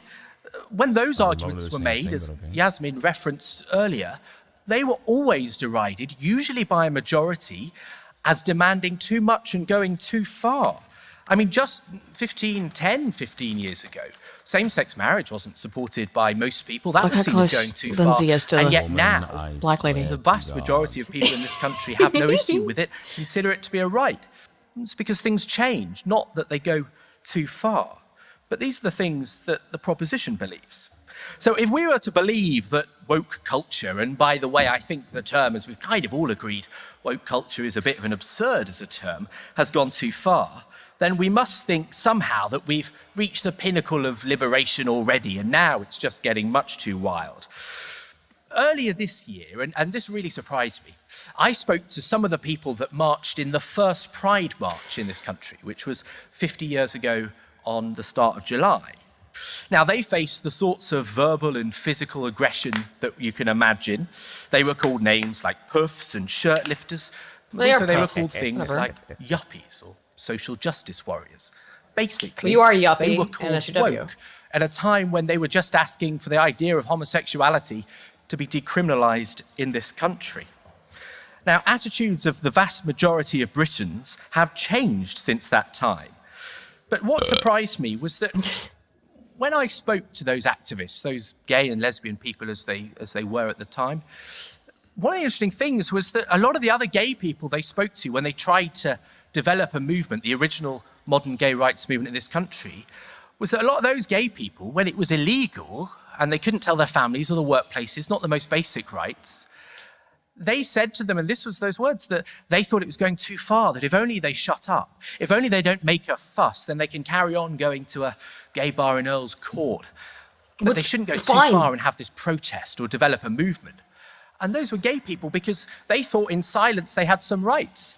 Yeah, so there's always been this idea off. that it's too far, that now I suspect probably not a person in this room thinks that being gay should be a criminal act in this country. Of course, almost nobody would think that today. Now, I later spoke, actually, for the same story to every living UK Prime Minister. Well, every Prime Minister at the time. I lose track of how many we've had since July. It was 6 there. And oh, you know ha, ha, ha. said? It's your side. That. It's your fucking... Oh, my God. What? Who was the PM that was the PM for like 3 days? It was a conservative. Liz Truss. Allegedly conservative. What a not non-own. She was removed because she was a piece of shit and no one liked her. That's why. That exception, Theresa May most notably, she removed herself, I should opposed say. gay rights, but would later be a big supporter of it, and trans rights for that matter. They said they regretted the arguments. What rights to trans people? They admired those activists. I'm sorry. I hate this guy so much. Equivalent to woke at the time, and Oh they my God, said, I hate him. as John Major said, No, I in hate the him. piece he I wrote hate for him. me, that he wished he'd gone further, not that they'd gone too far. And if you were to accept what the proposition is saying, then you have to accept somehow that the shifting sounds have stopped, and now we're too far. Well, history tells a very different lesson to that. Now, the proposition makes an argument also that we live in some kind of cancel culture. Oh, yeah. Now, this is absurd hyperbole, frankly. You know, if I hear one more time that J.K. Rowling... Okay, I do have to pause here this, but no, I really, really do. Because this is very important for this speech. There is no such thing as cancel culture. It's an absurd hyperbole. It's important that you keep that in mind. I want everyone listening to keep that in mind as we go forward. It's an insane hyperbole that we live in a cancel culture. Keep that in mind as for what is about to fucking happen. Has been cancelled. A woman who sold more books this year than she has for 10 years, who's a $1 billionaire. A woman who started out from poverty, by the way, who started out from literally nothing and made her way into being one of the most well-respected. Now, Bill and I are going to talk about Harry Potter tonight. It's too late. Bill went to sleep. We'll do it on Sunday or Saturday, whatever. J.K. Rowling literally started from nothing. And she's a feminist, but she's not feministy enough from your modern perspective for you. And so you want people to show up outside of her house and threaten her. Is that what you want? Because that's what's happened. That's what's literally happened to J.K. Rowling. People showed up outside of her, to be fair, mansion and protested and potentially been dangerous and violent. You would never have accepted this if it wasn't someone that you disagreed with. If it was someone on the left who had protesters show up outside of their private fucking house, you would never goddamn accept this. Just admit it, you lying sack of shit. I hate this guy. I gotta calm down. Yes, I know. You are quite irrational right now. Am I being irrational? I'm not being yes, you are. incorrect. I'm being angry, but I'm not being incorrect. Am I? Yes, but he can't hear you, so you getting animated is for the chat mainly. No, it's for me. It's just my. It's for my. Whereas I, with penis man brain, I can penis man brain. Yeah, okay. I have penis man brain, therefore I have the capacity to remain. You're not infuriated by the things that this guy's saying. It's gonna get way worse, by the way. Yes, I may be angry, anything, but I know how to exercise my aggression in a calm, masculine manner. Very true. I will calm myself. And make the front page of certain newspapers. I mean, if that's cancel culture, then I only hope to achieve the heights of cancel culture. I have to get cancelled. They claim that it's overtaken British society and that people become victim to this, but I don't accept that, because what it really is a necessary realignment of who has power, or more accurately, who has a voice in our society. It's not cancel culture lower class that people on my side of the debate champion. It's accountability culture. Now, they're not simply my words. There's that word again. Good words, they're right. Phraseology They're the words of Graham Norton, who said it at a discussion a couple of weeks ago with Times Radio. He said simply, he didn't really express an opinion, but he said that when it comes to the trans debate and J.K. Rowling, trans people should be asked. Well, what happened?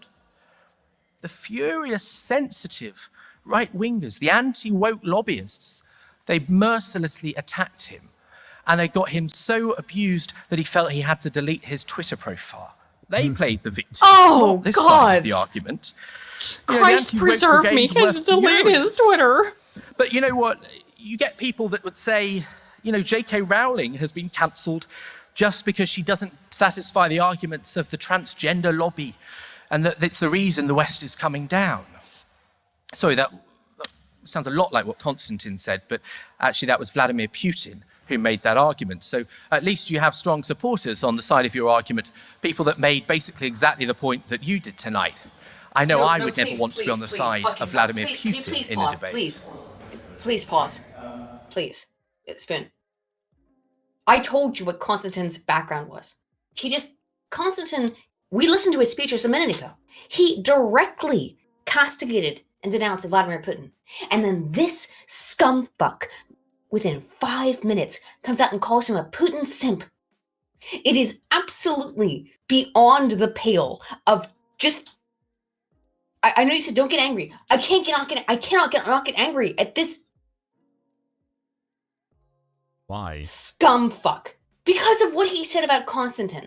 Okay. That he called him a Putin simp after he denounced Putin directly in his speech. After Konstantin's family, who are Jewish Russians who fled Russia. I can give you like 5 reasons why I'm not upset. I can tell you 1,000 reasons why I am upset. This is sickening. It is absolutely fucking dehumanizing, sickening, and just nonsense. What a complete piece of shit you are, Christopher, whatever. What's this guy's name? I said it before. I keep forgetting it. Butterworth, you fuck. As I'm pretty sure that's the name of a bread. Or is it coffee or a sweet or something? I think Mrs. Butterworth's is That's a the one biscuit. I was thinking of, yeah. Mrs. Yeah. Isn't the name of biscuits or something? Yeah, I think so. You vile piece of shit. To say that about Konstantin. Do you not know anything about his background? I'm guessing not. He told you he grew up in Russia. Is he in Russia right now? Is he supporting Vladimir Putin? No, he directly denounced him. So shut the fuck up. Oh my god, this... Yes. Continue, please, because I just smoked another cigarette because it's making me so fucking angry. I hate this guy, I hate this guy. Okay, Oh, he makes me so angry. Oh no, sweet Jesus, holy Moses. I'm calm down. But I really do hate this guy. He infuriates me. You need to lift some heavy things. I know. Something heavier than a cigarette. Please continue playing it while I smoke a cigarette to deal with my fucking incomprehensible rage. What's happening with J.K. Rowling? So the Free Speech Union is currently representing someone. She's not gonna be able to hear this, but I will translate. Gillian Phillips. She lost her job. She's a woman who lost her job. You can see it. Okay, you can't hear it. Okay. Oh, I forgot there were subtitles. Bruh. When she tweeted #I stand with J.K. Rowling. It's not J.K. Rowling's voice word to cancel, it's the people who express any support for them who don't have her power and her money. She's had to retrain as a heavy goods driver. And in the week after she lost her job at HarperCollins, her husband died of cancer. I mean, her husband died of cancer within 3 months. Well, there's a tragedy in that person's experience, but... Oh, a tragedy.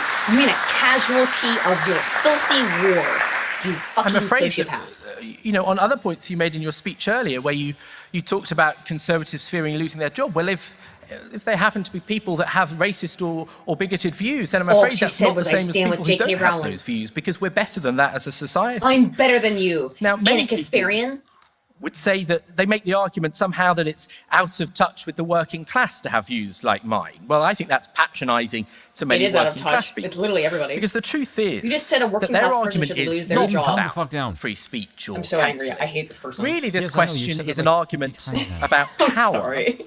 and who has the right to claim it. These are the things that... Oh, hang on. There you go. In the words of Justin Welby, oh God. Oh, they seem unbothered by punching down.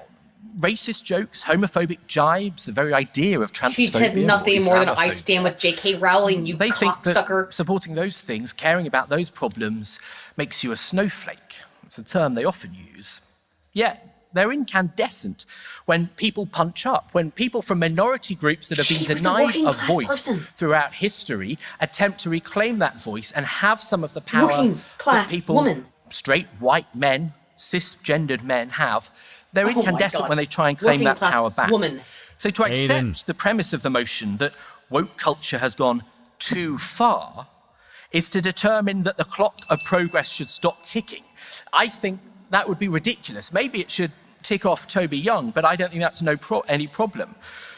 And so there is no finish line to the pursuit of progress. No, this is a real question. To refuse the idea, when he says that hang the clock of... to get stuck in the quicksand Could you pause, please? of the I tried to fear pause it, but- that this What do you think he meant by the clock of woke progress should tick off Toby Young, who we listened to like about half of his speech? Does he mean to kill him? Because that's what it kind of sounds like to me. No. Or to... No, I think it means just like his time is done. I think it means to kill like him. a historical figure. No, I don't think it means that. I think that, but I mean, again, I really despise this person. I think the things that he said are absolutely fucking horrendous and horrific. And so I think that what he meant by that is that he thinks that Toby Young should be fucking killed because he thinks that J.K. Rowling should be killed from the words that he said. I don't think that I'm misrepresenting him in any way. Come at me, dude, if you think that I'm misrepresenting you. I'm like Colwormacher saying, I'm imagining Spoon tending a weapon as he's hearing this. Yeah, I'm basically polishing a minigun. I really cannot. I don't know what tick off Toby Young means. Maybe it means to just cancel him too. Make it so he has no voice. But maybe it means to kill him. I don't know. I really don't know what's inside this person's insane head. Continue, please. Sorry. We're almost done. It's the last thing I wanted to play. Yes, people should know this about me. I may be aggressive in my videos for the funnies, but if you ever engage with me in any kind of civilized manner, I will be probably one of the most civilized people you will ever meet in your entire life. I've been criticized for being like too nice to people. Yes. But I don't appreciate in any way what this man is saying. I think it's violent. I think it's disgusting. And I think it's ultimately hideous. I truly continue, please. I hate it. Yeah. It's almost over. Progress can go too far is ridiculous. If woke means anything, it means the embracing of minorities and the changing power dynamics. He almost said modernity, that which is what he may really scare means. some people, but if you look at the lesson of history, like the activists who stood up for gay rights in 1962 or 72. Just keep my fucking name out of They your were mouth. told they'd gone too far.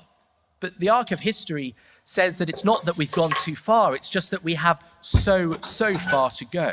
And that's why I think you should reject this motion. Thank you. By the way, okay, so it's over. Here's the TLDR. The motion did pass. Wokeism has gone too far, according to Oxford. This guy's a piece of shit. I'm done. Is that all? Yeah, that's it. I'm really angry. I don't think I've ever. I can see that. It's difficult for me to get this angry, but I'm legitimately furious. I can't get upset. I know, but I really. It doesn't make any sense for me to get angry. First of all, he can't fucking hear me. I don't care that he can't hear me. I hope he does hear me. I hope he does hear me. And how disgusting I find him to be as a human being. But there's no point in me getting irate for someone, like, my anger has nowhere to go. I know. Yeah. Anywho, we've been on, it's 1 o'clock, which is what I asked you for in the original. But, we're going to... Now I'm explaining why this man is a complete fucking idiot. Yes. For a number of reasons. The first one is, now this is that all lefties never discuss, is their whole point is just to get these like sloganeering achievement goals. Like yes. You know, if you play Xbox and you achievement list, that's basically what they're after. That's it. Yes, because what they well want, explained. Yes, thank you. Because they just say like these vague terms like, oh, these people want minority rights. What the fuck does that even mean? Like that's very. What do you vague. mean? What right do you not have? Yeah, exactly. It's just they can never explain that part, can they? Hold on a second. Just been yelling for five minutes. Sorry. But it's just this vague, ubiquitous terms of just means fuck all. So when I hear these people say this, I'm like, you're just talking in slogans. There's nothing of substance. It's very empty. It's just very rhetorical, like, oh, sloganing, it's for the proletariat. It's the same stupid shit. Right? There's nothing impressive about it. So when he says this crap, it's nothing that I haven't heard. Because again, it's just sloganeering shite. It's an advertisement. It's nothing of substance. The other thing is when people say, oh, there's progress, that doesn't tell me fucking anything either. The reason, right, what is progress? Yes, the reason culture A Why is it good? Get materialistic impression is because of the intellectual advancement of that particular society due to the environment they were surrounded in by the people they had access to. So if other people come in and they don't adhere to what made Group A successful to be fucking begin with, and then you say, oh look, the massive culture must change. Like, bitch, if I get culture A is successful, and then minority group B comes and demands all kinds of shit and doesn't adhere to all the successful patterns that make Group A great to begin with, the change of Group B, induced by Group B, is not fucking good. Your progress means asshole. So I don't give a shit what the fuck Group B wants if they're subverting the entire thing that made Group A successful. So if this is your argument, then go fuck yourself. You're a dumbass because you're a wokey. You care about slogans. I care about things that actually fucking function. You're driven by emotion. I'm driven by data. This is why I'm better than you and why you're a shithead. Don't use it in a conspiracy thing. But other than that, I think that was a brilliant response. Thank you. I'm glad that you woke up a little bit here at the end because you're a little low energy from most of the stream. Well, I know that... I can get rage, but my rage needs to be a counterbalance to yours. And I just hate, like, the reason I don't like listening to these people, because I'm just like, yes, you want minority, but you insert sloganeering like that's a fucking checklist and all that shit. But this is why I like Mulbach stuff, because Mulbach is the thing who just says, I care about things being effective and not fucked up. These people, Yep. they don't give a fuck about effectiveness because that's not what they care about. They care about No. emotion. So when Yes. they advocate for all these things, I'm like, what made Group A successful? Okay, staying on time, certain, a work ethic, striving for like a purpose. To be fair, like, the trains ran on time under Mussolini. yes, yeah, but like the philosophy, like you do I know. not have a philosophy. Your philosophy is to fucking bitch. That doesn't build anything. You weak-minded fucking lemming. Like Constantine said, all you do is complain. You are never going to change anything if you just fucking bitch. If all you do is bitch, then fuck off. Yep. Simple as that. I agree with you 100%. Thank you for being more level-headed with it than I that guy, that Butterball, man, I really, the things that he was saying were so infuriating to me, and particularly when he just shrugged off the fact that, oh, it was just a casualty of our war, woman who lost her job. It really. Oh, don't worry. Really, if we take over the cultural society, we'll do the same thing to them.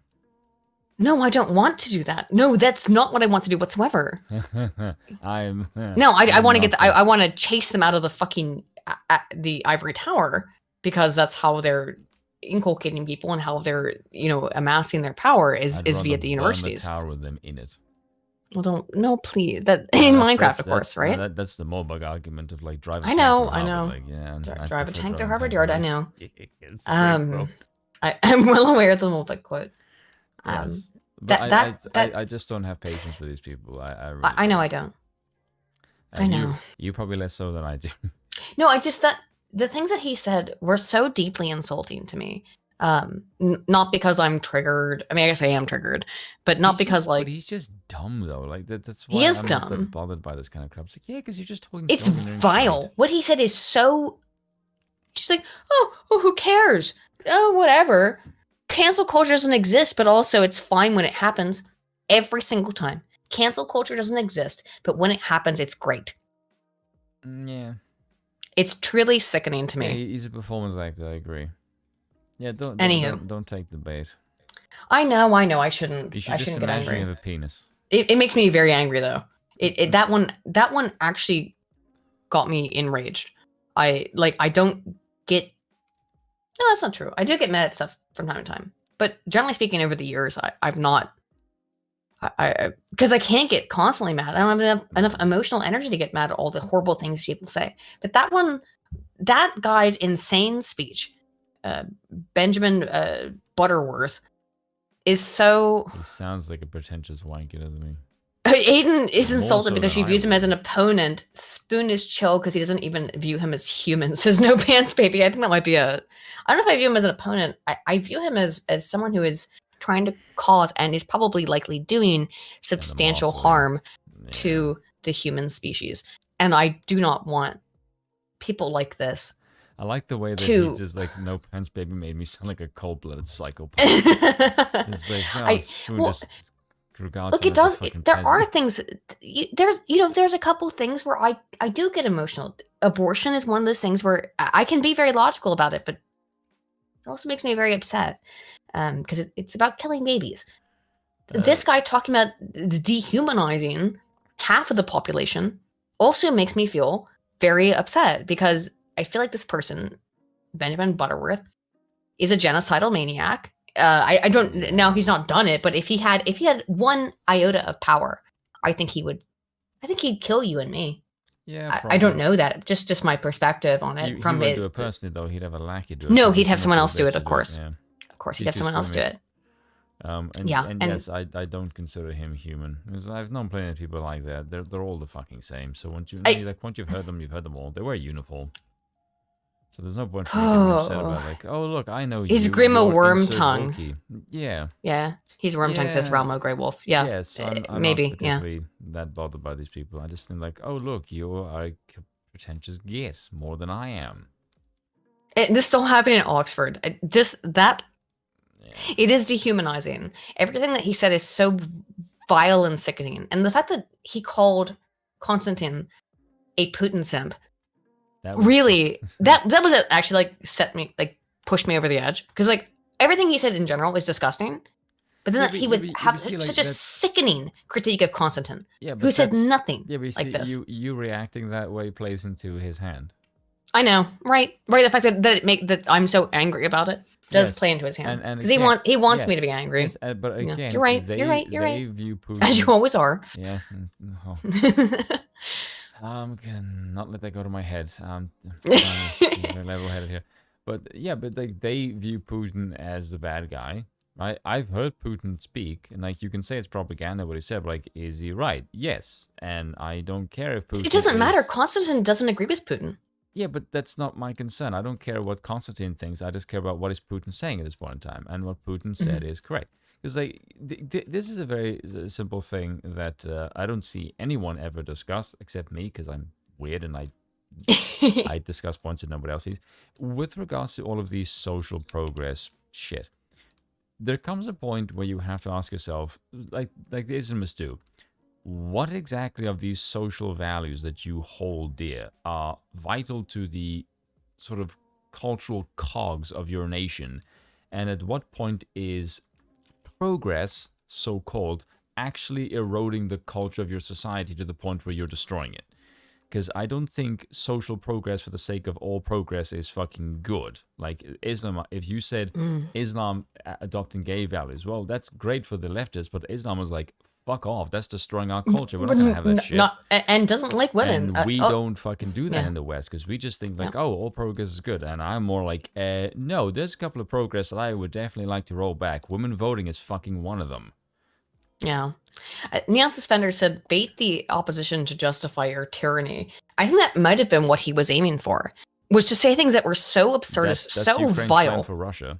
Well, I mean, like, I think that's the fact that it made me so viscerally angry. I think that's what he wanted. He wanted people like me to get viscerally angry at the insane, disgusting things he was saying. Yes. Because then he goes, oh, look how violent they are, just because I say I hate him. Yes. Well, I do. Yes, but whereas guess I am a more polite smug prick. I'm usually extreme. Well, you know this. I'm usually extremely polite. I'm usually like the most. Spoon, this is I think the only time where like I've been more aggressive than you are. Yeah, I'm chill as fuck. Well, no. You can be quite aggressive though, but it made me extremely like psychotically aggressive. But But that's what I think he wanted. He wants to hear people like me say, I hate you. I hate things that you're saying because you are such a disgusting piece of shit. Yes. And if I was there, I would put my hand over your mouth and just go like, woman, calm the fuck down. I know, but that's what he wants. Like, I'll give you a lead pipe and say, like, you can follow him in the parking lot afterwards, then go nuts. I don't want to hurt him. Holy shit, I'm a pacifist. Okay, then I'll do it then. Are you joking? Like, I'm a complete pussy. I'm a pacifist by moral virtue. I am a complete pacifist. But I really, the things that he said were so vile that it's difficult for me to find some of your positions very unusual and at times irrational. Me? Yes, yours. What positions do you find irrational? That one is irrational to me. The fact that I find him disgusting? No, the fact that you said that you're a pacifist by like your morals. Oh. I am not a pacifist by my morals precisely because you just said these people would kill you, give half the chance. Like, if they openly say to me, "I'm going to kill you," I have no moral issues by that's woman fist brain. through your face. That is woman brain of being like, no, let's try to work it out. Yes, I don't know if you can work it out with these people. Yes, I don't know exactly. if you can. That people need to learn that is that you can't reform a psychopath. It is futile to try. The best thing you can do is put them down like they're fucking rabid dogs. And this is what these people are. They view you as a parasite. Oh no, they hate me. On society. If that guy could push a button and kill me, he would push it 1,000 times. I guarantee. Yes, exactly. So why the hell should I feel guilty about wanting to harm him when he's openly wishing for my death? I know everyone in the chat is like, pacifism is stupid. This is a true woman moment. I personally, I abhor violence. I really, really do. I abhor violence. So, but that's my personal perspective. It doesn't mean that violence is always immoral. But for me personally, I can't. I would have to divest myself from that. We need to get Father Louis in here. I know, but I really, Louis. Oh my God, Louis would wreck my shit on the pacifism thing. Yeah, me and Louis would stand staunch. But here's the thing: I recognize that the pacifism thing is a woman moment. Yes, and that it's You crave safety. Well, I can't personally. I couldn't. I could not in a million years imagine harming another human being. You haven't been threatened by one. I guess so, but I couldn't Get imagine threatened by harming one, another you'll human change being. your opinion quite quickly. Your survival instinct will erase This your is the South political African, bullshit. yeah, I would imagine so, right? Yes. But people think, oh, I could never be dangerous, and so someone professes to want to knock your head off to your face. Then you either get fear or you want to clean the clock.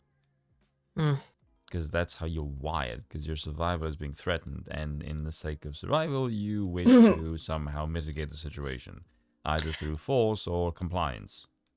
Well, I understand that. It's just difficult for me personally. Anywho, it's late as hell. It's 1 o'clock in the morning. 11 o'clock. It's 1 o'clock. We didn't get through literally half of my show. I feel the chat is really freaked out, by the way. By what? By me being extremely calm in this situation where everyone else like, Aiden wants to verbally mutilate this guy, and Spoon's just like, oh yeah, I don't want to hurt him. Fuck no, I don't want to hurt him. I want to go at him and tell him, give him a piece of my mind. In terms of like verbiage, show him his. Whoa, lad. Yeah, you see what I mean. You can make that threatening and still seem very calm. He is a real Benjamin Butterworth.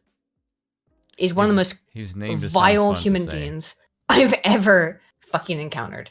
He makes me very angry. It sounds like a schoolyard bully at least time. He is a schoolyard bully. He's a schoolyard bully right not a now. Bully. He's a fucking No. He wants to be a bully. That's what all this is about. Yeah, is that people who are bullied want to become bullies. He is cringe and gay, but he desires nothing more in his life than to be able to bully you and me. That's what it's about, because he's a vile human being. I don't think he does. I think he doesn't know it quite leads to that.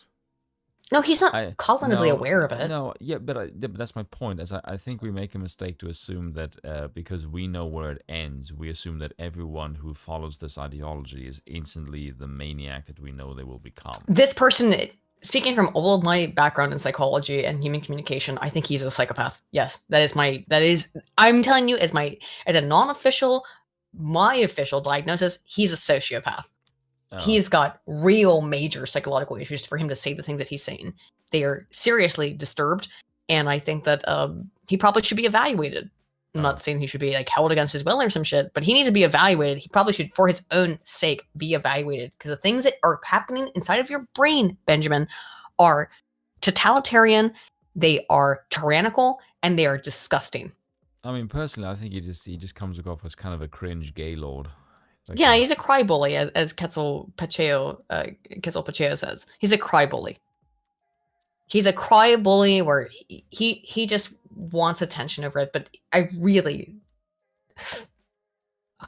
sickened by him. Anyway, let's go to sleep. Yeah, okay.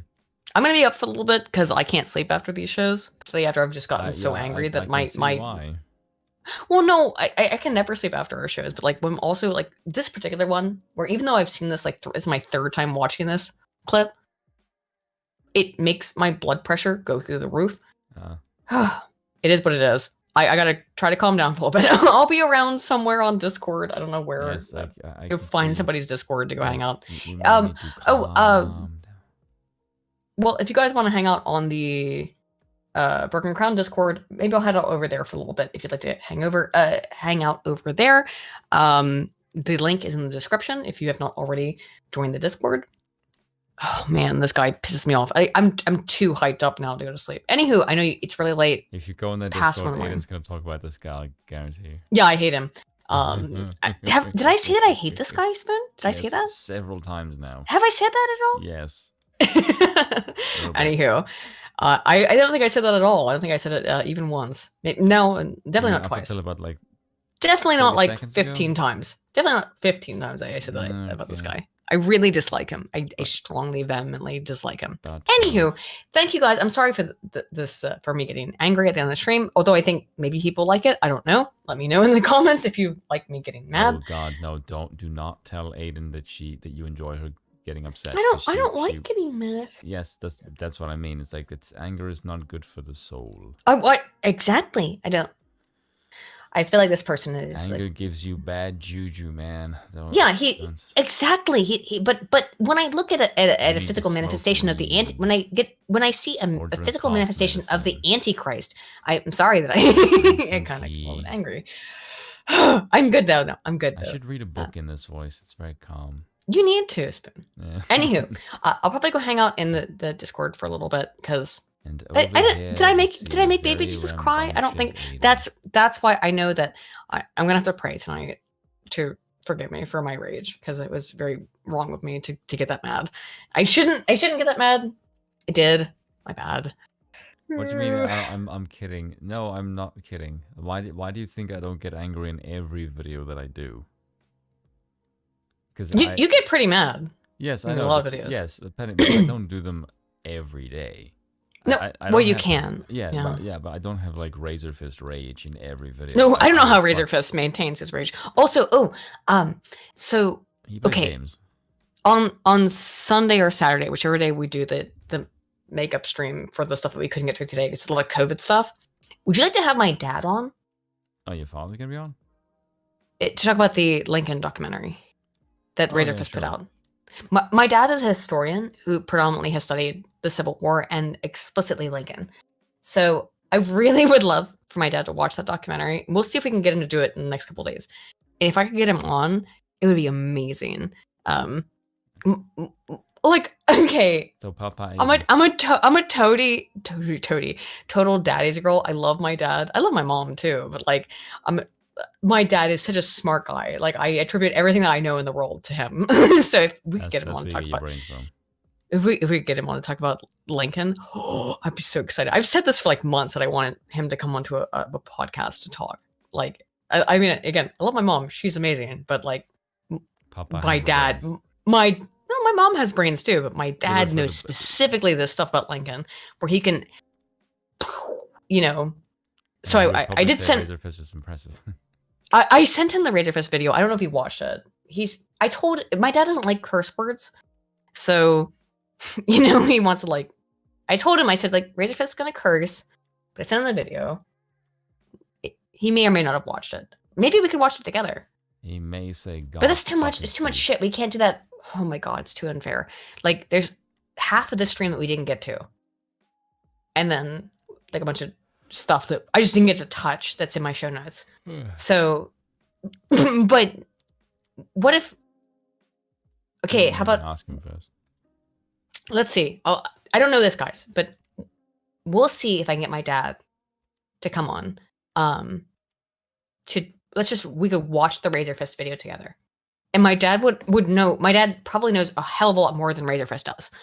I would just imagine because he spent his entire life studying it. It's his life project. So Okay, I was gonna say like because Razor Fist is very knowledgeable on. yeah, he is. But it's my dad's life project. So let me. I want to go over the rest of the stuff, but fuck that. Let's see if I can get my dad on to talk about the Razor Fist Lincoln video. Because if you haven't seen it, please go watch it on Razor Fist channel about Abraham Lincoln. If not, we'll see if I can get my dad on. I'm not. I think the answer is probably gonna be no, but we'll see. Like we'll see. I think my dad probably doesn't want to do it, but let me call him tomorrow. Get your father and Razor Fist on, apparently. Yeah, that'd be fun. Oh, actually, I'll call him right after this because he should still be up. Yeah. Right. Yeah. Okay. All right. So actually, we need to hang up right now so I can call my dad before he goes to sleep. Okay. Yeah. All right. Talk to you all later. Thank you all Have for fun. hanging out. Have fun. Bye.